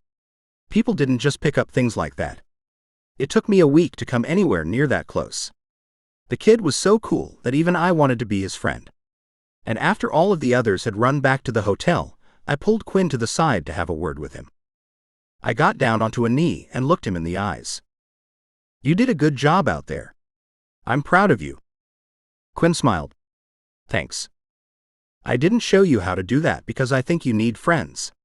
You don't. Not everyone needs to be surrounded by people all of the time. And if you find someone boring, you don't have to be friends with them, no matter what your parents or anyone say. Everyone thinks you need it because that's what most people need. But some of us are different. It's okay to be different. It's okay to not think and act like everyone else. It's okay to make a different choice than your classmates do. Because whatever it is that you choose to do, people will still love you. Be you. Be different. And by being yourself, you will always be cool. You got me?" Quinn shook his head. "Yeah. Thanks. You got it. Now go get ready for dinner." Quinn left me and disappeared into the hotel. I watched him go. Getting up and turning around, I found Hart and Ivy both staring at me with goofy grins. "What? It's amazing what you did," Hart said. "I didn't do anything. You saw the kid. He just got up and rode that thing. He must have been nervous the first time." "You don't have to pretend," Ivy said. "I was on the boat. When he got out of the water, he was so excited. He kept talking about how you had spent hours teaching him how to do that. That was a great thing you did." I shrugged. "He's a good kid." "He is," Ivy agreed. "And you're a good guy." I looked at the two of them again. I hadn't noticed it before because I was caught up with Quinn's wakeboarding adventure, but the two of them were looking at me differently. I knew this look. I liked this look. I had one opportunity to get what I said next right. I had been thinking about this as I watched Quinn. I had thought, how crazy would it be if I proposed something a little out of the box? I still didn't know exactly what Hart wanted from me, but I did know something that he did want. "You know, I ran into Quinn's other father the first night we were here." "Is that where you were?" Hart asked. "Yeah. Did you know that the three of them have a thing going on?" "Who?" Ivy asked. "Reed, Jules, and Lane," I explained. "The three of them?" Hart asked. "Yeah. Crazy, right?" The two of them looked at each other and then me. "You know, Lane offered me his place while the kids were on the sailing trip. Supposedly he owns a house on a private island. He said we could stay there if we want." "Who?" Hart asked. "Well, the two of us." "Oh, you two should go," Ivy encouraged.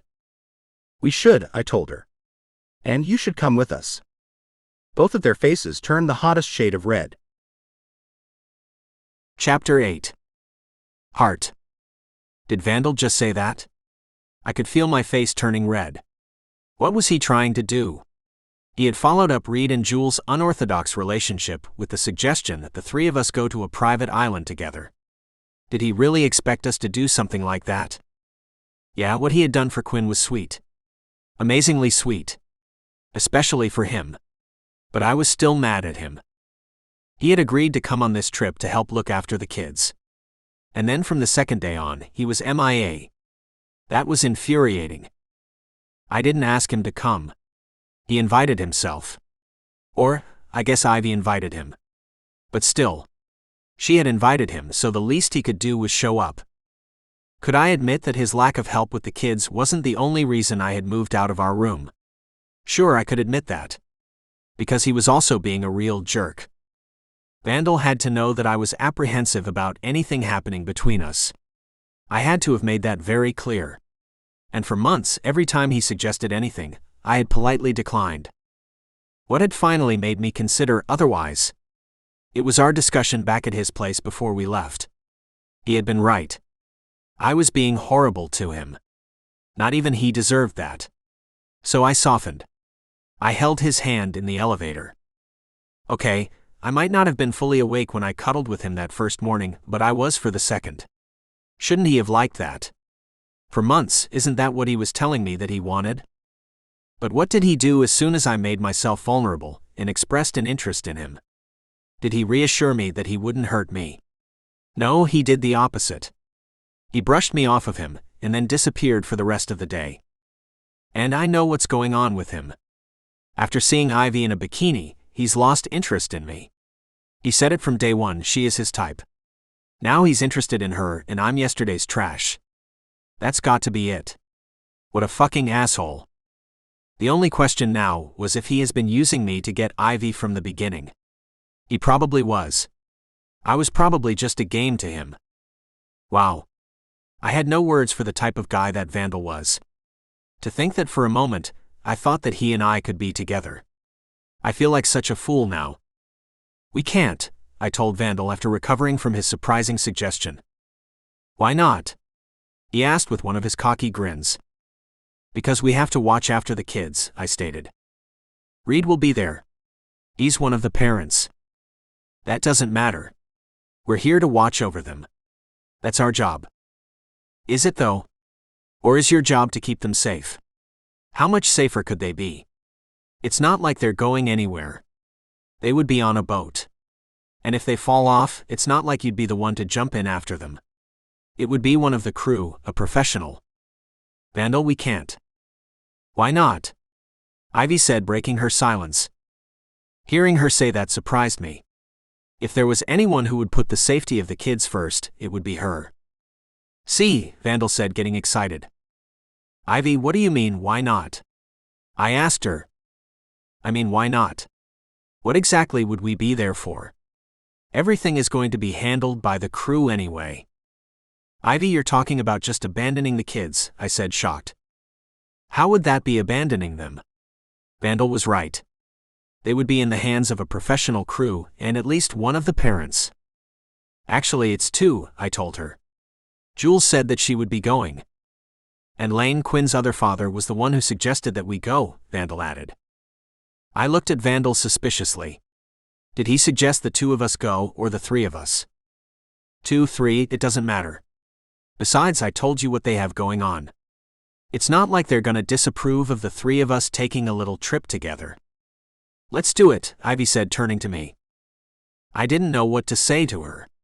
This wasn't like her at all. I knew that she had a thing for Vandal, but was it enough to shirk her responsibilities? Ivy was being reckless, and I wasn't sure what to think of it. Or I should say that you two should go, Ivy said, suddenly correcting herself. I know that you got another room last night. You do? I asked her. Yeah. There was a mix-up, and the front desk ended up calling me about it. Wait, you two didn't sleep together last night? Vandal asked, surprised. No. Of course not, I exclaimed. When I saw that you moved out, I just assumed. Looking at me, Ivy cut Vandal off. You don't have to say it like that. I looked at Ivy to see that she was hurt. I mean, I know that I'm not exactly your type, but... Oh, that's not it, I explained. You're completely my type. You're more my type than he is. How could that be? I froze, realizing what I had just said. I had two options. I could come clean and tell her the truth. Or I could avoid explaining why I had been lying to her for months. Could I tell her the truth now? After so long, could I actually come clean? What I meant was that. I shrugged. You're really my type. I mean, Vandal's my husband, of course. But if I wasn't with him more than anything, I would want to be with you. Really? Ivy said, subtly shifting away from Vandal. Really? I can't tell you how much I've thought about you over the past few months. Over the past few years. Ivy became uncomfortable and looked at Vandal. And you're okay with this? I looked at Vandal with daggers in my eyes. He knew how I felt about her. If he pretended to be surprised or hurt by my confession, he would kill any chance I had with her. Was he going to do that to me? Of course I'm okay with it, Vandal finally said. Why do you think I suggested that you come along? It was for Hart? Ivy asked, looking a little disappointed. I mean, I think I made clear what I think about you, Vandal said, approaching her like he was about to consume her. How's that? Ivy asked, staring up into the eyes of the man who was practically on top of her. Vandal reached down, clutched the back of Ivy's neck and kissed her. Ivy turned to jelly. She was melting in his touch, and I was furious. Ivy was my girl, not his. For years I had wanted her, and like that, he had just snatched her from me. No. I wasn't going to let that happen.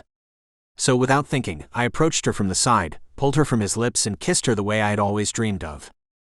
Her soft lips gave way to mine. Losing myself in our kiss, I opened her mouth and inserted my tongue. Oh my God, it felt glorious. She was a willing dance partner. With me inside of her, our tongues swirled around one another's. And just when I was about to kiss her harder, I felt her slip from my embrace and fall back into Vandal's. I was too dazed to respond. I wanted her more than I had ever wanted her before.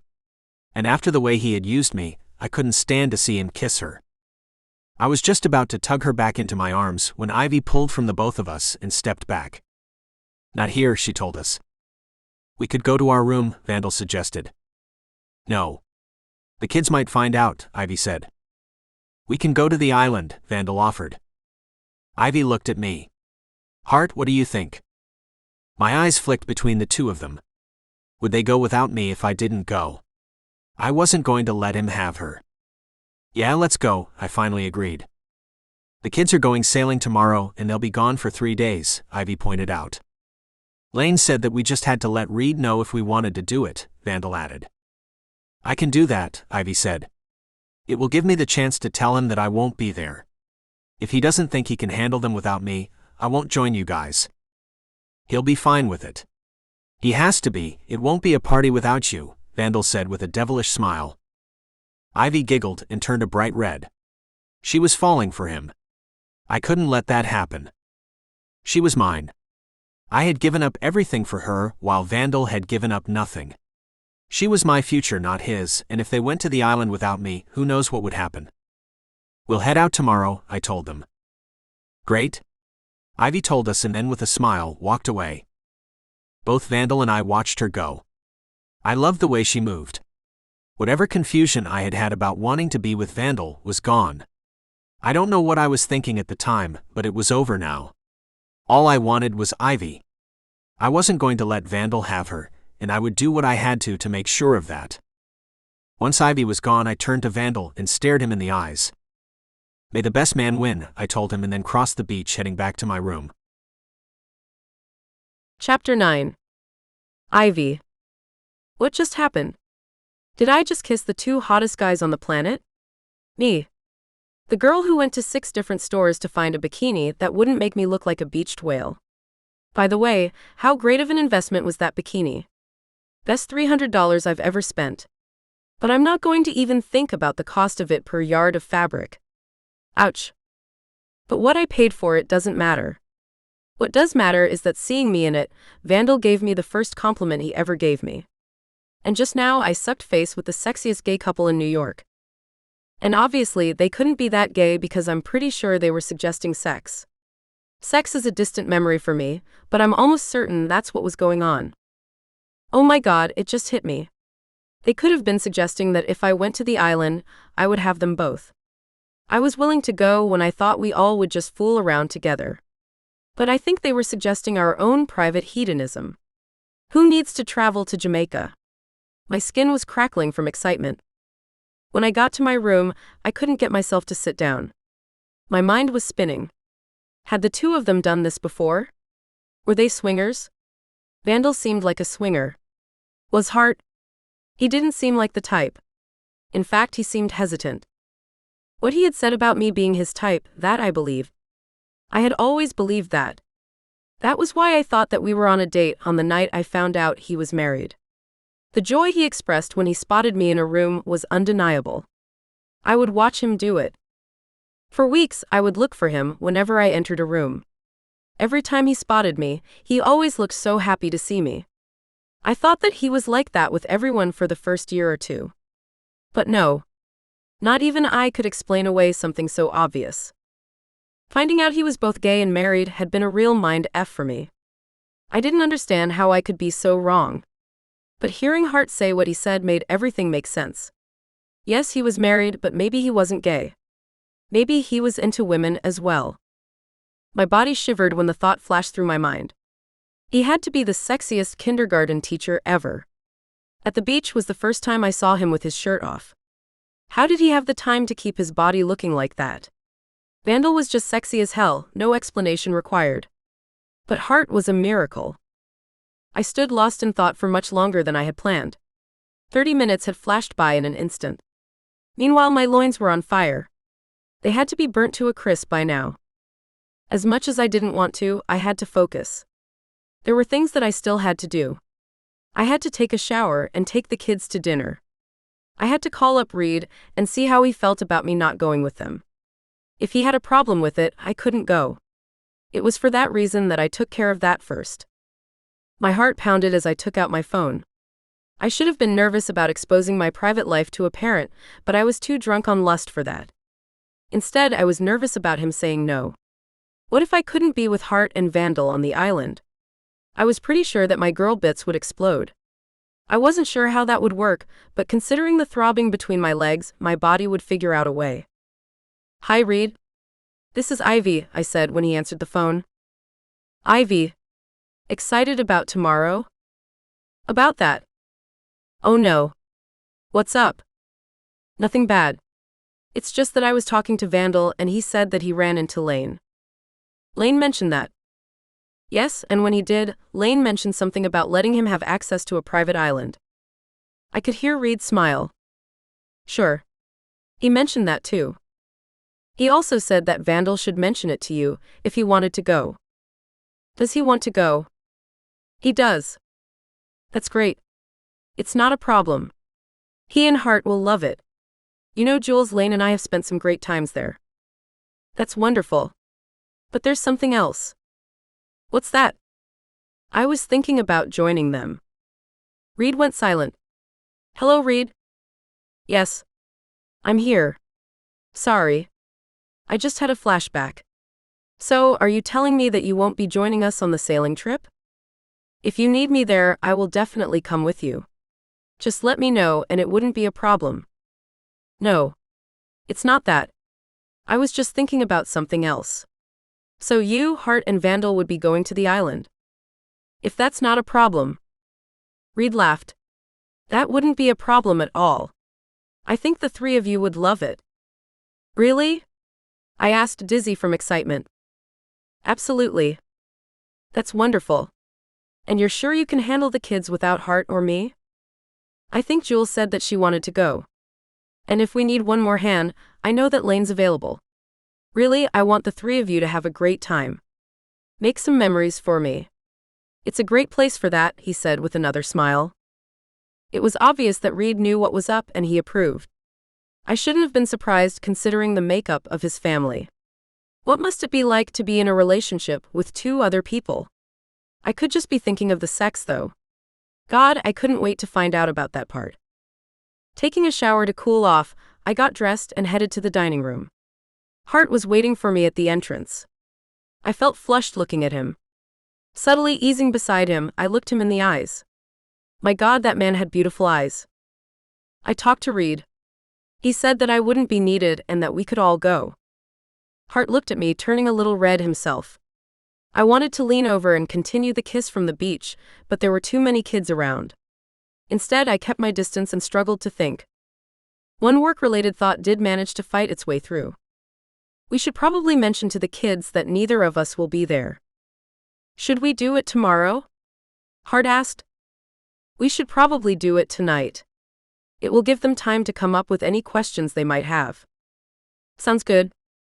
Once all of the stragglers had arrived, I gathered them together and told them that Quinn's parents would be in charge during the sailing trip and that neither Hart nor I would be there. They all seemed fine with it. I asked if they had any questions, and the only one was whether he could take his gaming equipment on the boat. So everything was all set, and I was a light breeze away from coming. After a restless night, I was up early knocking on the kids' doors. "Let's go. Everyone up. No one's gonna be late today." "But it's 6 o'clock in the morning," one of the kids who poked his head out said. "You said we weren't leaving until 9 o'clock. You know what they say about being early to bed and early to rise." "No," the tired child replied. I was about to tell him when I realized that I didn't remember. "It's good," I decided on. "Now wake up and get dressed. Let's start our day." "But it's so early," he complained. If that kid knew what was waiting for me once he was gone, I doubt he would be complaining. Actually, if he knew and was 10 years older, then... Wait, what was I saying? I seriously can't think right now.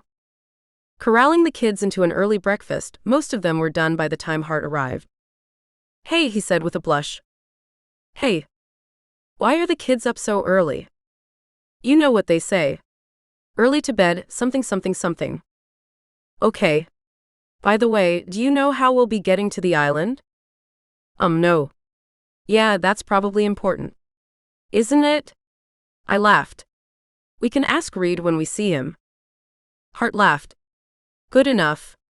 So, I'm looking forward to spending time together. So am I. With both of you, I said, feeling my face flush. With both of us. Of course, he replied, suddenly looking a little less excited. What was up with that? Anyway, I'm gonna grab some breakfast, Hart said, pulling away. Okay. I'll meet you at 9 o'clock in front of the hotel? I'll be there, he said, excited again. The next 2 hours dragged by. I had packed for our 3-day getaway as soon as I had woken up. So, with nothing left to do, I called Reed and asked him what I had forgotten to the night before. He gave me the phone number of their boat's captain. Monty would be available to us whenever we wanted him. So, we can leave whenever? I asked Reed. Whenever you want, Reed said with a smile in his voice. Hart, we're shipping out as soon as the kids leave.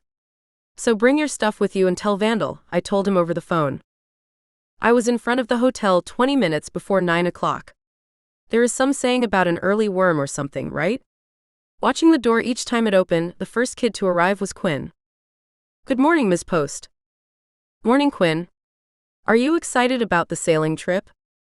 Is Mr. Scott coming with us? I told you that your parents would be taking care of things on the sailing trip. I know. But you didn't mention him. So I was hoping he would be coming. No. I'm sorry. Quinn was disappointed. That kid really liked Vandal. That surprised me considering he already had 2 fathers.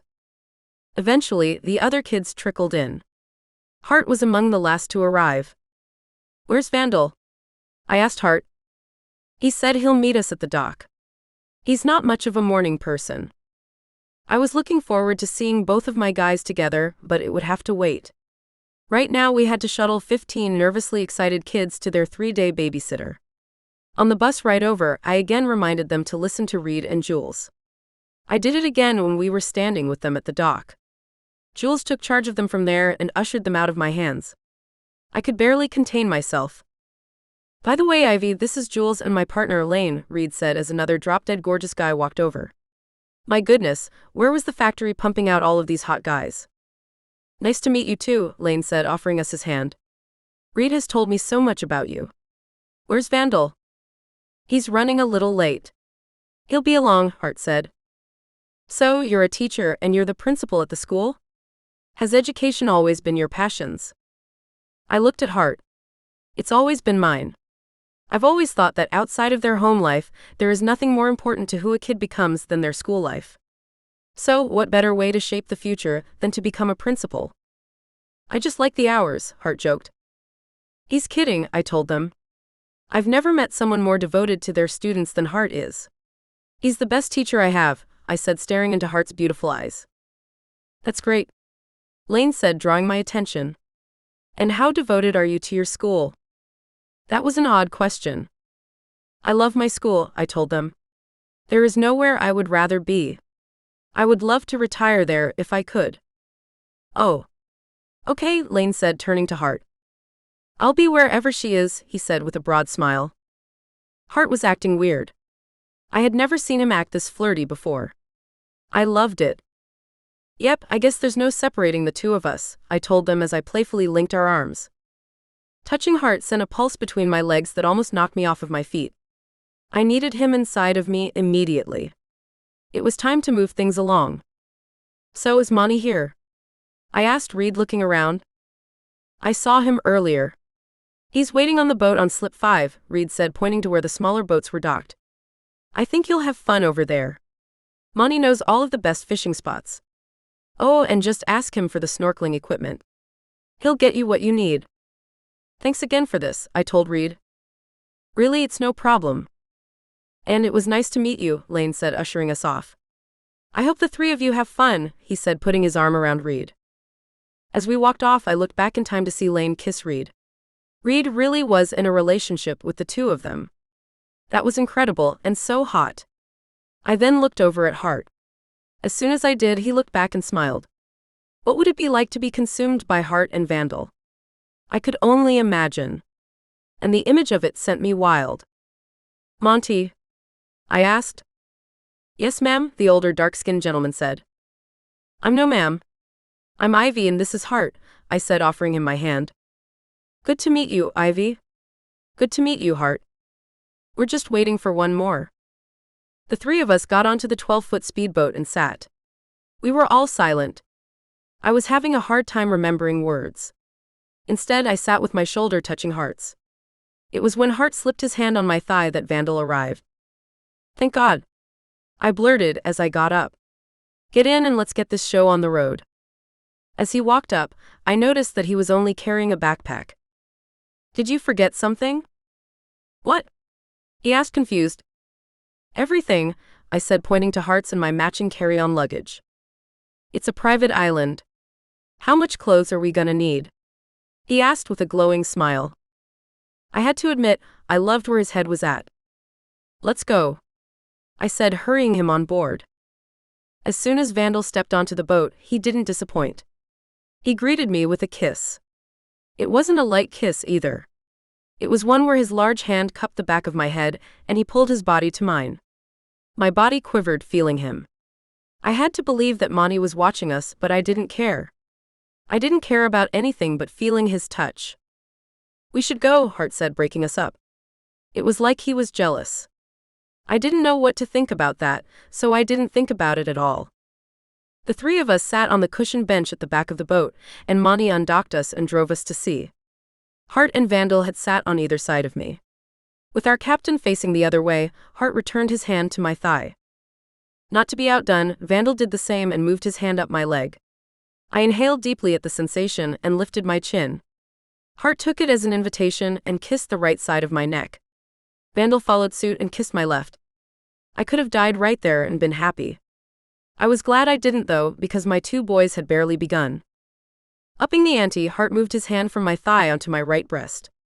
I couldn't believe that it was Hart's hand that was squeezing me. I had waited so long for this. But the gentle massaging that swept me away was quickly overshadowed when Vandal pushed his hand further up my leg. I knew where he was going and I spread my legs to give him access. There wasn't much cloth between his large hand and my sex, and I liked it. His movements were rhythmic. As aroused as I already was, I felt a rush climb my body towards my sex. It was electric. And as the two of them dominated me, I orgasmed with squeaks and moans. Ah! I groaned, unable to stop myself. We here, Monty said, drawing me back to reality. Hart quickly let go of me. Vandal did not. With Monty peeking back at us, Vandal had stopped kissing my neck, but he hadn't removed his hand from between my legs. I was still too aroused to be embarrassed. When Monty turned back around, I gave Vandal a playful look, asking how dare he. The smug look he gave me back told me everything I needed to know. He was going to have me, and he didn't care who knew. That turned me on even more. Slipping my hand on his as it clutched my sex, I looked up past the bow of the boat. Ahead of us was what could only be described as an estate. It was a light blue two-story house on a hill with windows that made it look like it had a face. I couldn't tell if its expression was that of a blush, but it would have been if it knew what it was about to see. As the boat pulled up to the narrow dock, I pulled Vandal's hand from between my legs. He momentarily clutched me tighter, letting me know that he didn't want to let me go. I appreciated that. My curvy body hadn't been touched in a long time, and it had a lot of catching up to do. Will you all want to be doing any fishin'? Monty asked as he tied the boat off. I don't know about fishing, but probably some deep diving, Vandal said suggestively. Just let me know. I'll show you the equipment that we have here and I can take you out. Thank you. We appreciate that, Hart told him. Honestly, I'm not sure how much we'll get outside, Vandal told him. But thank you. We'll let you know. Understood, Monty said with a smile. I wasn't sure how much I liked Vandal broadcasting our business, but I guess it served its purpose. It told Monty not to expect us, and it set the tone for how much fun he was planning on having with the two of us. Sure, it was also kind of obnoxious, but for some reason, it also made me latch my arm onto his as soon as we stood up and exited onto the dock. Hart grabbed both of our bags and followed us. There's a golf cart over there you can use, Monty said, pointing at one next to the dry dock. Vandal led us over and got in. I slid in on the other side and Hart got onto the back. It was a short trip up the paved path to the house. The place was even more impressive up close. It reminded me of the colonial homes in pirate movies. And staring back at the dock from on top of the hill, I couldn't believe that this was my life. The other thing that made me pinch myself was who I had arrived there with. In front of me was Vandal Scott. For years he had been my celebrity crush. I had seen him at charity events and hadn't been able to take my eyes off of him. Never in a million years would I have guessed that he would be interested in a full-figured girl like me. On the other side of me was my work crush, Hart Harrington. If there was anyone I would have considered to be my perfect guy, it was Hart.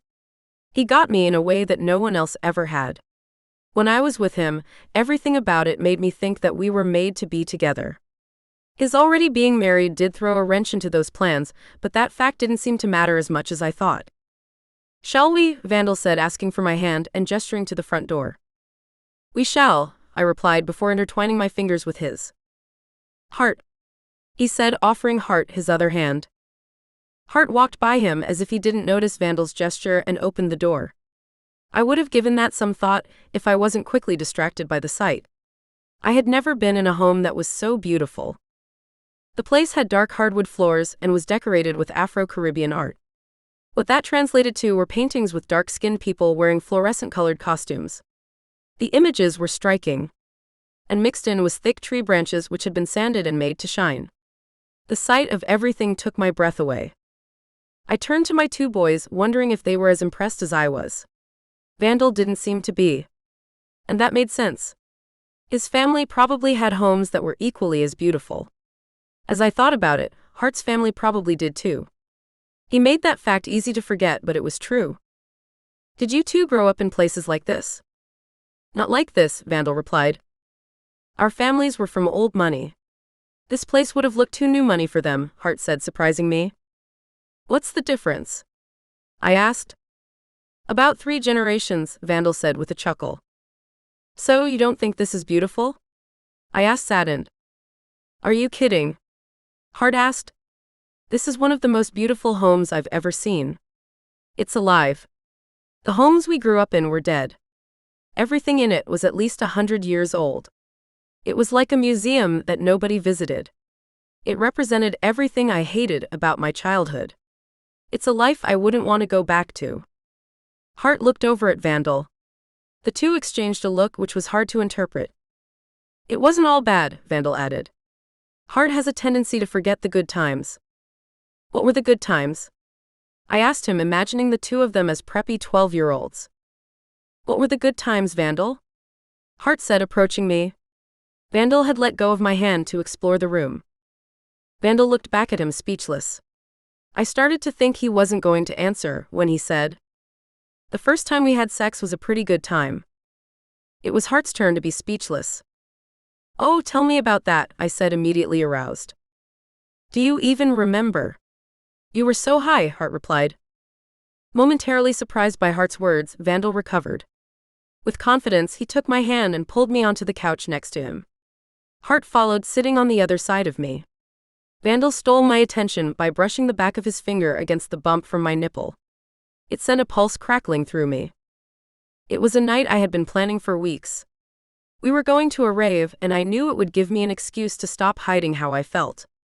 He was wearing a black t-shirt with an Aboriginal design on it. Everyone else had fluorescent paint on their faces, but not Hart. "That wasn't his style," Vandal said with a smile. When we left the rave, it was around 3 a.m. I wanted it to be an early night. Any later, and I knew that Hart would go right to bed. Also, I wanted to make sure that the rest of the group would stay. Usually, we would all choose one place to crash. But I needed it to just be the two of us. We chose his place. That meant that the two of us would have to sleep in one bed. The first thing I did once we were behind his closed bedroom door was strip. The next thing I did was collapse onto the bed. I didn't want to scare him off. We had already made out once.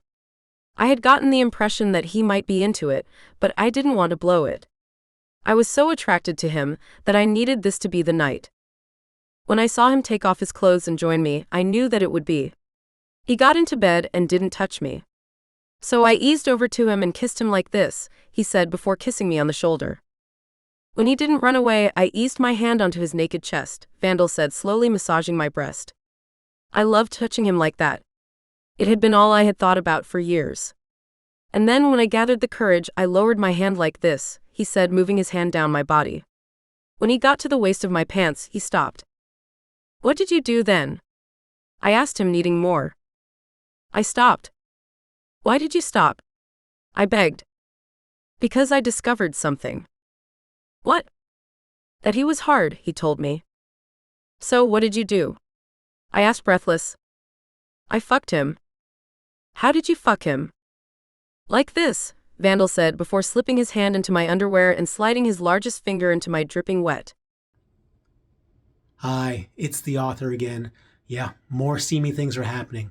And just as a reminder, if you'd like to get a version of this book with the steamy bits still in it, narrated by me, you can click on a link in the description below and sign up for a free trial and get the book for free. So please consider that. Otherwise, continue listening. Not wanting to leave Vandal out, I gestured for him to join the flesh pile. With both of them in my arms, I turned to Hart and gently kissed him. God, I loved that man. I knew he was married, but I couldn't help it. He had always been everything I had wanted in a guy, and he had just proved it again. I wanted to get as much as I could from him before I had to give him back to his owner. Vandal was a lucky man, but I guess I could say that Hart was just as lucky. The three of us laid together for a while. None of us said a word. I hoped that things weren't awkward between them. I knew that I didn't feel awkward at all. I couldn't express to you how great I felt. I had never come so much in a day, and God, did I need it. I couldn't even tell you the last time I had had sex. But all I knew was that it had been way too long. That was nice, I said, breaking the silence. It was, Hart confirmed. Yeah, Vandal agreed. Should we maybe check out the rest of the house? We've definitely seen this bedroom, I said with a chuckle. Hart laughed. I turned to him. He was glowing as much as I felt I was. Vandal wasn't as much. A thought shot through my mind. Maybe he was disappointed with me. I stopped myself from going there. He had said he had enjoyed himself, and that had to be enough. Let's check it out, Hart agreed. I'll go wherever you two go, Vandal said, making it official. The two boys left my side to get dressed. Hart had never fully taken his pants off, so he just had to pull them up. Vandal, on the other hand, was completely naked. When had that happened? The man was also still a little hard. At least I hope he was. I would have hated to think that that was him soft. Jesus. Slipping my panties back on, the three of us left the room and headed back downstairs to collect the rest of our clothes. We were just about to the couch when a woman entered the front room from the kitchen. Oh my God, who are you? I said, covering my bare breasts and my underwear. The boys froze. Hart stepped in front of me, giving me privacy. Don't worry about me. I'm Mildred. I is the chef around here. I just wanted to let you know that lunch is ready whenever you want it, the older, heavy-set woman said before returning to the kitchen. The three of us watched her leave. We were stunned. How long do you think she's been in there? Hart asked, remembering everything we had done before going upstairs. Probably the whole time, Vandal said before relaxing and continuing to his shirt. That doesn't... I lowered my voice so Mildred couldn't hear us. That doesn't freak you out. It happens, Vandal said casually. Do you want your clothes? Did you think I was going to eat lunch this way? I asked. There's always hoping, Vandal said with a smile. It was his first since we had all come. After getting dressed, we joined Mildred in the kitchen and had lunch. We had fish soup, which Mildred called boiled fish. It was good and pretty spicy. It took me a while before I was able to look Mildred in the eyes again, but once I did, everything about her told me that I shouldn't be embarrassed. I guess Vandal was right. When you have people who work in your home, things happen. Who knew? After lunch, we took a tour of the rest of the house. Behind the front room was a living room. Behind the kitchen was what looked like a game room. On the other side of the living room was a TV room. And behind those 3 rooms was one long sunroom. The place was gorgeous, but the rest of the estate was even better. Behind the house was a large yard with fruit trees. Between the trees was a path. We followed the path and it led through denser growth to an incredible beach. And without another soul around, we all decided to take a dip. Vandal wasted no time in stripping down to nothing and jumping in. Yep, that man was hung. What an incredible sight he was. I was half naked and about to join him when Hart grabbed me and whispered into my ear. "You're so beautiful. I want you." I turned to look at him. He was serious. Hadn't we just had sex? The man was an animal. Far be it for me to starve the beast, so I pressed my naked nipples against his chest and made my lips available. He took them. It wasn't too long before we both found ourselves on the sand. He didn't bother to finish undressing me. He just pulled my panties to the side and pushed himself in. Yep, I hadn't been wrong. The man was a perfect fit. This time with the back of my right thigh across his chest, he fucked me cross-eyed. I came even faster this time. He was learning my body and I was liking it. I couldn't tell you if he came because as soon as I did, he withdrew, helped me up and stripped down. Holding my hand, we entered the water together. I had avoided doing any actual swimming until now. It was hard to relax when you were trying to keep 12-year-olds alive. This was the first time I felt like I was on vacation and it felt nice. Returning to the house as the sun set, dinner was as good as lunch. We all decided to sleep in the same bed. Was there more sex? You bet there was. This girl was making up for lost time and Hart seemed like he could do it nonstop. What was weird was that despite being the one to suggest it, Vandal never really got involved. I mean, he was involved, but he never had intercourse with anyone. I was beginning to see where the breakdown in their relationship was. Vandal seemed very interested in sex with Hart, but Hart kept batting him away. I couldn't help but think, if Hart didn't want him, I would take him. But there was something else weird going on there. The minute my underwear came off, Hart was right there. And I had plenty to go around with no problem sharing. But being with Hart, I came every time. So Vandal never got a chance. Was that fantastic for this girl? I mean, hell yeah. But wasn't I supposed to be helping them with their marriage or something? Who could remember back that far? Wasn't that what I thought yesterday? That was practically a lifetime ago. After Vandal was again not involved with the sex we had the next morning, I decided that he didn't want to be. As he had said, he had arranged this trip for Hart. Vandal just wasn't that into me. That was a little sad but fine. I still got to look at his amazing body while having sex with his husband. I didn't have that much to complain about. After our group nooner and then our nighttime session, Vandal's mood did change, however. He wasn't as cheerful as he always seemed. After the final session, while I laid cuddling his husband, he left the room and didn't return. Is Vandal okay? I asked the man who knew him best. What do you mean? I mean, doesn't he seem a little off to you? He's probably just a sore loser, Hart said. What do you mean? I think he might be a little jealous of us. Why would he be jealous of us? I asked, not liking where this was going. I don't know. Vandal could be self-involved. I considered that for a while. He's okay with us being together, right? He's the one who suggested it. He would have to be okay with it, Hart said coldly. I didn't know what to think of that. This didn't sound like Hart. I don't want to cause problems between the two of you, I said, still unclear what was going on between them. You're not. The problems that exist between us go back to before you and I met. We have a long history. Are things between you two going to be all right? Hart stared at me and froze. I could see his mind working, but I couldn't tell what he was thinking. Actually, they might not. In fact, we've been considering divorce for a while now. It might be time to stop thinking about it and take action. Please don't say that it has anything to do with me, I said dreadfully. No. Of course not. I mean, not really. I have to be honest, I have feelings for you. I have from the moment I met you. But the end of my marriage with Vandal doesn't have to do with that. It's just that our marriage was never really built to last. I rolled over and thought about all of this. There was no denying that I had feelings for Hart, but I never wanted to come between him and Vandal. I respected the two of them too much for that. But if Hart was saying that their marriage was going to end anyway, could I be to blame? No. So did I have to feel guilty about the role I played? Don't get me wrong. I was going to feel guilty anyway. But did I deserve to feel guilty? As the night went on and Vandal never returned, I considered going to look for him. But wouldn't that be me getting even further involved? Shouldn't I just stay out of it at this point? Hadn't I done enough? The next morning when I woke up, Vandal still hadn't returned to our bed.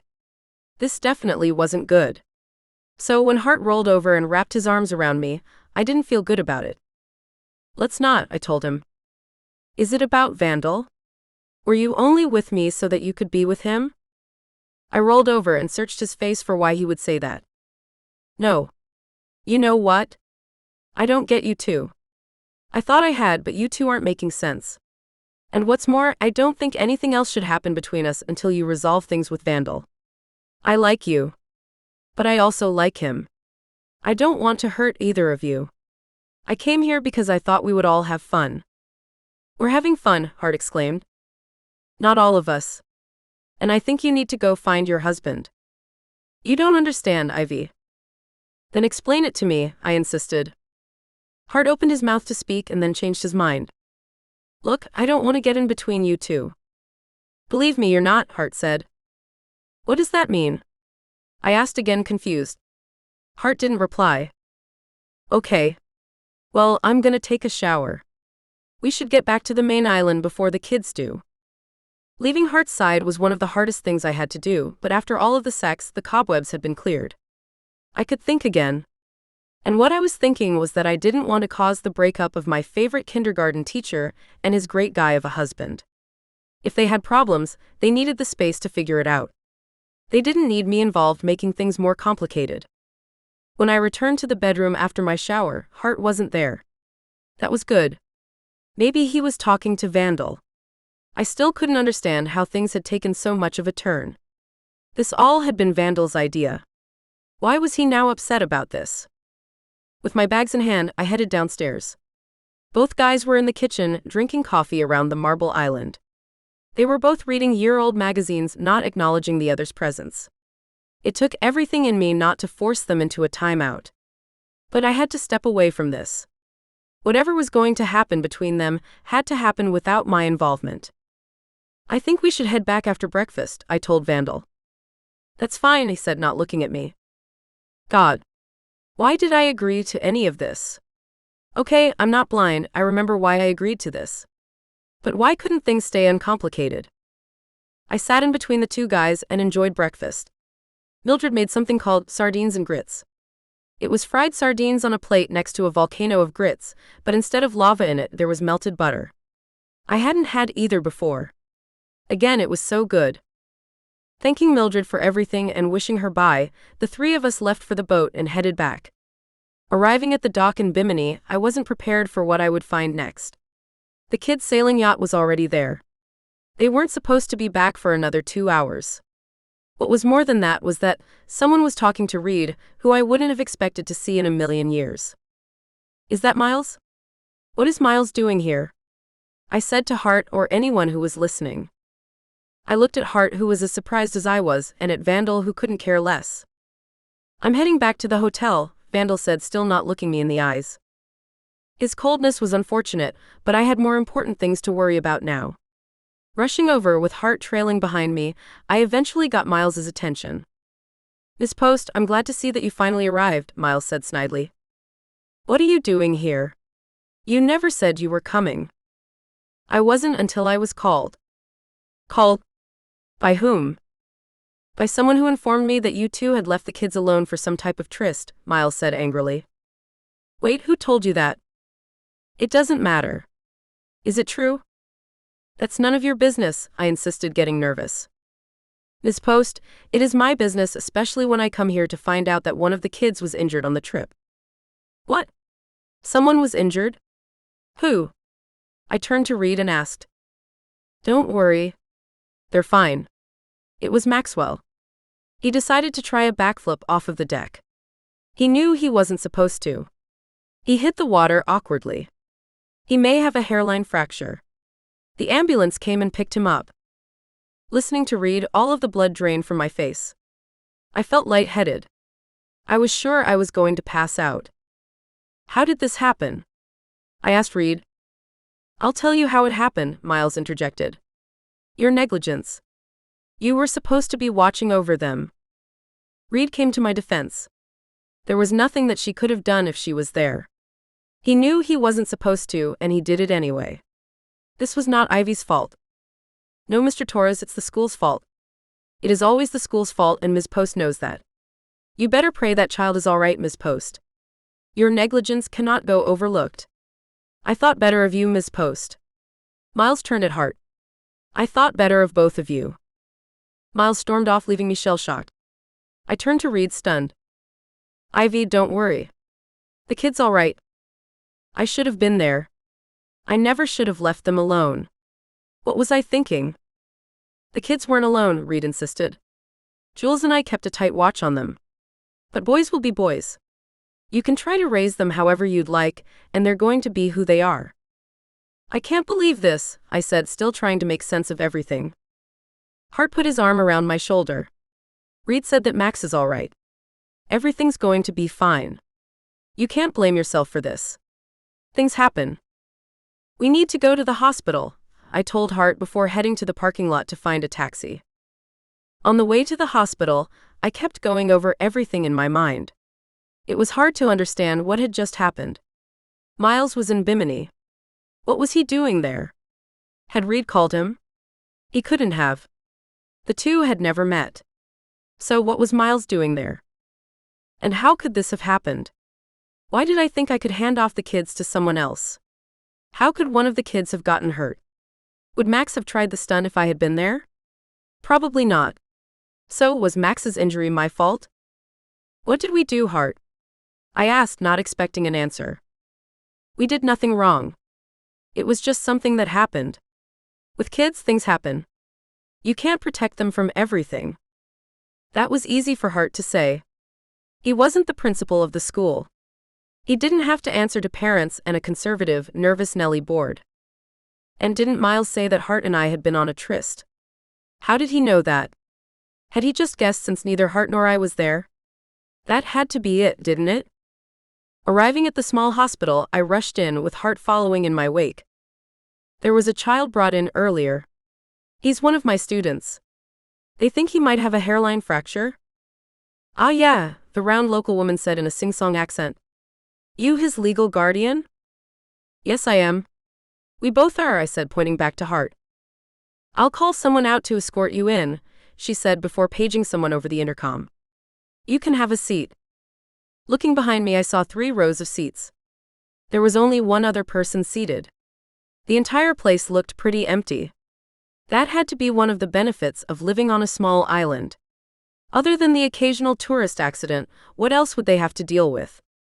When a man in scrubs pushed past the swinging doors and the woman behind the desk pointed him my way, I got up to greet him. Hi, I'm Dr. Lightbourne. Are you one of Max's legal guardians? Yes. Me and Hart. And Miles, right?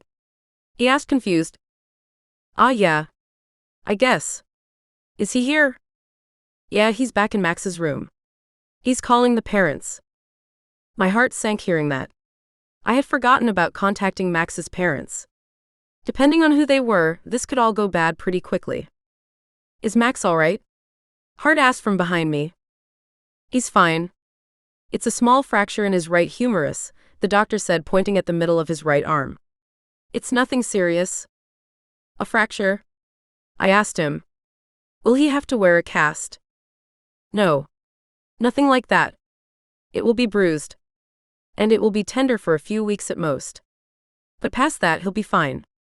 The most he'll need will be a few Advil. Oh, thank God, I said, reaching for Hart's arm. Can we see him? Of course, the doctor said before leading us behind the swinging doors. The place was small and smelled like an overwhelming amount of disinfectant. Other than that, it was a typical hospital. As I passed the nurse and others, they smiled at me. Maybe it had to do with how little people seemed to have to do, but they sure seemed relaxed here. I guess that was another benefit to island life. Entering Max's room, I found him sitting on one of the two beds and Miles standing in the corner on his phone. When he saw me, he gave me an annoyed look and left the room. That wasn't good. Max, are you all right? I asked as I hurried over and hugged him. I'm fine, he said guiltily. What did you do? Hart asked, taking the harder line. I jumped off the deck and landed wrong, he admitted. Why would you do that? I asked him. He shrugged. Hart stepped forward. The important thing is that you're all right. Your arm's all right, isn't it? It hurts a little. Well, that's good. It will help you remember this lesson. And what did you learn from this? Max shrugged again. Come on, Max, think. What could you learn from this? Hart insisted. Not to jump off the boat? That's one thing, Hart noted. But everyone else was doing it. He protested. Ah. And I guess if everyone else was jumping off of a bridge, you'd do that too, right? Max didn't answer. So, what did you learn from this? I shouldn't jump off of bridges?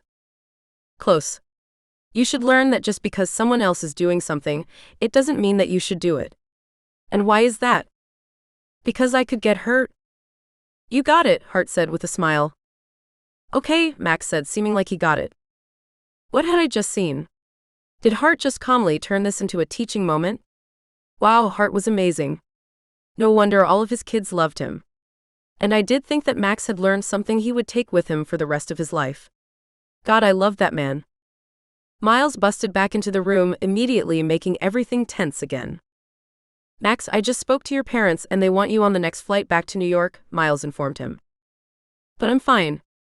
My arm doesn't even hurt, he said, lifting his arm and then grimacing. Doesn't hurt, huh? Your parents want you back. Once you're done here, I'll take you to your room to pack. You can say goodbye to your friends. But I want to stay. Then you should have thought about that before you jumped off the boat. The kid's fine. Let him stay. There are only 2 days left on the trip, Hart suggested. You stay out of this, Miles said, pointing at Hart.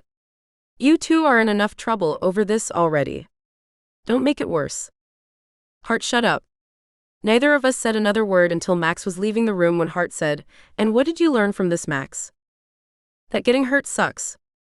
Language, Miles scolded. And as for you too. Max, can you give me a moment with Ms. Post and Mr. Harrington? Max continued into the hall. As he left, my heart sank. I don't know what the two of you were thinking, but things couldn't be worse. Max's parents are among our biggest donors. And Max's mother isn't exactly the let things slide type. The two of you will be lucky if you get out of this with your jobs. But I wouldn't count on it. I'm going to be escorting Max back to New York. His mother insisted. Do I have to come back here to make sure nothing else goes wrong? You two aren't planning to abandon the kids again, are you? We didn't abandon the kids. I insisted. Reed and Jules were there. Yes. But it isn't their jobs to watch after them, is it? I couldn't say anything to that. And really, Ivy, with a married man? Shame on you. I expected better from you. I'm not the crying type, but it took everything in me to not burst into tears. What hurt so much was that Miles had been right. I shouldn't have left the kids. I shouldn't have gotten involved with a married man, even if it was at the invitation of his husband. Everything that had happened had been a mistake. And now I was at risk of losing the job that I loved. Miles left the two of us in the room and we gave him time to go. I didn't want to have to see him again, at least not until things had settled. But what I still didn't understand was how he had gotten here. Had he come from New York? If so, who could have called him? Could it have been a parent of one of the kids? Had one of the kids complained to their parents about us not being there? Hart put his arms around my shoulder, pulling me against him. I had sworn that I would keep my distance from him, but I let him. I needed someone and I had no one else. For so long my life had been my job. Now I was at risk of losing that. It felt like my life was falling apart. Things were pretty quiet between Hart and me on the way back to the hotel. The first thing I did when I got there was look for Quinn. If anyone was going to give an insightful recounting of what had happened, it was going to be that kid. His parents probably couldn't do much better. The story he told turned out to be identical to everyone else's. There was no mystery here. Some of the boys were goofing around whenever the adults turned their backs. Max jumped and landed wrong. That was it. Was anyone upset that Mr. Harrington and I weren't there? Quinn searched his memory and then casually shook his head no. That was good to know, but it didn't explain Miles' presence. From there, things returned to the way things were before the sailing trip. When they all gathered for dinner, I asked them how things went. Aside from Max getting hurt, they all seemed to have had fun. I asked when they had gotten back to the main island, and it turned out to be just an hour before us. Apparently, Miles was there to meet them. The next 2 days continued as the first few had. Hart and I took the kids to their activities and kept an arm's length from one another. How are things with Vandal? I asked him on the last night after dinner. He stared at me like he was trying to figure out what to say. I don't know. Is he still on the island? I haven't seen him. He is. But I've been staying in my other room. Please don't mess up things with him because of me. Vandal's a great guy. I would never have done any of that if I thought it would cause problems between the two of you. Believe me, you joining us was nothing but good. Hart took my hand. Ivy, I have strong feelings for you. But you're married. Not for long. Don't say that, I insisted. It's true. Hart, please don't leave him for me. At least try to work it out. Promise me that. Promise me that you will give it some time and try to make things work with him. He loves you. He really does. You don't know that. I do. We've talked about it. We've talked a lot about it. He loves you.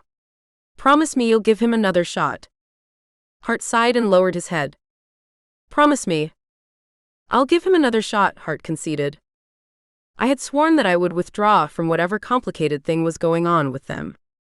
But would I be able to live with myself knowing that I had destroyed a marriage? No. So I wouldn't do it again, but I had to involve myself this last time. I liked Vandal. He was a great guy. He deserved another chance. So much had happened during our trip that by the time we were headed to the airport, I felt like I had aged 10 years. This was the first time I was seeing Vandal since we arrived back from the private island. He was looking at me again, but barely. I still wasn't sure why he was upset with me. He had invited me to go with them to the island. It hadn't been my goal to exclude him from the fun times. If it had been up to me, he would have been much more involved. I had wanted him more involved. In fact, there was a part of me that felt cheated that he wasn't. Being with Hart was unquestionably great. But we're talking about Vandal Scott. Not only was the man gorgeous and sexy, he was hung like a stallion. Hey Vandal, I said the moment we were alone. Hey, he said before walking away. I had really screwed things up. I wasn't even sure how I had done it. At least before this, I could have considered Vandal a friend. Vandal and Hart boarded the plane before me and I passed them on the way to my seat. They were sitting together and seemed to be talking calmly. That was something. Perhaps Hart would work things out with him after all. The thought filled me with mixed emotions. I wanted the two of them to be happy. But I also wanted that happiness to involve me. Buckled up and entering the air, I turned my thoughts to what was going to happen once I got back to New York. I hadn't heard from Miles since he left. I didn't know if that was a good thing or a bad thing. I had 6 hours to figure it out. It turned out to be way too much time to stew. By the time we arrived at JFK, I was so tense I felt like I was going to pop. Plastering a smile on, I led the kids to baggage claim and then to their parents. It all happened without incident. And as if Miles had a camera on me, as soon as the last kid left, I got a text from him. Did you get a text from Miles? I asked Hart. No. Did you? Yeah. He wants me to meet him at school tomorrow at 1 p.m. What do you think that means? Hart asked me. I don't know. My eyes bounced between his and Vandal's. I again had Vandal's full attention. I loved it when he looked at me like that. Staring at them, I knew I should have let them go. I knew I should have just wished them well and then taken the train home. But I couldn't. I was hooked on them. On both of them. Maybe with Vandal it was just a dream, but I couldn't get myself to walk away from them. Do you think we could all talk? The three of us? I asked, looking at Vandal. About what? Vandal asked me. Just everything. Please. I need this. Of course, Vandal conceded. But not now. No. Not now, I agreed. I'm exhausted and way too tense about my meeting with Miles. But I'll be in the city tomorrow. How about afterward? Hart, I could tell you what happened. It might let you know what to expect. Yeah, we could do that, Hart agreed. Sure, Vandal said, looking away. Thanks. Then I'll see you tomorrow. I'll see you then, Hart said, giving me a look. It was a look bubbling over with longing. It was that look that had gotten me hooked on him. He had a way of looking at me that made me melt. I felt like the most important person in the world when he looked at me like that. And here he was doing it in front of his husband. Seriously, what the hell was I doing? The next day, as I prepared to go into the city for my meeting with Miles, I was beside myself. In the middle of the night, it dawned on me that it could be the last time I ever stepped foot in the school. Was that why he wanted to have the meeting there? So he could hand me a box of my things and show me the door. I didn't know, but I hoped it wasn't. Max had been fine. Boys will be boys. These things happened. And when it came to Hart and me, weren't we both consenting adults? Yes, he was my employee and married, and a student had gotten hurt because of our relationship, but... oh God. This was really bad.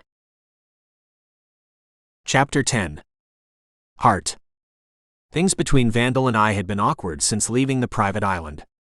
Actually, things between him and I had been awkward since I fled from his bed after we had had sex.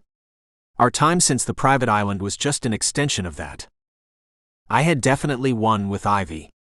I don't know what he was thinking, but that was settled. She wanted to be with me and not him. I should be happy. But why wasn't I? Certainly having my job in jeopardy didn't feel good, but I don't think that was it.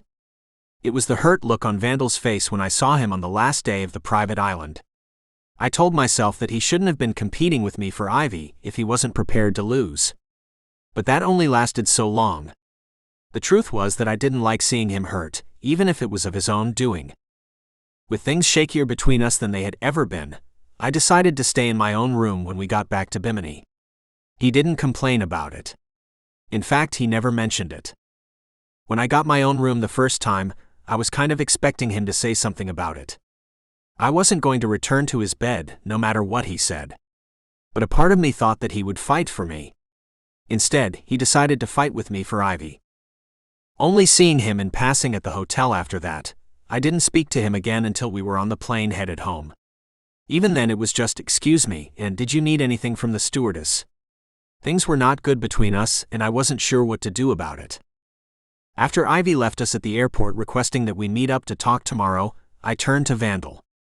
For the first time in a long time, he looked back at me and we just rested in each other's eyes. "Do you think it's worth me taking the train home just to get back on it in a few hours to head to your place?" "It's 2 hours either way," I said to Vandal. "You can stay at my place if you want," he offered. I looked down at my bags. "I already have my toothbrush," I said with a smile. Vandal didn't smile back. He took any opportunity to flash his megawattage. He knew it made people weak in the knees. The fact that he didn't do it now after I smiled at him spoke volumes. He was really upset. "Let's go," Vandal said, headed towards the taxi stand. The 40-minute ride back to his place was quiet. I was beginning to think that this was how things were going to stay between us. Things changed a little once we arrived at his place. I was going to order some food. "Interested in anything in particular?" he asked. "Well, nothing is going to top what we ate for the past 10 days, I said, offering another smile. This time he offered one back. "Yeah, that's true. I don't know if I need any more sky juice, though." "Sky juice? What's that?" "You didn't have any sky juice?" he asked with a hint of playfulness. "No. I had guava juice. Is that similar?" "Yes. But with coconut juice instead of guava, and then mix in some cream, nutmeg, and a whole lot of gin." "So I was pretty close?" I asked humorously. "Yeah, pretty close." Seeing Vandal smile again made me feel good in a way I hadn't expected. I craved more of it. "So how was your trip?" "I don't even know." "It was interesting," Vandal offered. "What were you doing?" "A lot of deep-sea fishing. There was a local bar I couldn't get enough of. Oh, and I learned all of the words to about 10 calypso songs. I ordered a set of steel drums. I'll have to play something for you when they get here. Seriously? Vandal shook his head no. He had been kidding. Well, it sounds like you had a great trip. It was not what I expected. It was not what I had hoped for. But it wasn't bad. That's good. What about you? He asked. I opened my mouth and then hesitated. The truth was that I spent most of my trip frustrated with him. First, I had been unhappy that he decided to come. Then I was upset that he went cold after starting off hot. And then I was mad that he didn't help with the kids. And then there was whatever that was on the private island. It was fine, I told him. Only fine. There were a few challenges. You mean when Miles came? Vandal suggested. Yeah, that and other things. Vandal looked down and went silent again. He didn't say anything else until. I'm ordering some Indian. Are you okay with that? That's fine, I told him, sad to see his mood change. I hadn't meant to do that. Okay. You can take the room with your name on the door. I need to take a shower. And with that he took his bag and left. I put my bags in my room and returned to the living room waiting for him to return. He didn't until he answered the door for the food. Spreading everything out on the table, he grabbed a plateful and headed back to his room. You don't want to eat it out here? I asked him. Take what you want. You can put the rest in the fridge when you're done, he replied, and then stayed in his room for the rest of the night. The next morning, I sat in the living room thinking that he would never leave his room again when he came out looking for me. It's past 1. Did Ivy call you about when and where? Not yet. Vandal, are things going to be okay between us? Do you care? He replied snidely. Of course I care, I told him. Really? Because honestly, sometimes it's really hard to tell. He was about to return to his room when I said, You didn't actually answer. Are things going to be okay between us? I guess that's up to you, isn't it? Like always. He turned and left. His words didn't leave me with a good feeling. As much as I wanted to deny it, nothing he said was wrong. I might have been a little all over the place when it came to Vandal. I don't know why that was. I was kind of hoping he hadn't noticed. I guess he did. I was about to yell to him that I wanted to talk about this when I got a text from Ivy. I read it and yelled. Ivy is asking if she could meet us here. That's fine, he yelled back from his room.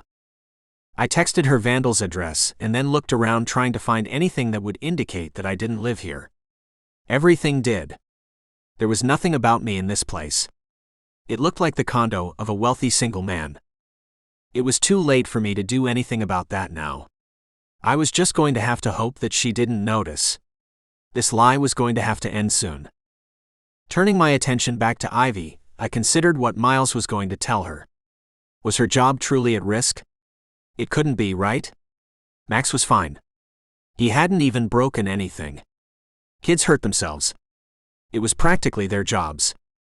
And was Miles going to make a big deal about Ivy and my relationship? Yes, it was never a good idea to date your boss, but the school didn't have any special rules against it. And what proof did he have about where we were and what we were doing in either case? He had nothing. He was probably just guessing. He couldn't do more than just warn us if he was basing everything on a hunch. Pushing my fears aside, I scoured the cupboards for things I could offer Ivy when she got there. Vandal really did live like a single guy. I could understand him not cooking. Who wouldn't take that option if they had it? But the man had nothing in his cabinets except plates, glasses, and alcohol. There was no way Ivy was going to believe that I lived here. This was going to be a lot harder than I thought. She's on her way up, Vandal said, re-entering the living room. You realize that the only thing you have in your kitchen is alcohol, right? I asked him. That's why God invented delivery, he quipped without his usually accompanied smile. He looked tense. Why that was, I wasn't sure. What the hell was going on with him recently?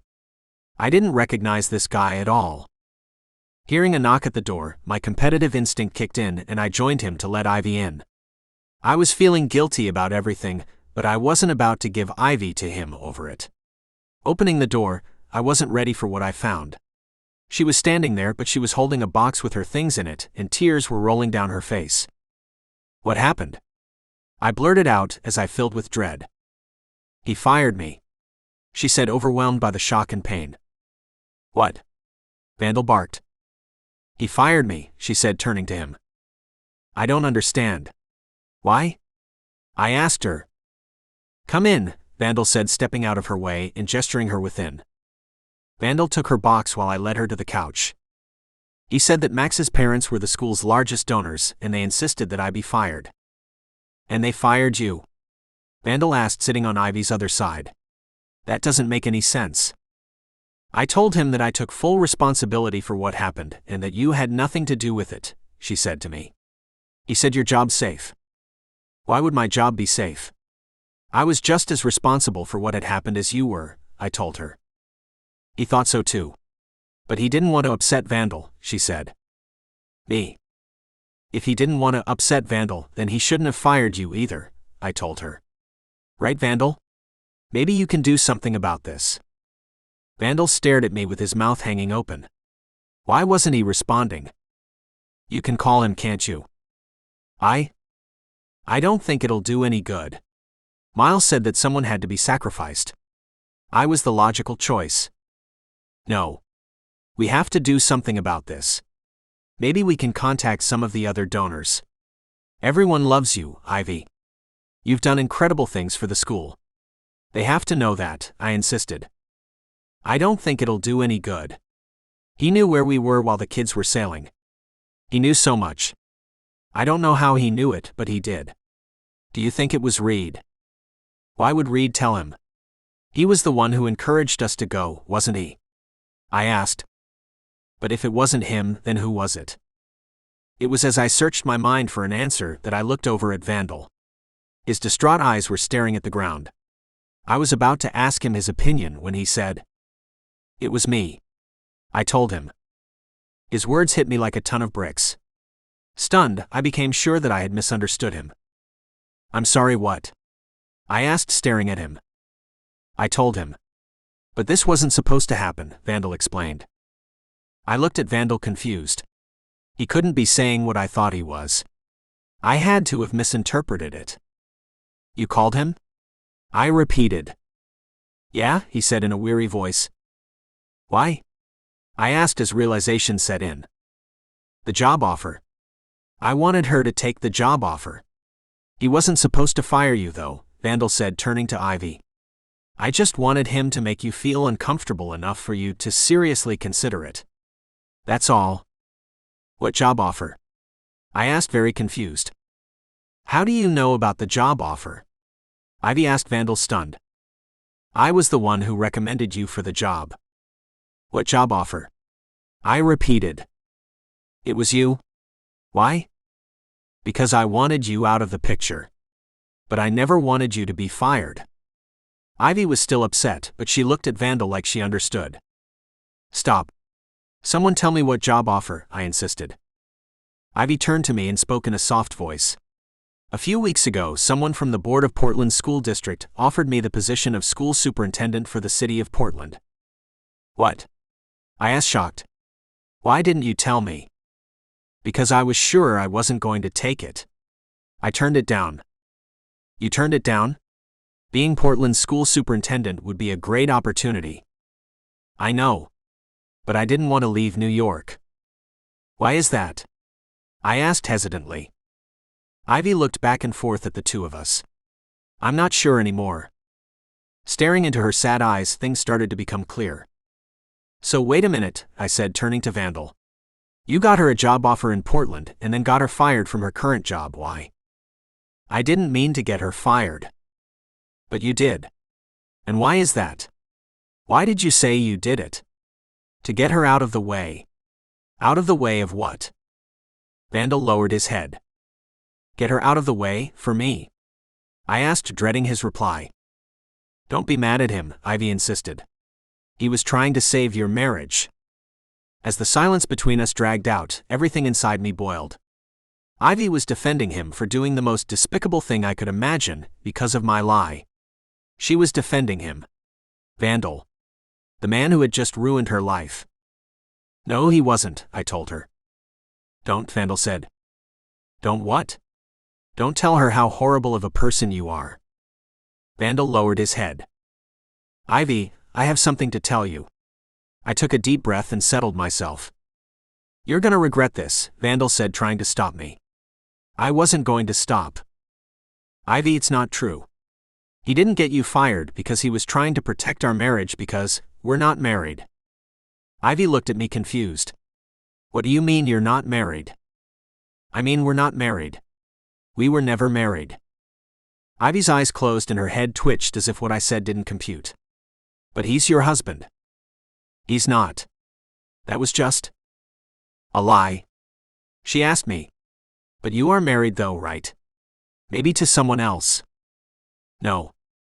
But Miles told me you were. He said that you told a student you were, and then you told me you were. I never said that to the student. It was a misunderstanding. And then when I was about to tell you what happened, you told me that you put your job on the line defending my husband.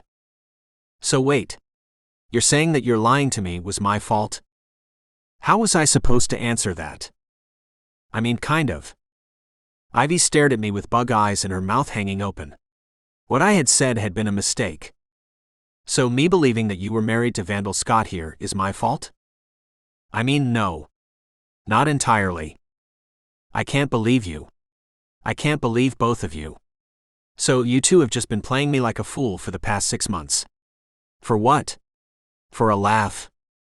You know that's not true, Ivy, I told her, trying to take her hand.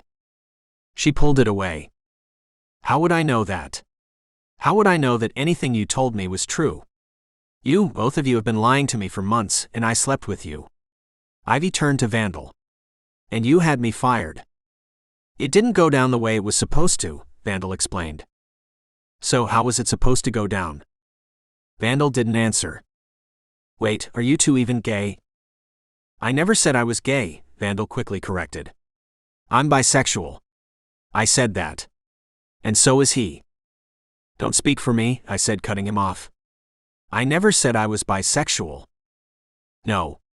You said you were gay, Ivy pointed out. Which is it? Neither. I'm straight. Ivy, you were there. The two of us were together. I have feelings for you. I told you that. Do you have feelings for me? Because from where I'm sitting, you spent the last 6 months lying to me, and then you slept with me under false pretenses. That shut me up. There was nothing I could say to defend that. You weren't supposed to find out like this, I said, resting my head into my hands. Really? Ivy protested. Then how was I supposed to find out? Because you were the one who told me. I don't want to talk to you again. I'm done with both of you, Ivy said, getting up and grabbing her box. I hate you both, Ivy concluded before heading to the door and stepping out of my life. I was devastated. I could barely believe that any of it had happened. It was like a nightmare I couldn't wake up from. And looking around to regain my bearing, my eyes met Vandal's. He was blankly staring at me. You got her fired? Why? Why would you do that? I told you, she wasn't supposed to be fired. I was just trying to make her reconsider the job offer. How was I supposed to know that that kid would get hurt? So you're blaming Max? Vandal didn't answer. What I still don't understand is why you would do that. What possessed you to do any of that, the job, calling Miles, any of it? The same thing that got me to travel 8,000 miles to attend your PTA meeting and pretend to be your husband. I shook my head, having no clue what he was referring to. I did it for you, Hart. I did this all for you, he exclaimed. No, you didn't do this for me. You did this for yourself. I did this because I'm in love with you. That's why. And I've always been in love with you. You were the kid in my story who I almost killed myself over. You are the man who I could never forget. I wanted to get Ivy out of the way so that you could see me. That's all I wanted, Vandal said with a tear rolling down his cheek. I just wanted you to look past her for a moment and see me. Well, I see you now, I told him. And you make me sick. I could practically hear Vandal's heart break. I hope it hurt. It was supposed to hurt. I hated everything about him at that moment. He needed to know that. Nothing he had done had won me over. It had only pushed me away. How fucking dare you? Vandal said to my surprise. What? How dare you act like all of my feelings for you came out of nowhere, and you are just some innocent victim in all of this? What are you talking about? I asked, truly not knowing where this was coming from. You slept with me. Okay. That was a mistake. I told you that? Did you? Yeah, I did. And then you continued to pretend to be married to me. You could have ended it at any time. I couldn't have. You know that. You couldn't? Why not? He tested. Because you got yourself on the committee, I told him. And how would that have stopped you from pretending to break things off? You had months to do it. I wasn't sure what to say. I didn't want to disappoint Ivy, I told him. Is that why you cuddled with me in the Bahamas the night we got there? I did it while I was sleeping. You can't blame me for that. What about the second morning? I know you didn't do it in your sleep that time. How did he know that? He was right. But I didn't think that he knew. Yeah. I was asleep then too, I lied. Is that also why you got your own room? Because you kept cuddling with me while you slept. Every hair on my arm suddenly stood on end. I needed to put an end to this. You know what, Vandal, fuck you.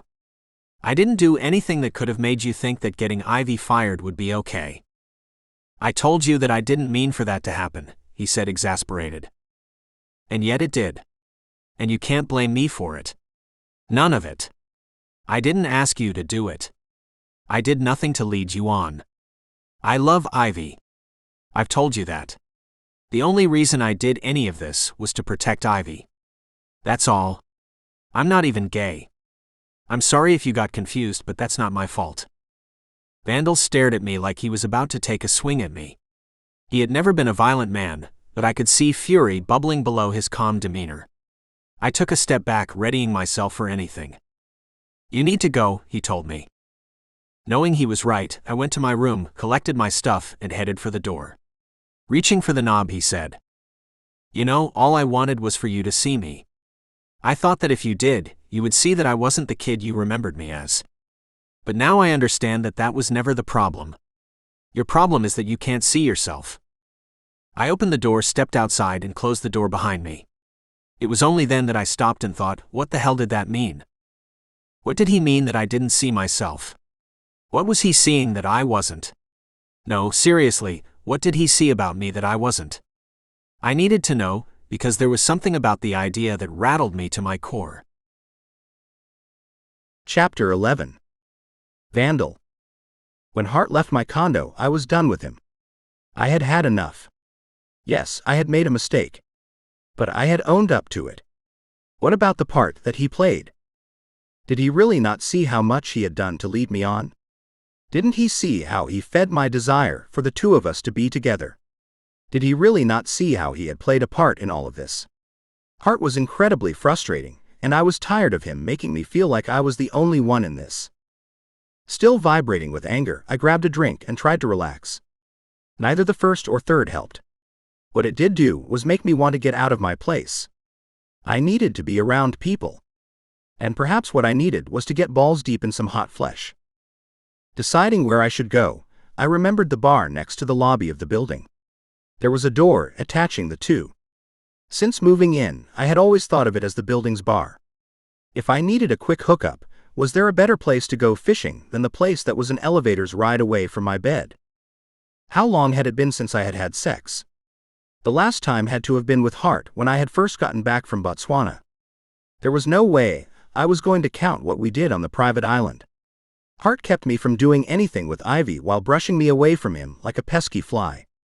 The whole thing had made me feel like shit. Did he not consider how that would make me feel?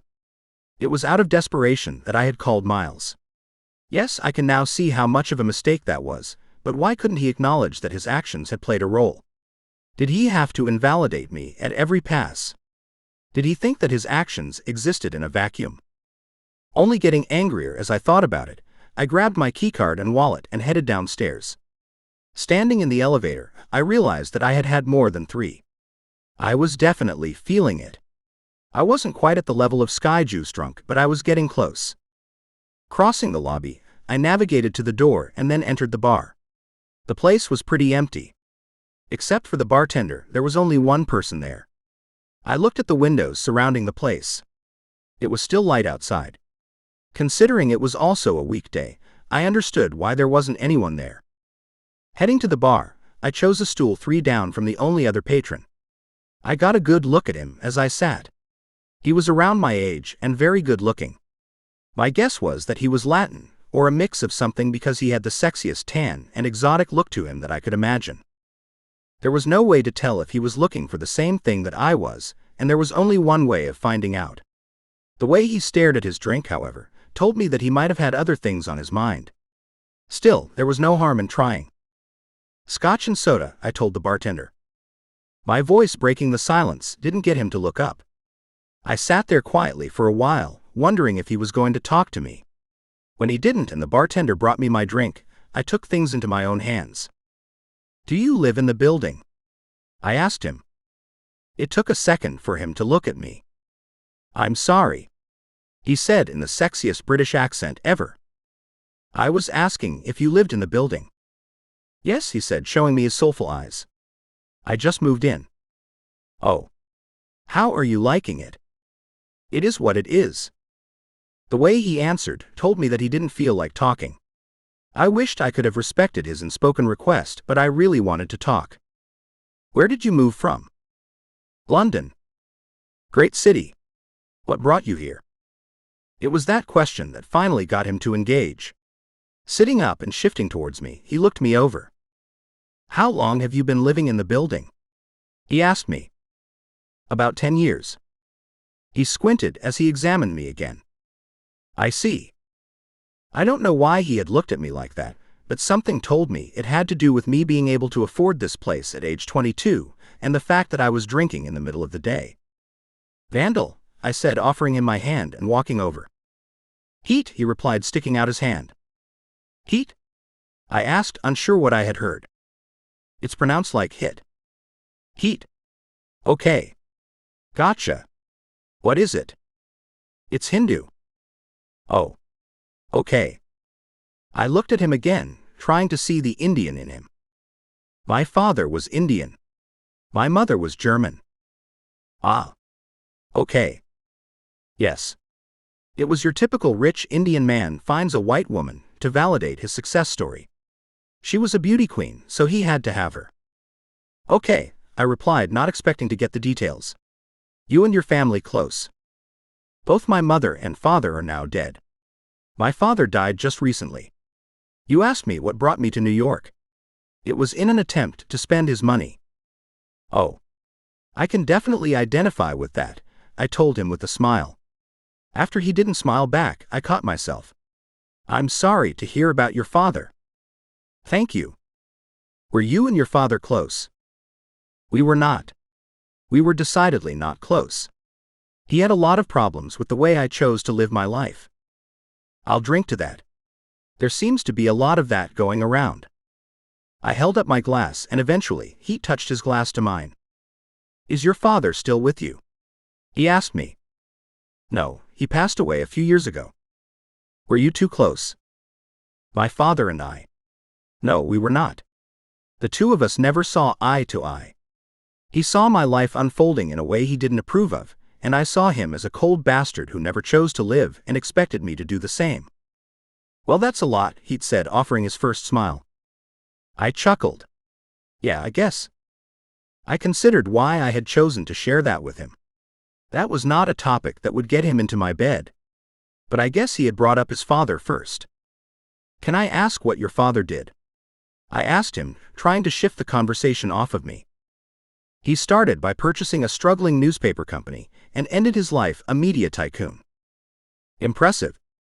"Yes." "What about your family?"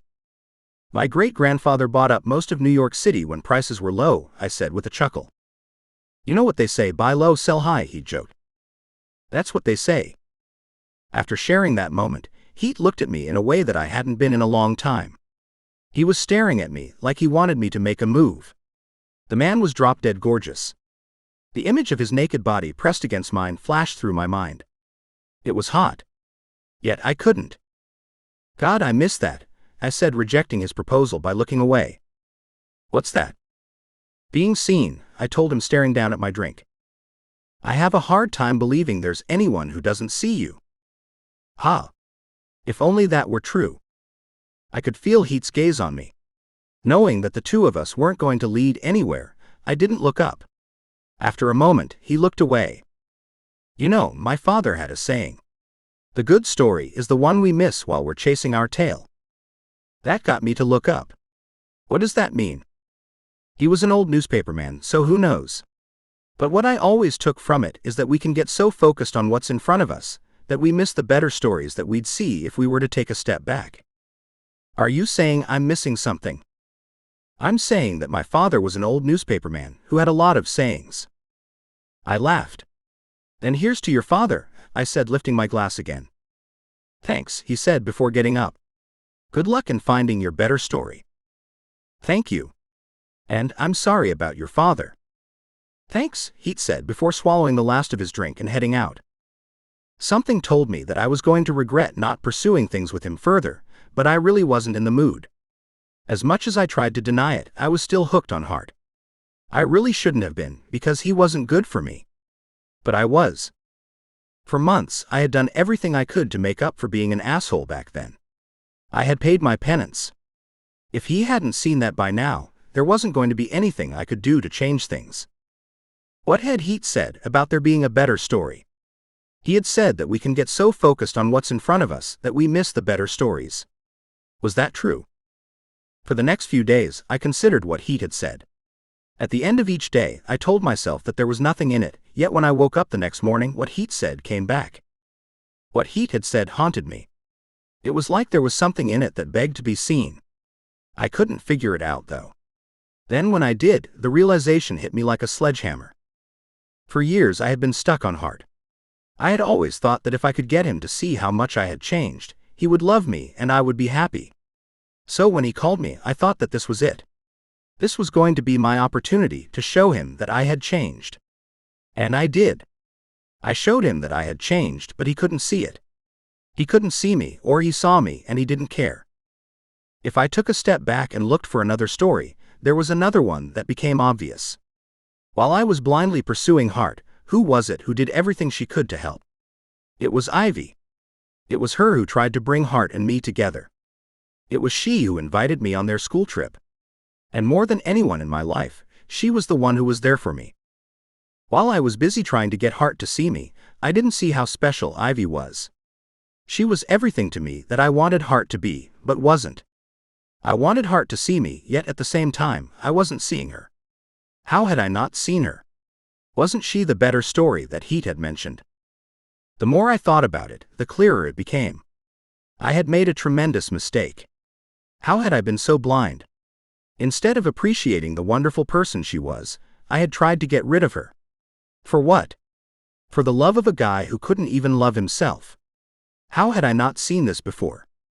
Ivy was the one I should have been seeing all along. Having realized my colossal error, I wasn't sure what I was supposed to do next. I had destroyed Ivy's life in my pursuit of Hart. She had to hate me. Would I blame her if she did? No, I deserved it. But having realized that Ivy was the best thing that had ever happened to me, I couldn't just walk away. I had to do something. I just didn't know what. As the days passed, my options became clearer. The only thing I could do was apologize. Or at least I could try. How would I do it, though? I could find out where she lives and talk to her about everything. Was that too much? Maybe it was. The best thing I could do now was give her a call. Assuming that she didn't block my number, calling would be the best bet. Would she pick up? I didn't know. All I could do was try. Staring at my phone, I entered her number. It rang. The ringing went on forever. When it stopped, it was followed by a click. Chapter 12. Ivy. How had I been such a fool?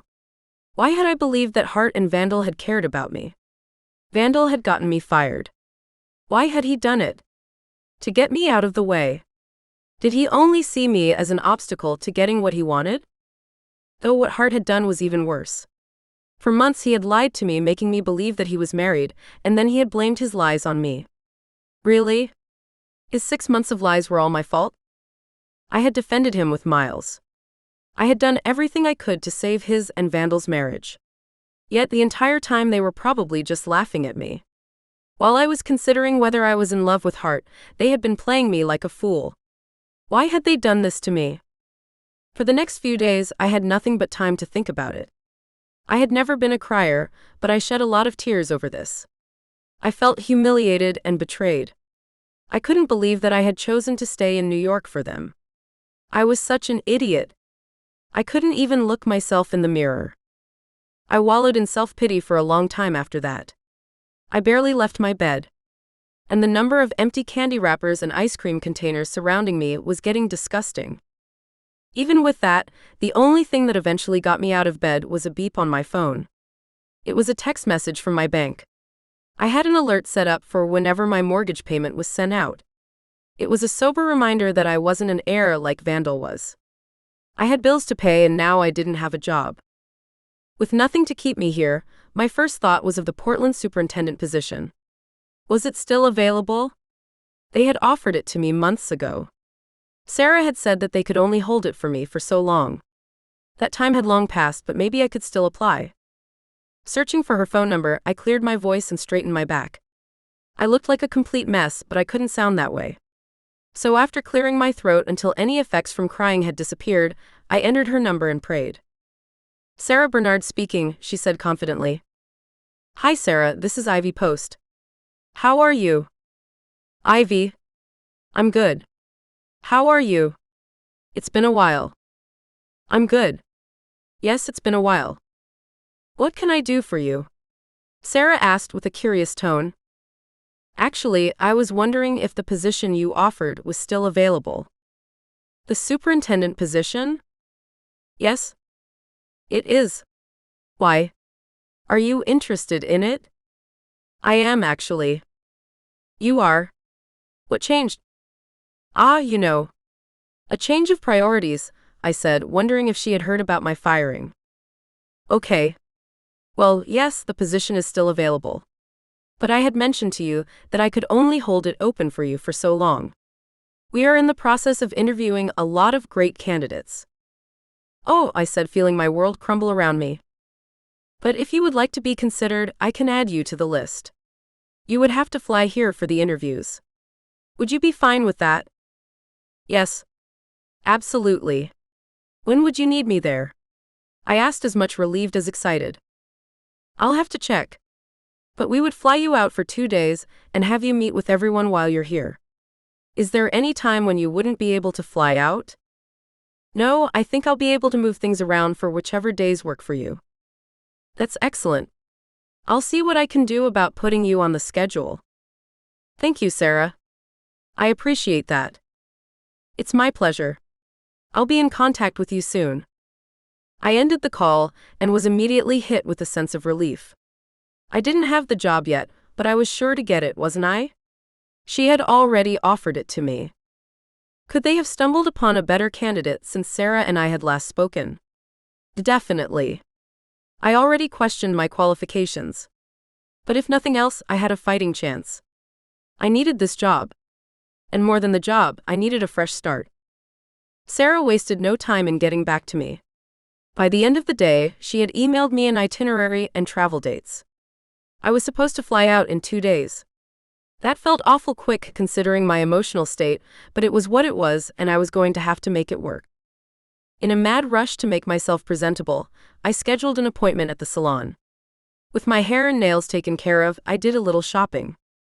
I wasn't sure I needed anything, but having a few outfits that weren't going to remind me of Hart wasn't going to hurt. Plucked and teased into shape, 2 days later I was ready to go. Taking the train to the airport, I went over my answers to the questions that I would ask if I was the one interviewing a candidate. I knew what I would say when asked what I would bring to the job. I also had an answer if someone asked me about the last sacrifice I made to help someone under me succeed. It was to have a threesome with their pretend husband. Perhaps I wouldn't phrase it exactly like that, but the answer was sure to be a winner. Flying into Portland, I took the train from the airport and then a taxi to the hotel. The place they put me in was nice. I had traveled all day and had only had time for dinner. But dinner hit the spot, and exhausted more than I thought I would be, I climbed into my bed and quickly fell asleep. Early the next morning was when the interviews began. My first meeting was with Sarah. That one felt more like a conversation. She asked more in-depth questions about why I had changed my mind, and I did my best to sanitize my answers. After an hour, the interview was done. After Sarah was a second person and then a third. The fourth and last person for the day was with someone who wasn't on Portland's school board. Sarah didn't make clear what his position was, other than saying that he was an influential community leader. Okay. Bring him on. I was on a roll. There was no stopping me now.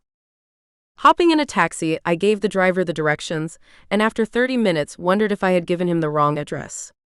We were driving into the hills. With so many trees around, it felt more like a place to bury a body than conduct a job interview. But when we arrived at the 3-story glass-covered mansion overlooking the city, I lost my inhibitions. "Hi, Bradley Morrow," the strikingly good-looking man who greeted me said. "Ivy Post," I said, feeling a little weak in the knees. I didn't mean to find him unbelievably attractive, but I did. If he was planning on burying my body somewhere, I was hoping it would be in his sheets. "Nice to finally meet you, Miss Post. Would you like to follow me in?" "Please. And Ivy's fine. And you can call me Bradley." "Nice to meet you, Bradley," I told him, trying to hide how nice I thought it was. "How has your day been going?" he asked as he led me to his incredible home. "It's been good. Everyone's been great. It seems like it's a lot more relaxed here than in New York." Bradley laughed. "I think that's safe to say." We entered a glass door that led to a foyer. The place was the most magnificent place I had ever seen. It reminded me of somewhere I had seen in a movie. It was the type of place Iron Man would live in. And the view in every direction was breathtaking. Below me was a tan marble floor. Ahead of me were chrome pillars. And the place was decorated with tan and chrome furniture throughout. The living room, which was in front of us, had a 12-foot ceiling. The sitting room, which didn't have a second floor above it, was in front of a glass wall. Outside of the glass wall was a pool. And beyond that was the hill's tree-covered downslope and the entire city. "You have an amazing home," I told him, awestruck by it all. "Thank you. I take no credit for it. All credit belongs to my better third." I wasn't quite sure what he had meant by that, but I let it go with a smile. After he escorted me to the dining room table, I sat. He offered me a drink. "Water's fine, thanks," I told him. He paused. "I'm going to be honest with you. This interview is just a formality. As far as I'm concerned, you already have the job." "I do." "Yep. I was the one who had insisted on offering you the job in the first place. So if you want more than water, feel free. I'm sure it's been a long day." "Oh. Okay," I said, unsure how I was supposed to respond. "I guess I'll have what you're having." "Then how's a beer sound?" "Great," I told him, knowing he wouldn't need the alcohol if he wanted to get me into his bed. I watched Bradley walk away and admired every second of it. He was a sexy, sexy man. How wasn't there a ring on his finger? As Bradley handed me the beer and sat across from me, I asked him the question that I had had since the moment Sarah had first approached me. "You said that you were the one who got them to offer me the job?" "That would be me." "Why?" "You came highly recommended," he said with a beaming smile. "Recommended by whom?" "Vandal Scott," he said casually. Hearing his name unnerved me. "How do you know Vandal?" I asked him nervously. "I own the Portland Major League Baseball team. Vandal is part owner of a New York football team. There aren't a lot of league owners around, so with us both making the rounds in New York, we got to know each other." "Oh," I said, not knowing that Vandal was part owner of a football team. "How did that not come up?" "You own the baseball team?" "I do." "Wow. What's that like?" "It has its ups and downs. But let me ask you about you. I need to know why Vandal was so taken by you.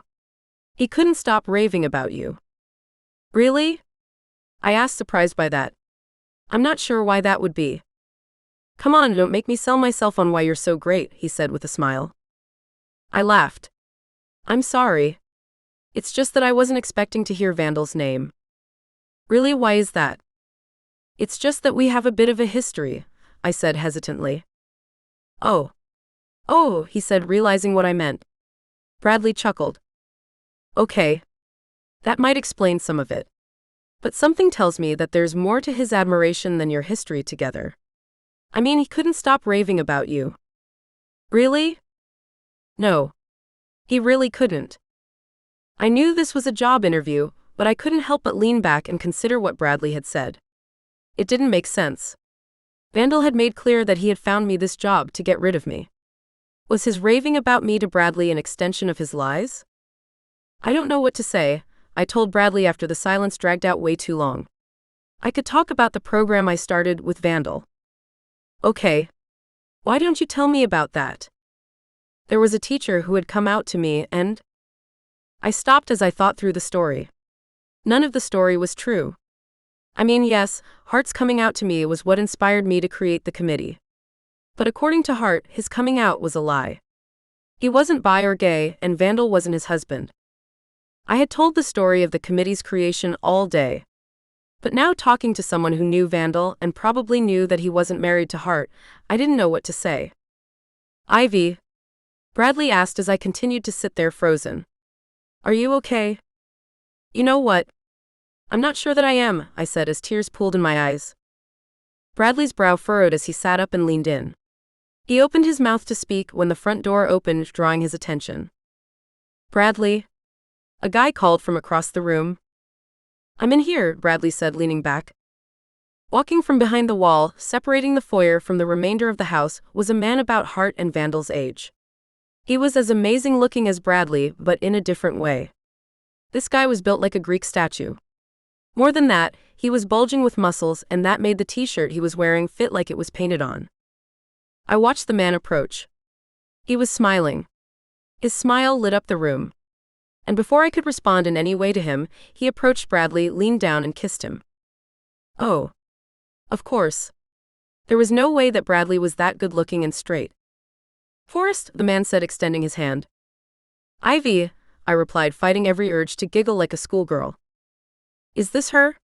Forrest asked Bradley. Yes. We were just in the middle of the interview. Really? He said, looking at me again. Then don't let me interrupt, he said, before pulling out a seat next to Bradley and sitting down. Bradley gave me an awkward smile. Forrest is my partner. He then yelled, Lexi, are you there? Yeah.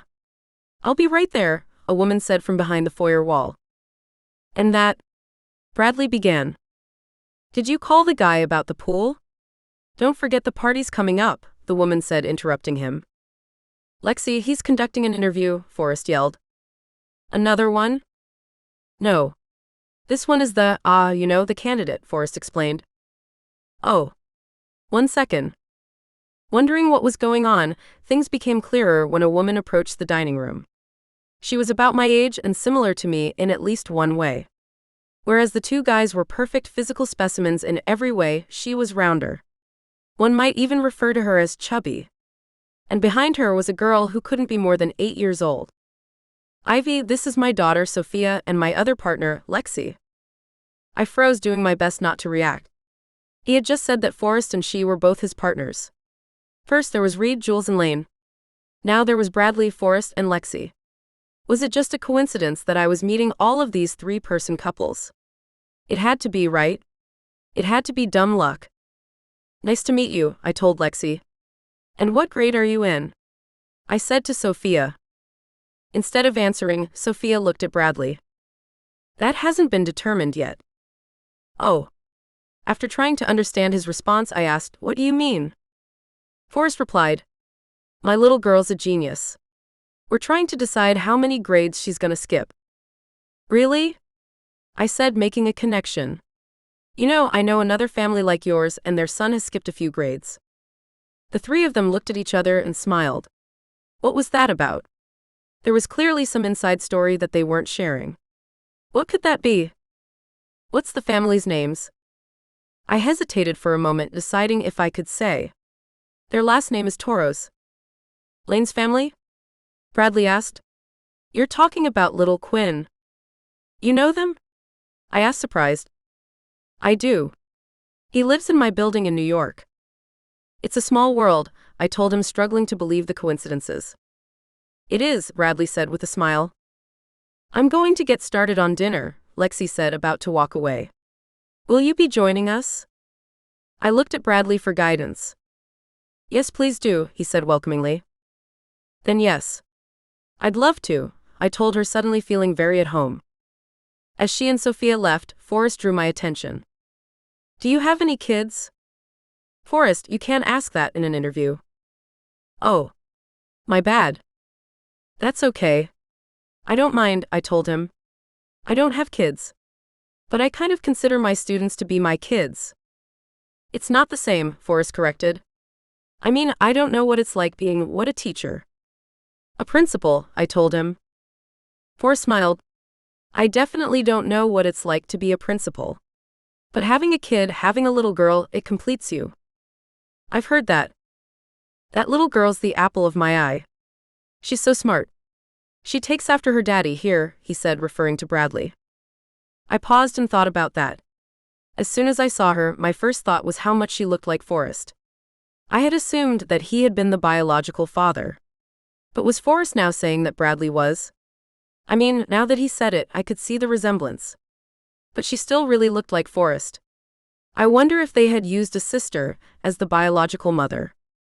Deciding to skip a grade must be a hard decision, I empathized. It is, Bradley replied. We're weighing her educational needs against her ability to make friends. How would you suggest we handle it? That's tough because every child is different.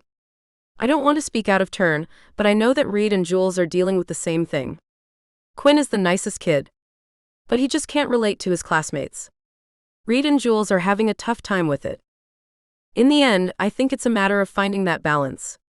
You have to figure out the minimum. Sophia needs to feel intellectually stimulated, while figuring out the widest gap where she will be able to make friends. Yeah, Bradley acknowledged. That's been hard to figure out. She's already skipped 1 grade. And her teachers are saying that she could skip 2 more. Wow. That's... I thought before I spoke. Skipping 3 grades is a lot.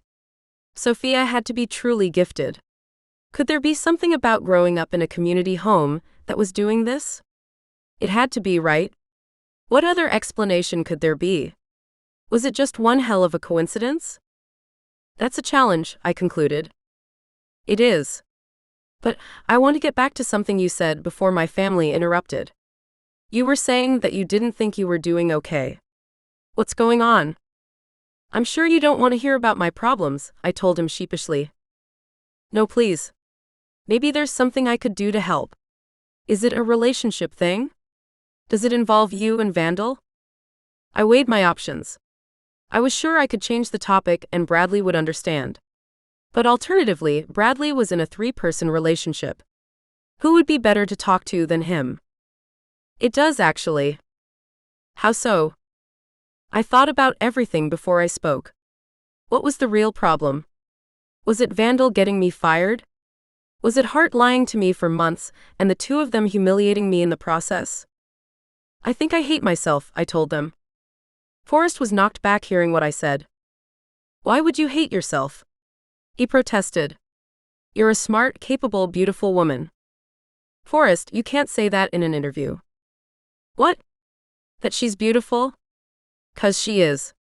She's got to know that already. I'm just stating the obvious. Yes, but it's not something you can say, Bradley said as he squirmed. That's okay. I don't mind, I said with a half-hearted smile. See.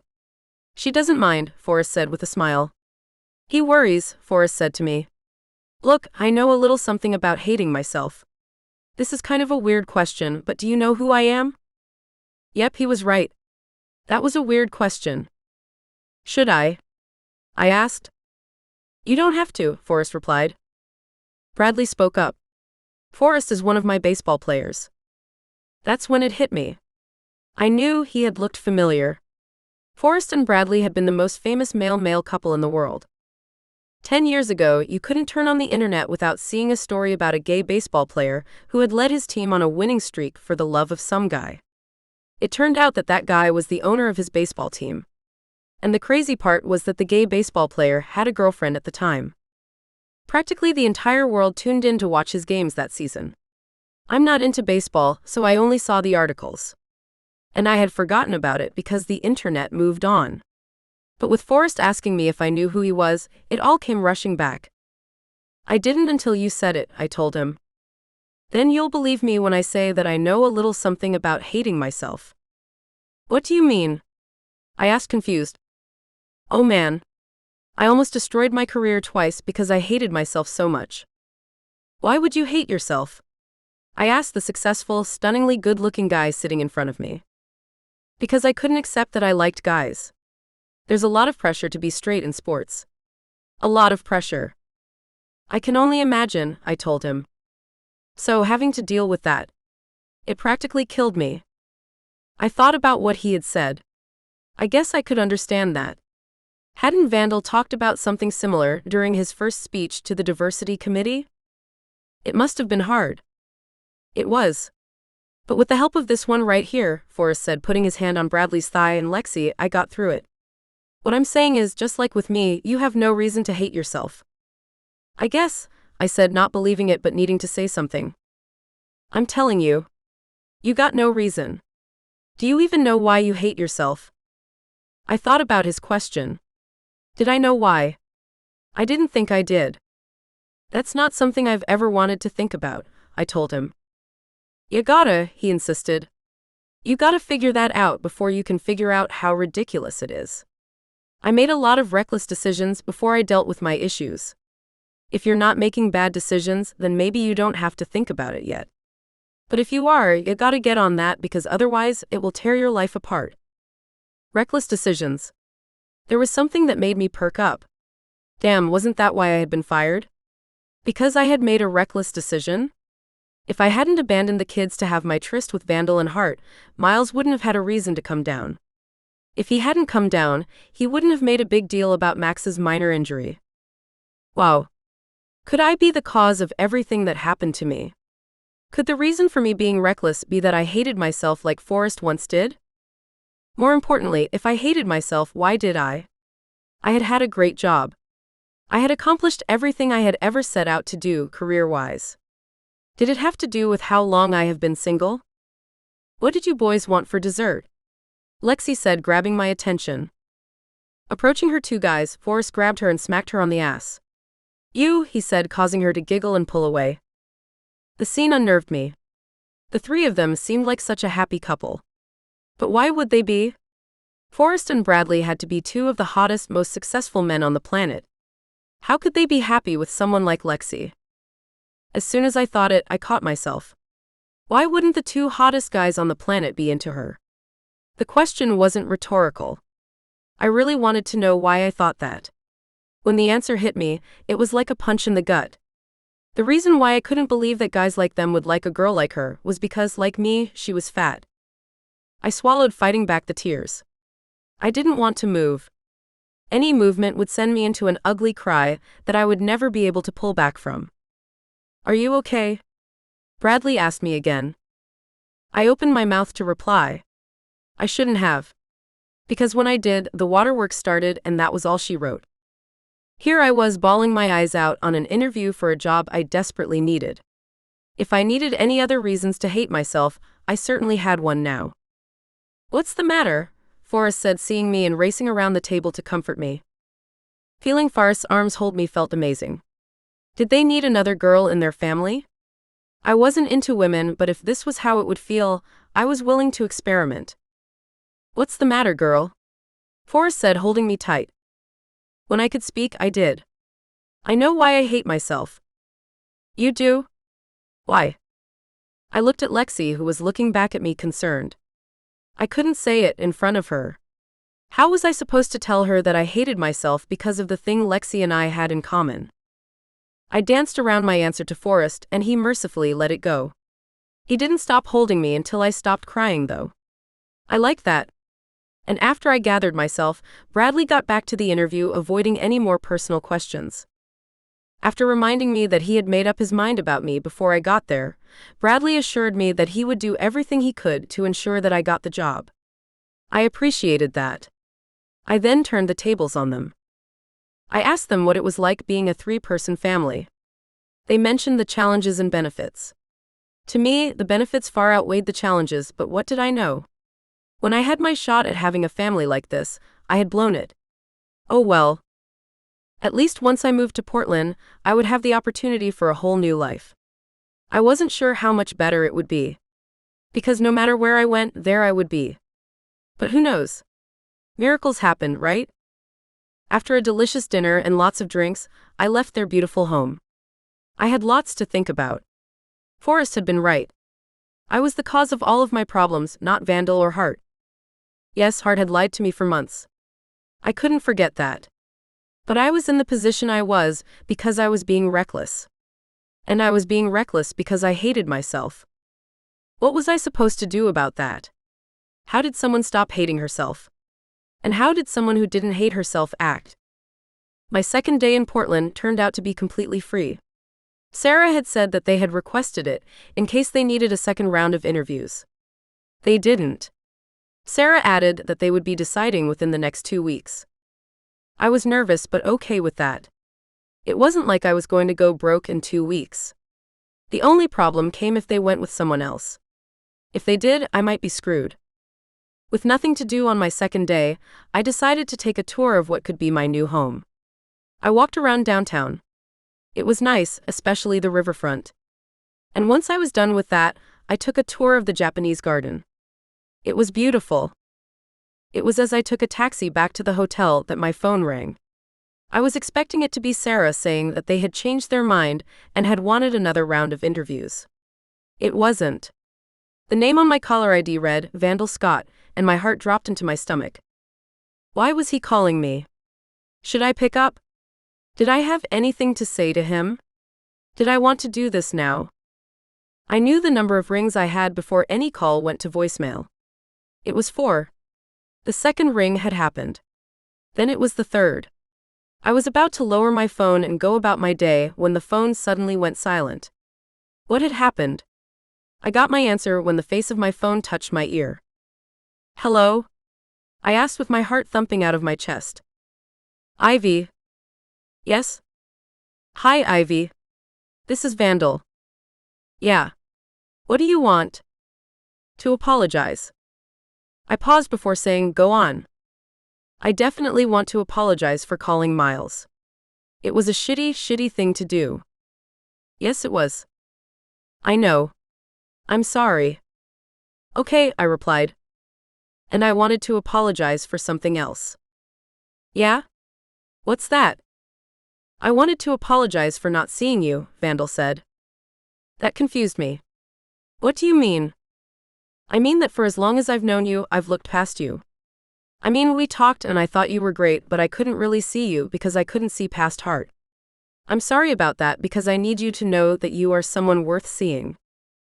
Go on, I told him, open to hearing more. You are the most fantastic person I have ever met in my life. I can see why Hart fell so hard for you. Don't talk about Hart, I told him. You're right. There's no need to talk about him ever again. You are the one I should be talking about, and you deserve it. You are the most impressive person I've ever met, Ivy. I mean it.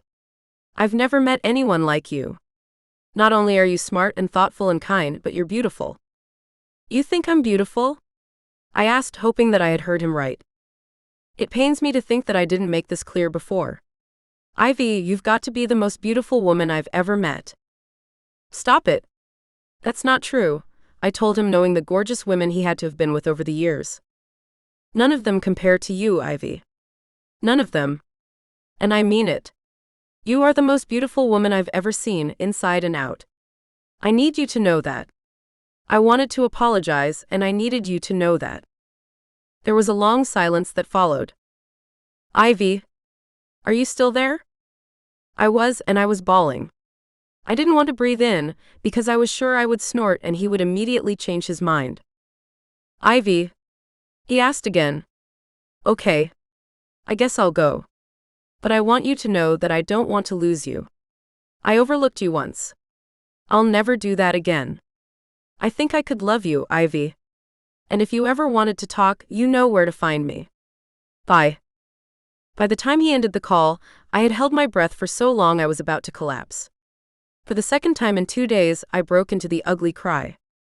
I didn't know how someone stopped hating herself, but hearing Vandal say stuff like that couldn't hurt. After that, I couldn't wait to get on the plane and head home. My flight was at 8 p.m., and I was at the airport 3 hours early. The entire flight home, I couldn't stop thinking about Vandal. And when I touched down in New York, I collected my bags and headed one place.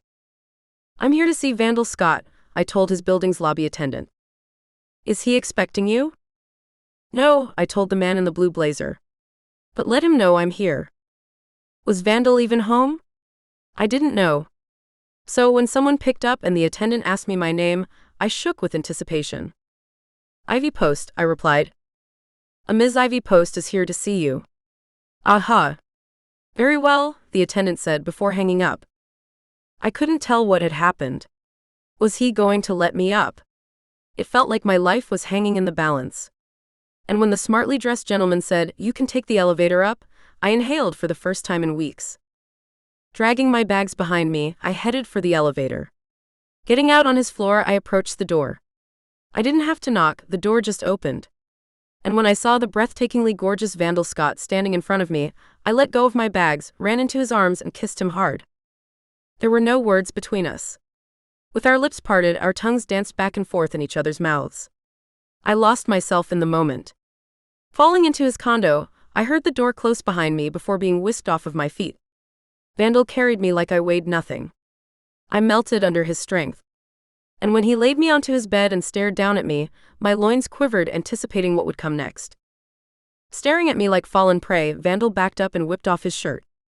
His abs rippled as he moved. Unbuttoning his jeans, they rested on his hip bone. Vandal was the sexiest man I had ever seen. I wanted him more than I had wanted anyone. I inhaled deeply as Vandal approached the bed with purpose. With his legs straddling me, he unbuttoned my blouse. He ripped it off of me. He was rough and like an animal. Gripping my chin, he pushed back my head. With my neck exposed, he kissed it. I couldn't believe how sensitive my skin was. I felt every groove on his soft lips. The sensation set my body on fire. Still gripping my chin, he reached his free hand behind my back and unlatched my bra. Before I knew it, it was off. I wanted to see his eyes as he examined my breasts, but he wouldn't let me. My desire to see was overwhelming, and his refusal set every one of my nerves on end. Beautiful, he said as soothingly as warm honey. So beautiful, he growled, causing my feet to dance. When his mouth consumed my...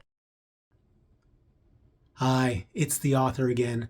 Yeah, more steamy things are happening. And just as a reminder, if you'd like to get a version of this book with the steamy bits still in it, narrated by me, you can click on a link in the description below and sign up for a free trial and get the book for free. So please consider that. Otherwise, continue listening.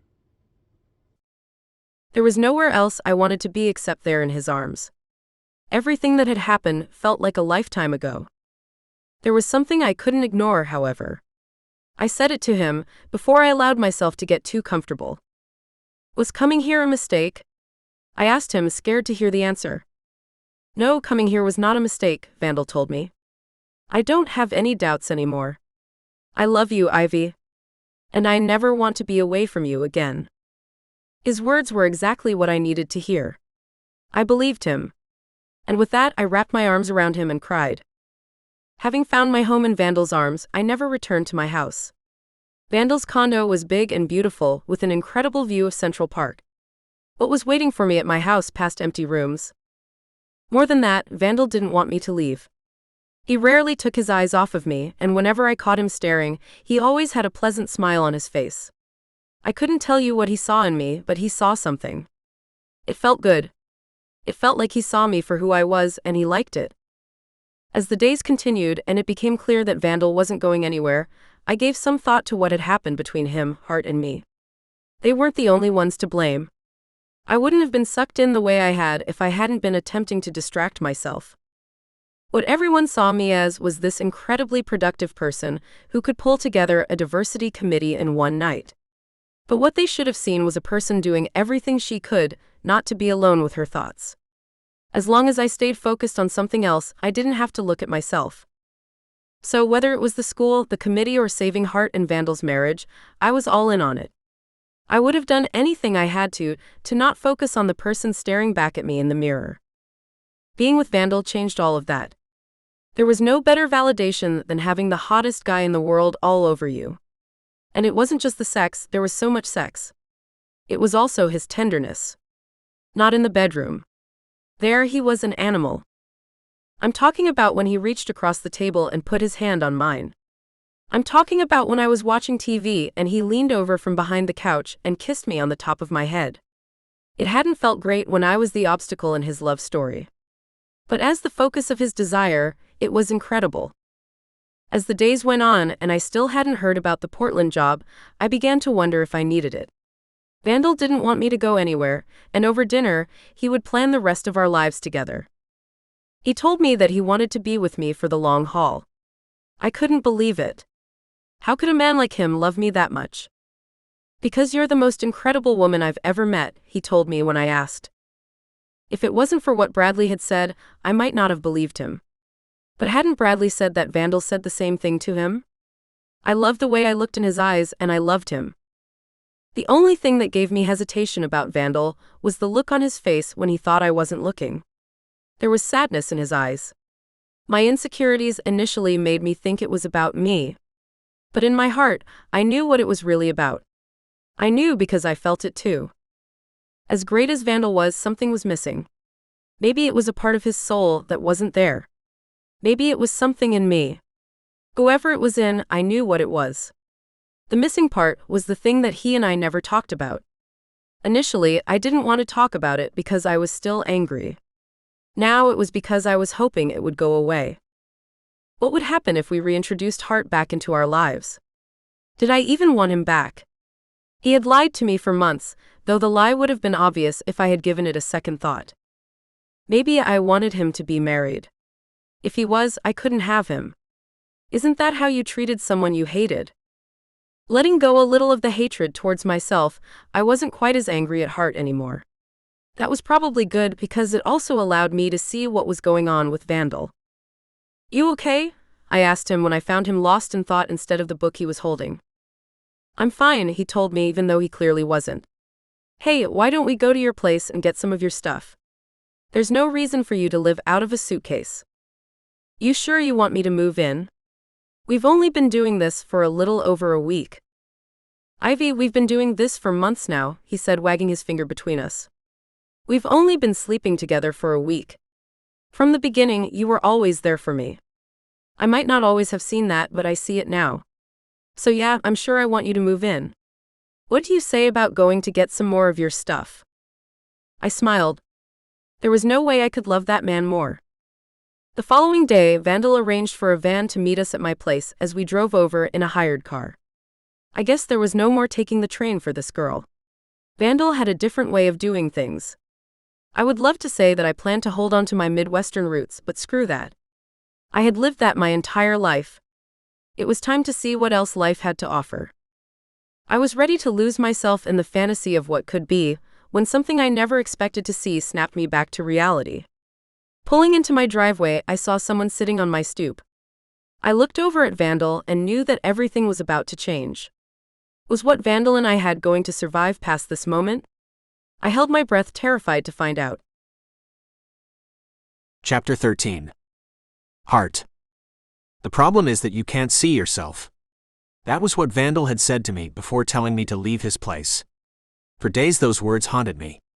What had he meant by it? What did everyone see when they were looking at me? What was I missing? That wasn't the only thing I thought about, though. I also thought about Ivy. She hated me and I couldn't blame her. How could I have let the lie go on for so long? I should have told her the truth before we had slept together. But I was scared to. I saw the way she looked at Vandal. She really liked him. I felt it from the first day they had met. Would she still want to be with me if Vandal wasn't there?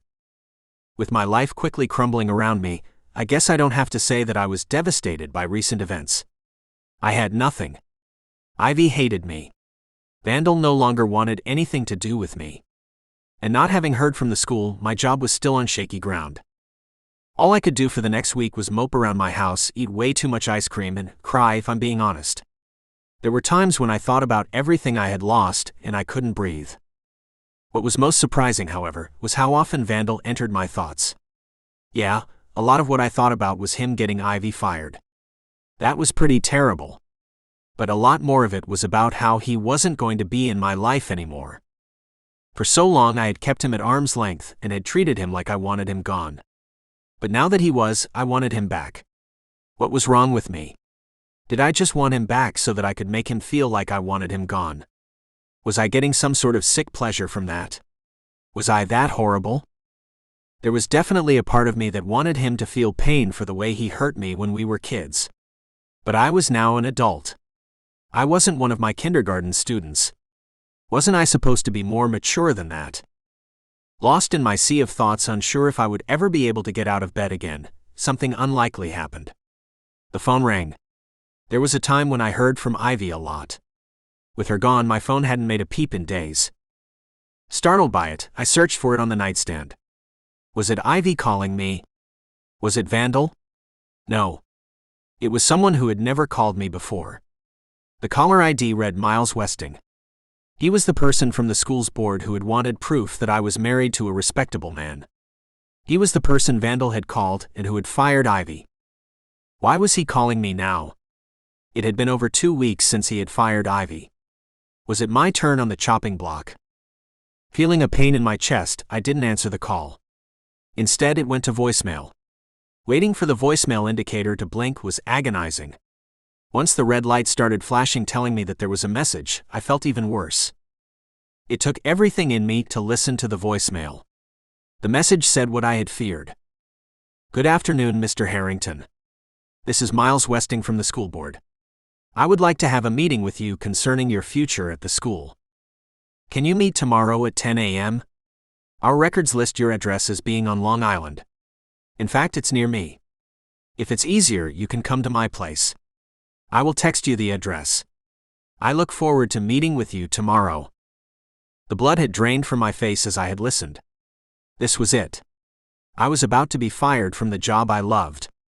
I didn't understand how I had ended up in this position.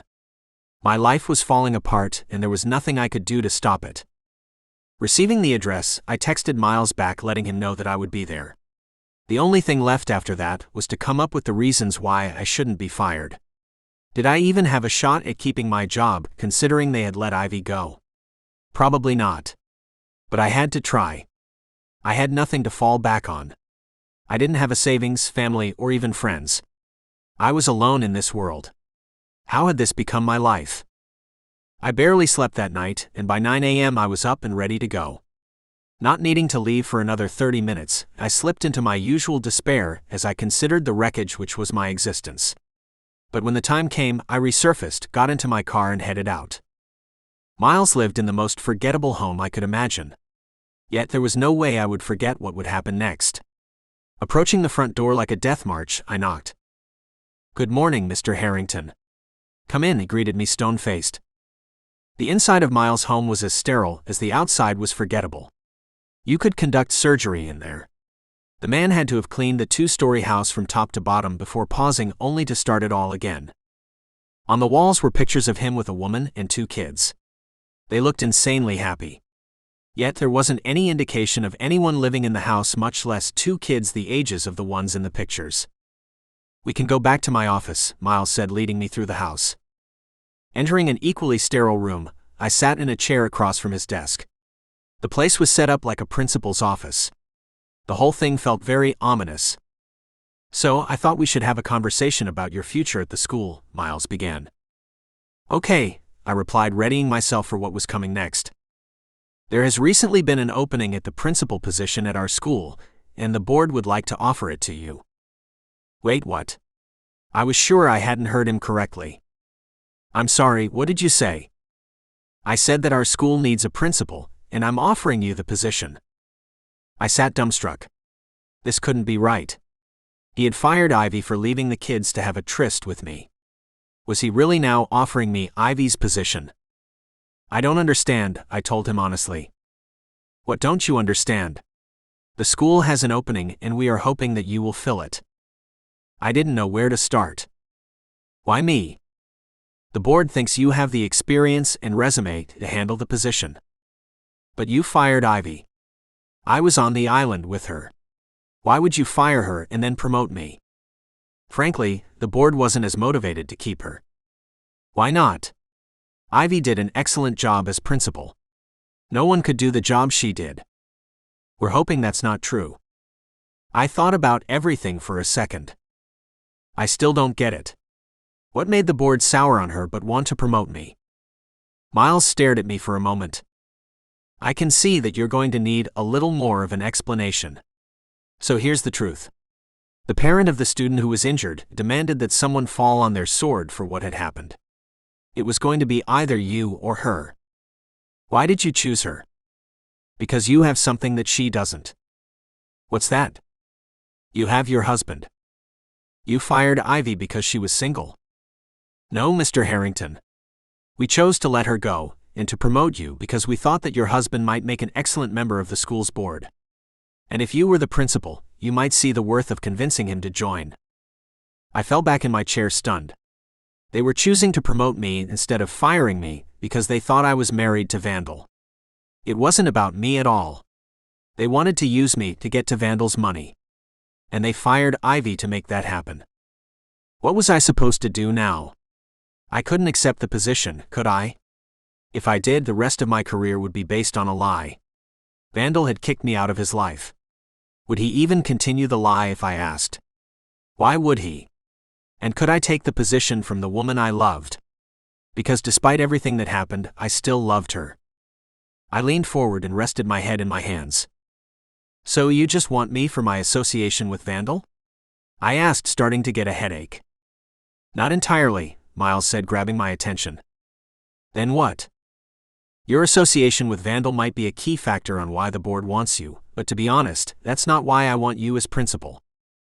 It isn't? No.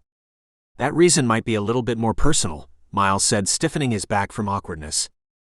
Okay, I replied, not knowing what to expect.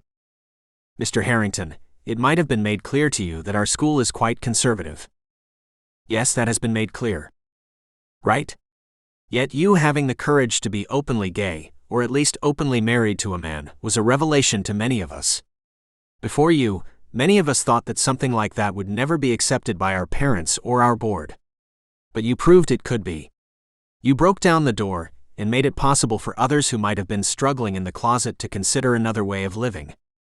I believe that if you are principal and you continue to set an example, others might be able to be who they are in the future. As principal, you can be our trailblazer. And soon, if we're lucky, maybe others might be able to follow you, Miles said with more vulnerability than I could imagine the awkwardly nervous man to possess. It was then that it hit me. It all made sense. Miles' need for Vandal to have respectability, his nervous nature, the fact that he had pictures of a family that didn't seem to exist. Miles was gay. He was living a lie. To keep his job on a very conservative board, he constructed an imaginary life, afraid every day that he would be found out. His having to deal with me and my husband had to be a wrecking ball swinging around his glass house. Yet it turned out that my situation had given him a glimpse of what his life could be. He wanted me as principal because he saw me as his life preserver. He was drowning and I was his survival. I'm not married, I told him, not needing to think about it. What? Vandal and I aren't married. In fact, I'm not even gay. What are you talking about? Of course you're married. Of course you're gay, Miles insisted nervously. But I'm not. I just said that I was because I was trying to save Ivy's job. But since she's lost her job anyway, I don't need to lie about it anymore, I told him, feeling the weight lifting from my shoulders.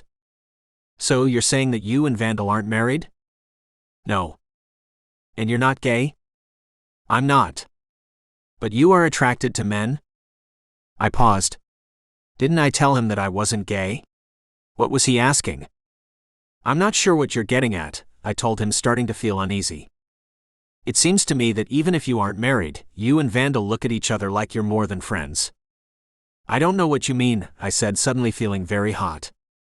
Mr. Harrington, when you are doing everything you can to hide a secret about yourself, your best defense is often your astute observation. I must admit that I didn't believe that Vandal was your husband when he showed up at the school. I had seen Mr. Scott at fundraisers around the city. He did not act like a married man. But then I saw the two of you together. What you two had couldn't be faked. You two had been together. You two were more than just friends. The feelings you had for him were convincing in a way that went beyond acting. Men don't have feelings like that for other men. I wish they did. My life would be a lot easier. But they don't. So, no matter what it was that happened between you and Ms. Post, and whether or not you are married to him, you are in love with a man. Mr. Harrington, from my 50-something years of living in the closet. Miles took a deep breath and paused. From my 50-something years of living in the closet, I can tell you that, whether you would like to admit it or not, everyone can see that you are in love with Vandal Scott. I stared at Miles as if he had stripped me naked before him. Of course, I wasn't the only one. He had stripped himself of his pretense before that. My boss, Miles Westing, had come out of the closet and had shined the spotlight on me. I didn't have to wonder anymore. This was what Vandal meant when he told me that I had to see myself. The awkward, squirrely man in front of me had laid it bare. He was right. I couldn't deny it anymore. Whoever it was I had been pretending to be, what was also true was that I was in love with a man. What was more, Vandal hadn't been the only one. So many times I felt something for the men around me and had run from it in fear. Perhaps it began with the grammar school teacher who made my young body tingle, and continued with my 16-year-old best friend. But they weren't the only ones. And Vandal might not even be the last. When I met Ivy and felt the way I did for her, I thought, thank God. Finally, I could put those feelings behind me. Finally, I could live the life I was always meant to live. But although I had avoided anything physical with a guy after Vandal left my bed, once he returned to my life, I couldn't resist. Vandal represented a part of myself that I desperately wanted to run away from, but couldn't escape. I left Miles' house without giving him an answer. I had too much to think about. Despite my admission about Vandal, it seemed that the job was still mine if I wanted it. But did I want it? Who would I be expected to be if I were to become principal? Could I admit to being that person if I tried? Beyond that, there were a lot of things I had to process about Vandal. There was no longer any denying it. I was in love with him. I had been in love with him for a long time, and nothing that happened during the past 3 weeks had changed that. Maybe they should have, but they hadn't. What did that say about how I felt about Ivy? Had I been living a lie with her too? Had I tricked myself into thinking I had feelings for her so I didn't have to acknowledge the part of myself that I couldn't face? I had to see Ivy. I had to know. Now that I could admit the truth about Vandal, would I feel the same way I had about her? I didn't know, but there was only one way to find out. I drove from Miles' house directly to Ivy's. Parked out front, I considered my fate. The rest of my life hung in the balance. I was sure that she still hated me, but I had to see her because I had to know. Gathering all of my courage, I got out of my car and crossed her driveway. Stepping onto her stoop, I took a deep breath and knocked on her door. No one answered. Checking again, I saw her car was there. Was she inside not answering? Or, maybe she was in the bathroom or the shower. Whatever the reason she hadn't replied, I gathered my courage and knocked again. Still, there was nothing. I didn't know what to do. Was she home? Was she not? Should I knock again? Should I call? The myriad of choices overwhelmed me as I considered them. And not able to leave her stoop, I turned around and sat. I had made so many mistakes over the past few months. I should never have lied to Ivy about being married. I thought I was doing a good thing by lying, but I had just made things worse. I wanted to ask for Ivy's forgiveness for that. Maybe I wouldn't get the chance. Maybe once I left this stoop, I would never see Ivy again. It was hard to imagine Ivy no longer being in my life, but perhaps that was my fate. It turned out that it wasn't, because as I mindlessly watched the cars in front of Ivy's home drive by, something unlikely happened. A black town car parked in front of her house. Capturing my attention, I took note. Why was it just parked there? Who was inside? It didn't take me too long to find out. When Ivy stepped out of the car, my heart fluttered. Becoming short of breath, I became sure of one thing. I loved her. I had always loved her. There was no mistake about it. Ivy, I said before something happened that I had never expected. Ivy wasn't alone in the car. Exiting the car behind her was Vandal. My heart sank. Jealousy, insecurity, and excitement washed through me at once. The veil had been lifted. I could no longer hide from my feelings for him. I was overtaken with raw emotions. There was no denying it anymore. I loved him, and I always had. Hart, what are you doing here? Ivy said as she approached. I needed to see you. Why? She said, firmly planted in front of me. I wanted to give her my full attention, but I couldn't. Vandal was right there. I needed to look at him. I felt like a crazy person torn between the two. What was I supposed to do? What was I supposed to say to them both? I love you, Ivy, I told her, more confident than I had ever been. Ivy's firm stance melted. Do you? She asked, quickly gathering herself. I do. Ivy looked back at Vandal and then again at me. Then why did you lie to me? Because in my heart of hearts, I wanted to be married to Vandal, and lying to you about it allowed me to pretend that the lie was true. Wait, what? Vandal asked, surprised. Yeah. You were right about me, Vandal. There were things about myself that I was refusing to see. I see them now. I have loved you from when we were kids. You broke my heart when you walked out on me and I hated you, but that didn't stop me from loving you. Vandal, I loved you and I will always love you. And no matter what you do or say, nothing is going to change that, I told him, laying my heart bare. It took a moment for anyone to speak. When someone did, it was Ivy. So you love us both? Is that so weird? I asked her. Ivy was about to answer when Vandal cut her off. I love you too, he told me, sending my heart soaring. You do? Of course I do, he said with a smile. You were the boy I fell in love with and couldn't get over. I turned my life upside down for you. Ask me to, and I'd do it again. So what does this mean? Ivy asked Vandal. It means what you want it to mean. That does not change the way I feel about you, Ivy. I feel like the luckiest guy in the world to have found you, and if you want me to never speak to Hart again, I will. I'm just hoping that you don't ask. Ivy's eyes bounced between the two of us before she escaped into her house in frustration. I looked at Vandal before both of us followed. I had heard what Vandal had said to her. He was ready not to talk to me again if she asked him to. The funny thing was that his threat didn't make me afraid. No matter how long it took, I was sure that Vandal and I would find each other again.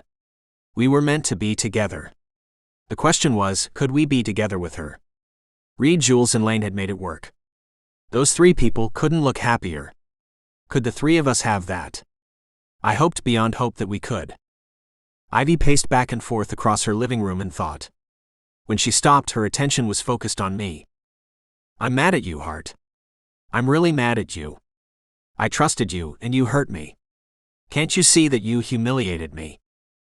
I'm so sorry, Ivy. I really am. But I can assure you that if I could have done better, I would have. My feelings for you were genuine. I just had a lot of things to figure out first. You mean that you were in love with Vandal? I mean that loving him doesn't stop me from loving you. Ivy stopped and wilted. Standing there defeated, she didn't look as she said, I'm really mad at you, Hart. I really am. I know. But if you let me, I would spend the rest of my life making it up to you. Don't say stuff like that unless you mean it, she protested. Ivy, I mean it. You are the most beautiful woman I have ever laid eyes on. There is no other woman I could want to be with more. And Vandal? She asked. He's the man I want to spend the rest of my life with, hopefully with you if you'll let me. Ivy shifted between Vandal and me again. Her resistance was gone, yet she didn't speak. Ivy, do you mind? I said, asking for her hand. Do I mind what? She asked, holding out hers. This, I told her before slipping my free hand behind the nape of her neck and pressing my lips to hers. She reacted with a jolt. Holding her strongly, she wiggled but didn't pull away. Quickly she relaxed. And before I knew it, she was kissing me back. As her hands touched my sides, her lips parted. Accepting the invitation, my tongue entered her mouth. The tips of our tongues greeted each other. I loved kissing her so much. And when I felt another set of hands grab my waist and then a pair of familiar lips kiss the back of my neck, I knew I was about to get everything I ever wanted. Sliding my hand to Ivy's ass, I squeezed, pulling her body onto me. In the middle of the two hottest people I could have ever dreamed of, it didn't take me long to get hard. As if they were working together, the two of them started undressing me. As Ivy unbuttoned my shirt, Vandal reached around and unbuckled my pants. I loved every second of it. I didn't want them to stop. Now lost in a fury of grabs and kisses, I did my best to catch up. Pulling Ivy's top off of her, I quickly unlatched her bra. Leaning over to take her hardened nipples into my mouth, I undid her pants. Leaning over led to a sensation I hadn't expected. With my ass exposed, I felt a finger press against my hole. Ah, I moaned, hoping Vandal wouldn't stop. He didn't. I didn't either. With Ivy's pants and underwear hitting the ground, I quickly slipped my fingers between her. Hi, this is the author. Yep, more steamy things are happening. And just as a reminder, if you'd like to get a version narrated by me with the steamy bits still in it, you can get it for free by clicking on a link in the description and signing up for a free trial. Please check it out. You might enjoy it. We might have laid there forever if a phone hadn't rung. Whose phone was it and why were they calling? The truth was that I would never have guessed. Epilogue. Ivy. Lying between the two greatest guys I could ever dream of, I knew what I wanted for the rest of my life. I wanted to be with them. Wherever our lives took us, I wanted us to be together. So when a phone rang and I recognized the ringtone, I almost didn't get it. What could have gotten me to leave their two warm bodies but intuition? But how could I have guessed how important that call would become? I need to get that, I told the boys, expecting it to be Sarah. Wiggling from in between them, I jogged from the bedroom to my living room and my pants. Withdrawing the phone, I caught the call before it went to voicemail. It was a Portland area code. I was right. Hello, I said, expecting to hear Sarah's voice respond. Hello, Ivy. This is Bradley Morrow from Portland. Do you remember me? I looked up in time to see my two naked boys join me in the living room. Bradley? Hi. Yes, of course I remember you. How are you? I said, looking at my boys confused. I'm good. Listen, I wanted to catch you before Sarah called. Okay. I wanted to let you know that she is going to offer you the job. I froze, unsure of what to say. Did I still want the job? Wouldn't moving to Portland mean leaving Vandal and Hart? I just got them. I wasn't ready to let them go so quickly. That's great, I told him with manufactured enthusiasm. Yes, but there's something I want you to consider first. It's a job opportunity. Okay, I said, confused. I'm in town with a few investors. Are you available to meet tomorrow? Perhaps first thing? I looked at Vandal and Hart, not sure what to say. Sure. Where would you like to meet? I'll be at my place in the city. Could you make it downtown? I looked at Vandal. I might be downtown anyway. Great. Then I'll send you the time and the address. And please don't talk to Sarah before we get a chance to meet. Okay, I told him, feeling very confused. I'll see you tomorrow. I'll see you then, I told him before ending the call. Who was that? Vandal asked. That was someone I interviewed with in Portland. I think you know him. It was Bradley. Oh, Vandal replied, surprised. What did he say? You had an interview in Portland? Hart asked. Yeah. It was for the school superintendent position Vandal had set up for me, I told Hart. Bradley told me that I was going to be offered the superintendent position, but I shouldn't accept it because he wants to offer me something else. Did he say what? Vandal asked. No. As I said that, Bradley's text came in. I recognized the address and showed it to Vandal. The address was in his building. What? Hart asked. Something weird is going on, I told him. Oh, speaking of something weird, Hart began, Miles offered me your old position today. Wait, he offered you my position? I asked. Yeah. He said the board wanted me because they thought hiring me would help them get Vandal onto the board. I felt a little shell-shocked by that. What are you going to do? I'm going to turn it down, Hart told me. Why? I asked him. I can't take it knowing how they treated you. You know they won't like that, I told him. Doesn't matter because I think I'm going to quit. You know, if you two want to, we could spend the rest of our lives traveling the world, Vandal told us with a smile. Just say the word and I'll make that happen. I turned to him and smiled. That sounds tempting. But why don't we see what Bradley has to say first? Getting dressed and collecting the things we had come for, we packed up the van Vandal had hired and we all went back to his place. Back in the city, we had lunch. Apparently, multiple rounds of sex worked up an appetite. Then after a few drinks and a late dinner, we all climbed into Vandal's large bed and made love again. There was no better way to end an incredible day. The next morning I woke up knowing that I would turn down whatever Bradley offered. You two should come with me for the meeting, I told them. Did they invite us? Hart asked. No, but it's not like I'm going to accept whatever they offer. We're going to travel for the rest of our lives, remember? My smile caused Hart to chuckle. Please come with me, I told them. If nothing else, I want you to meet Bradley. He's super cool and he has a family just like ours. Really? Hart said.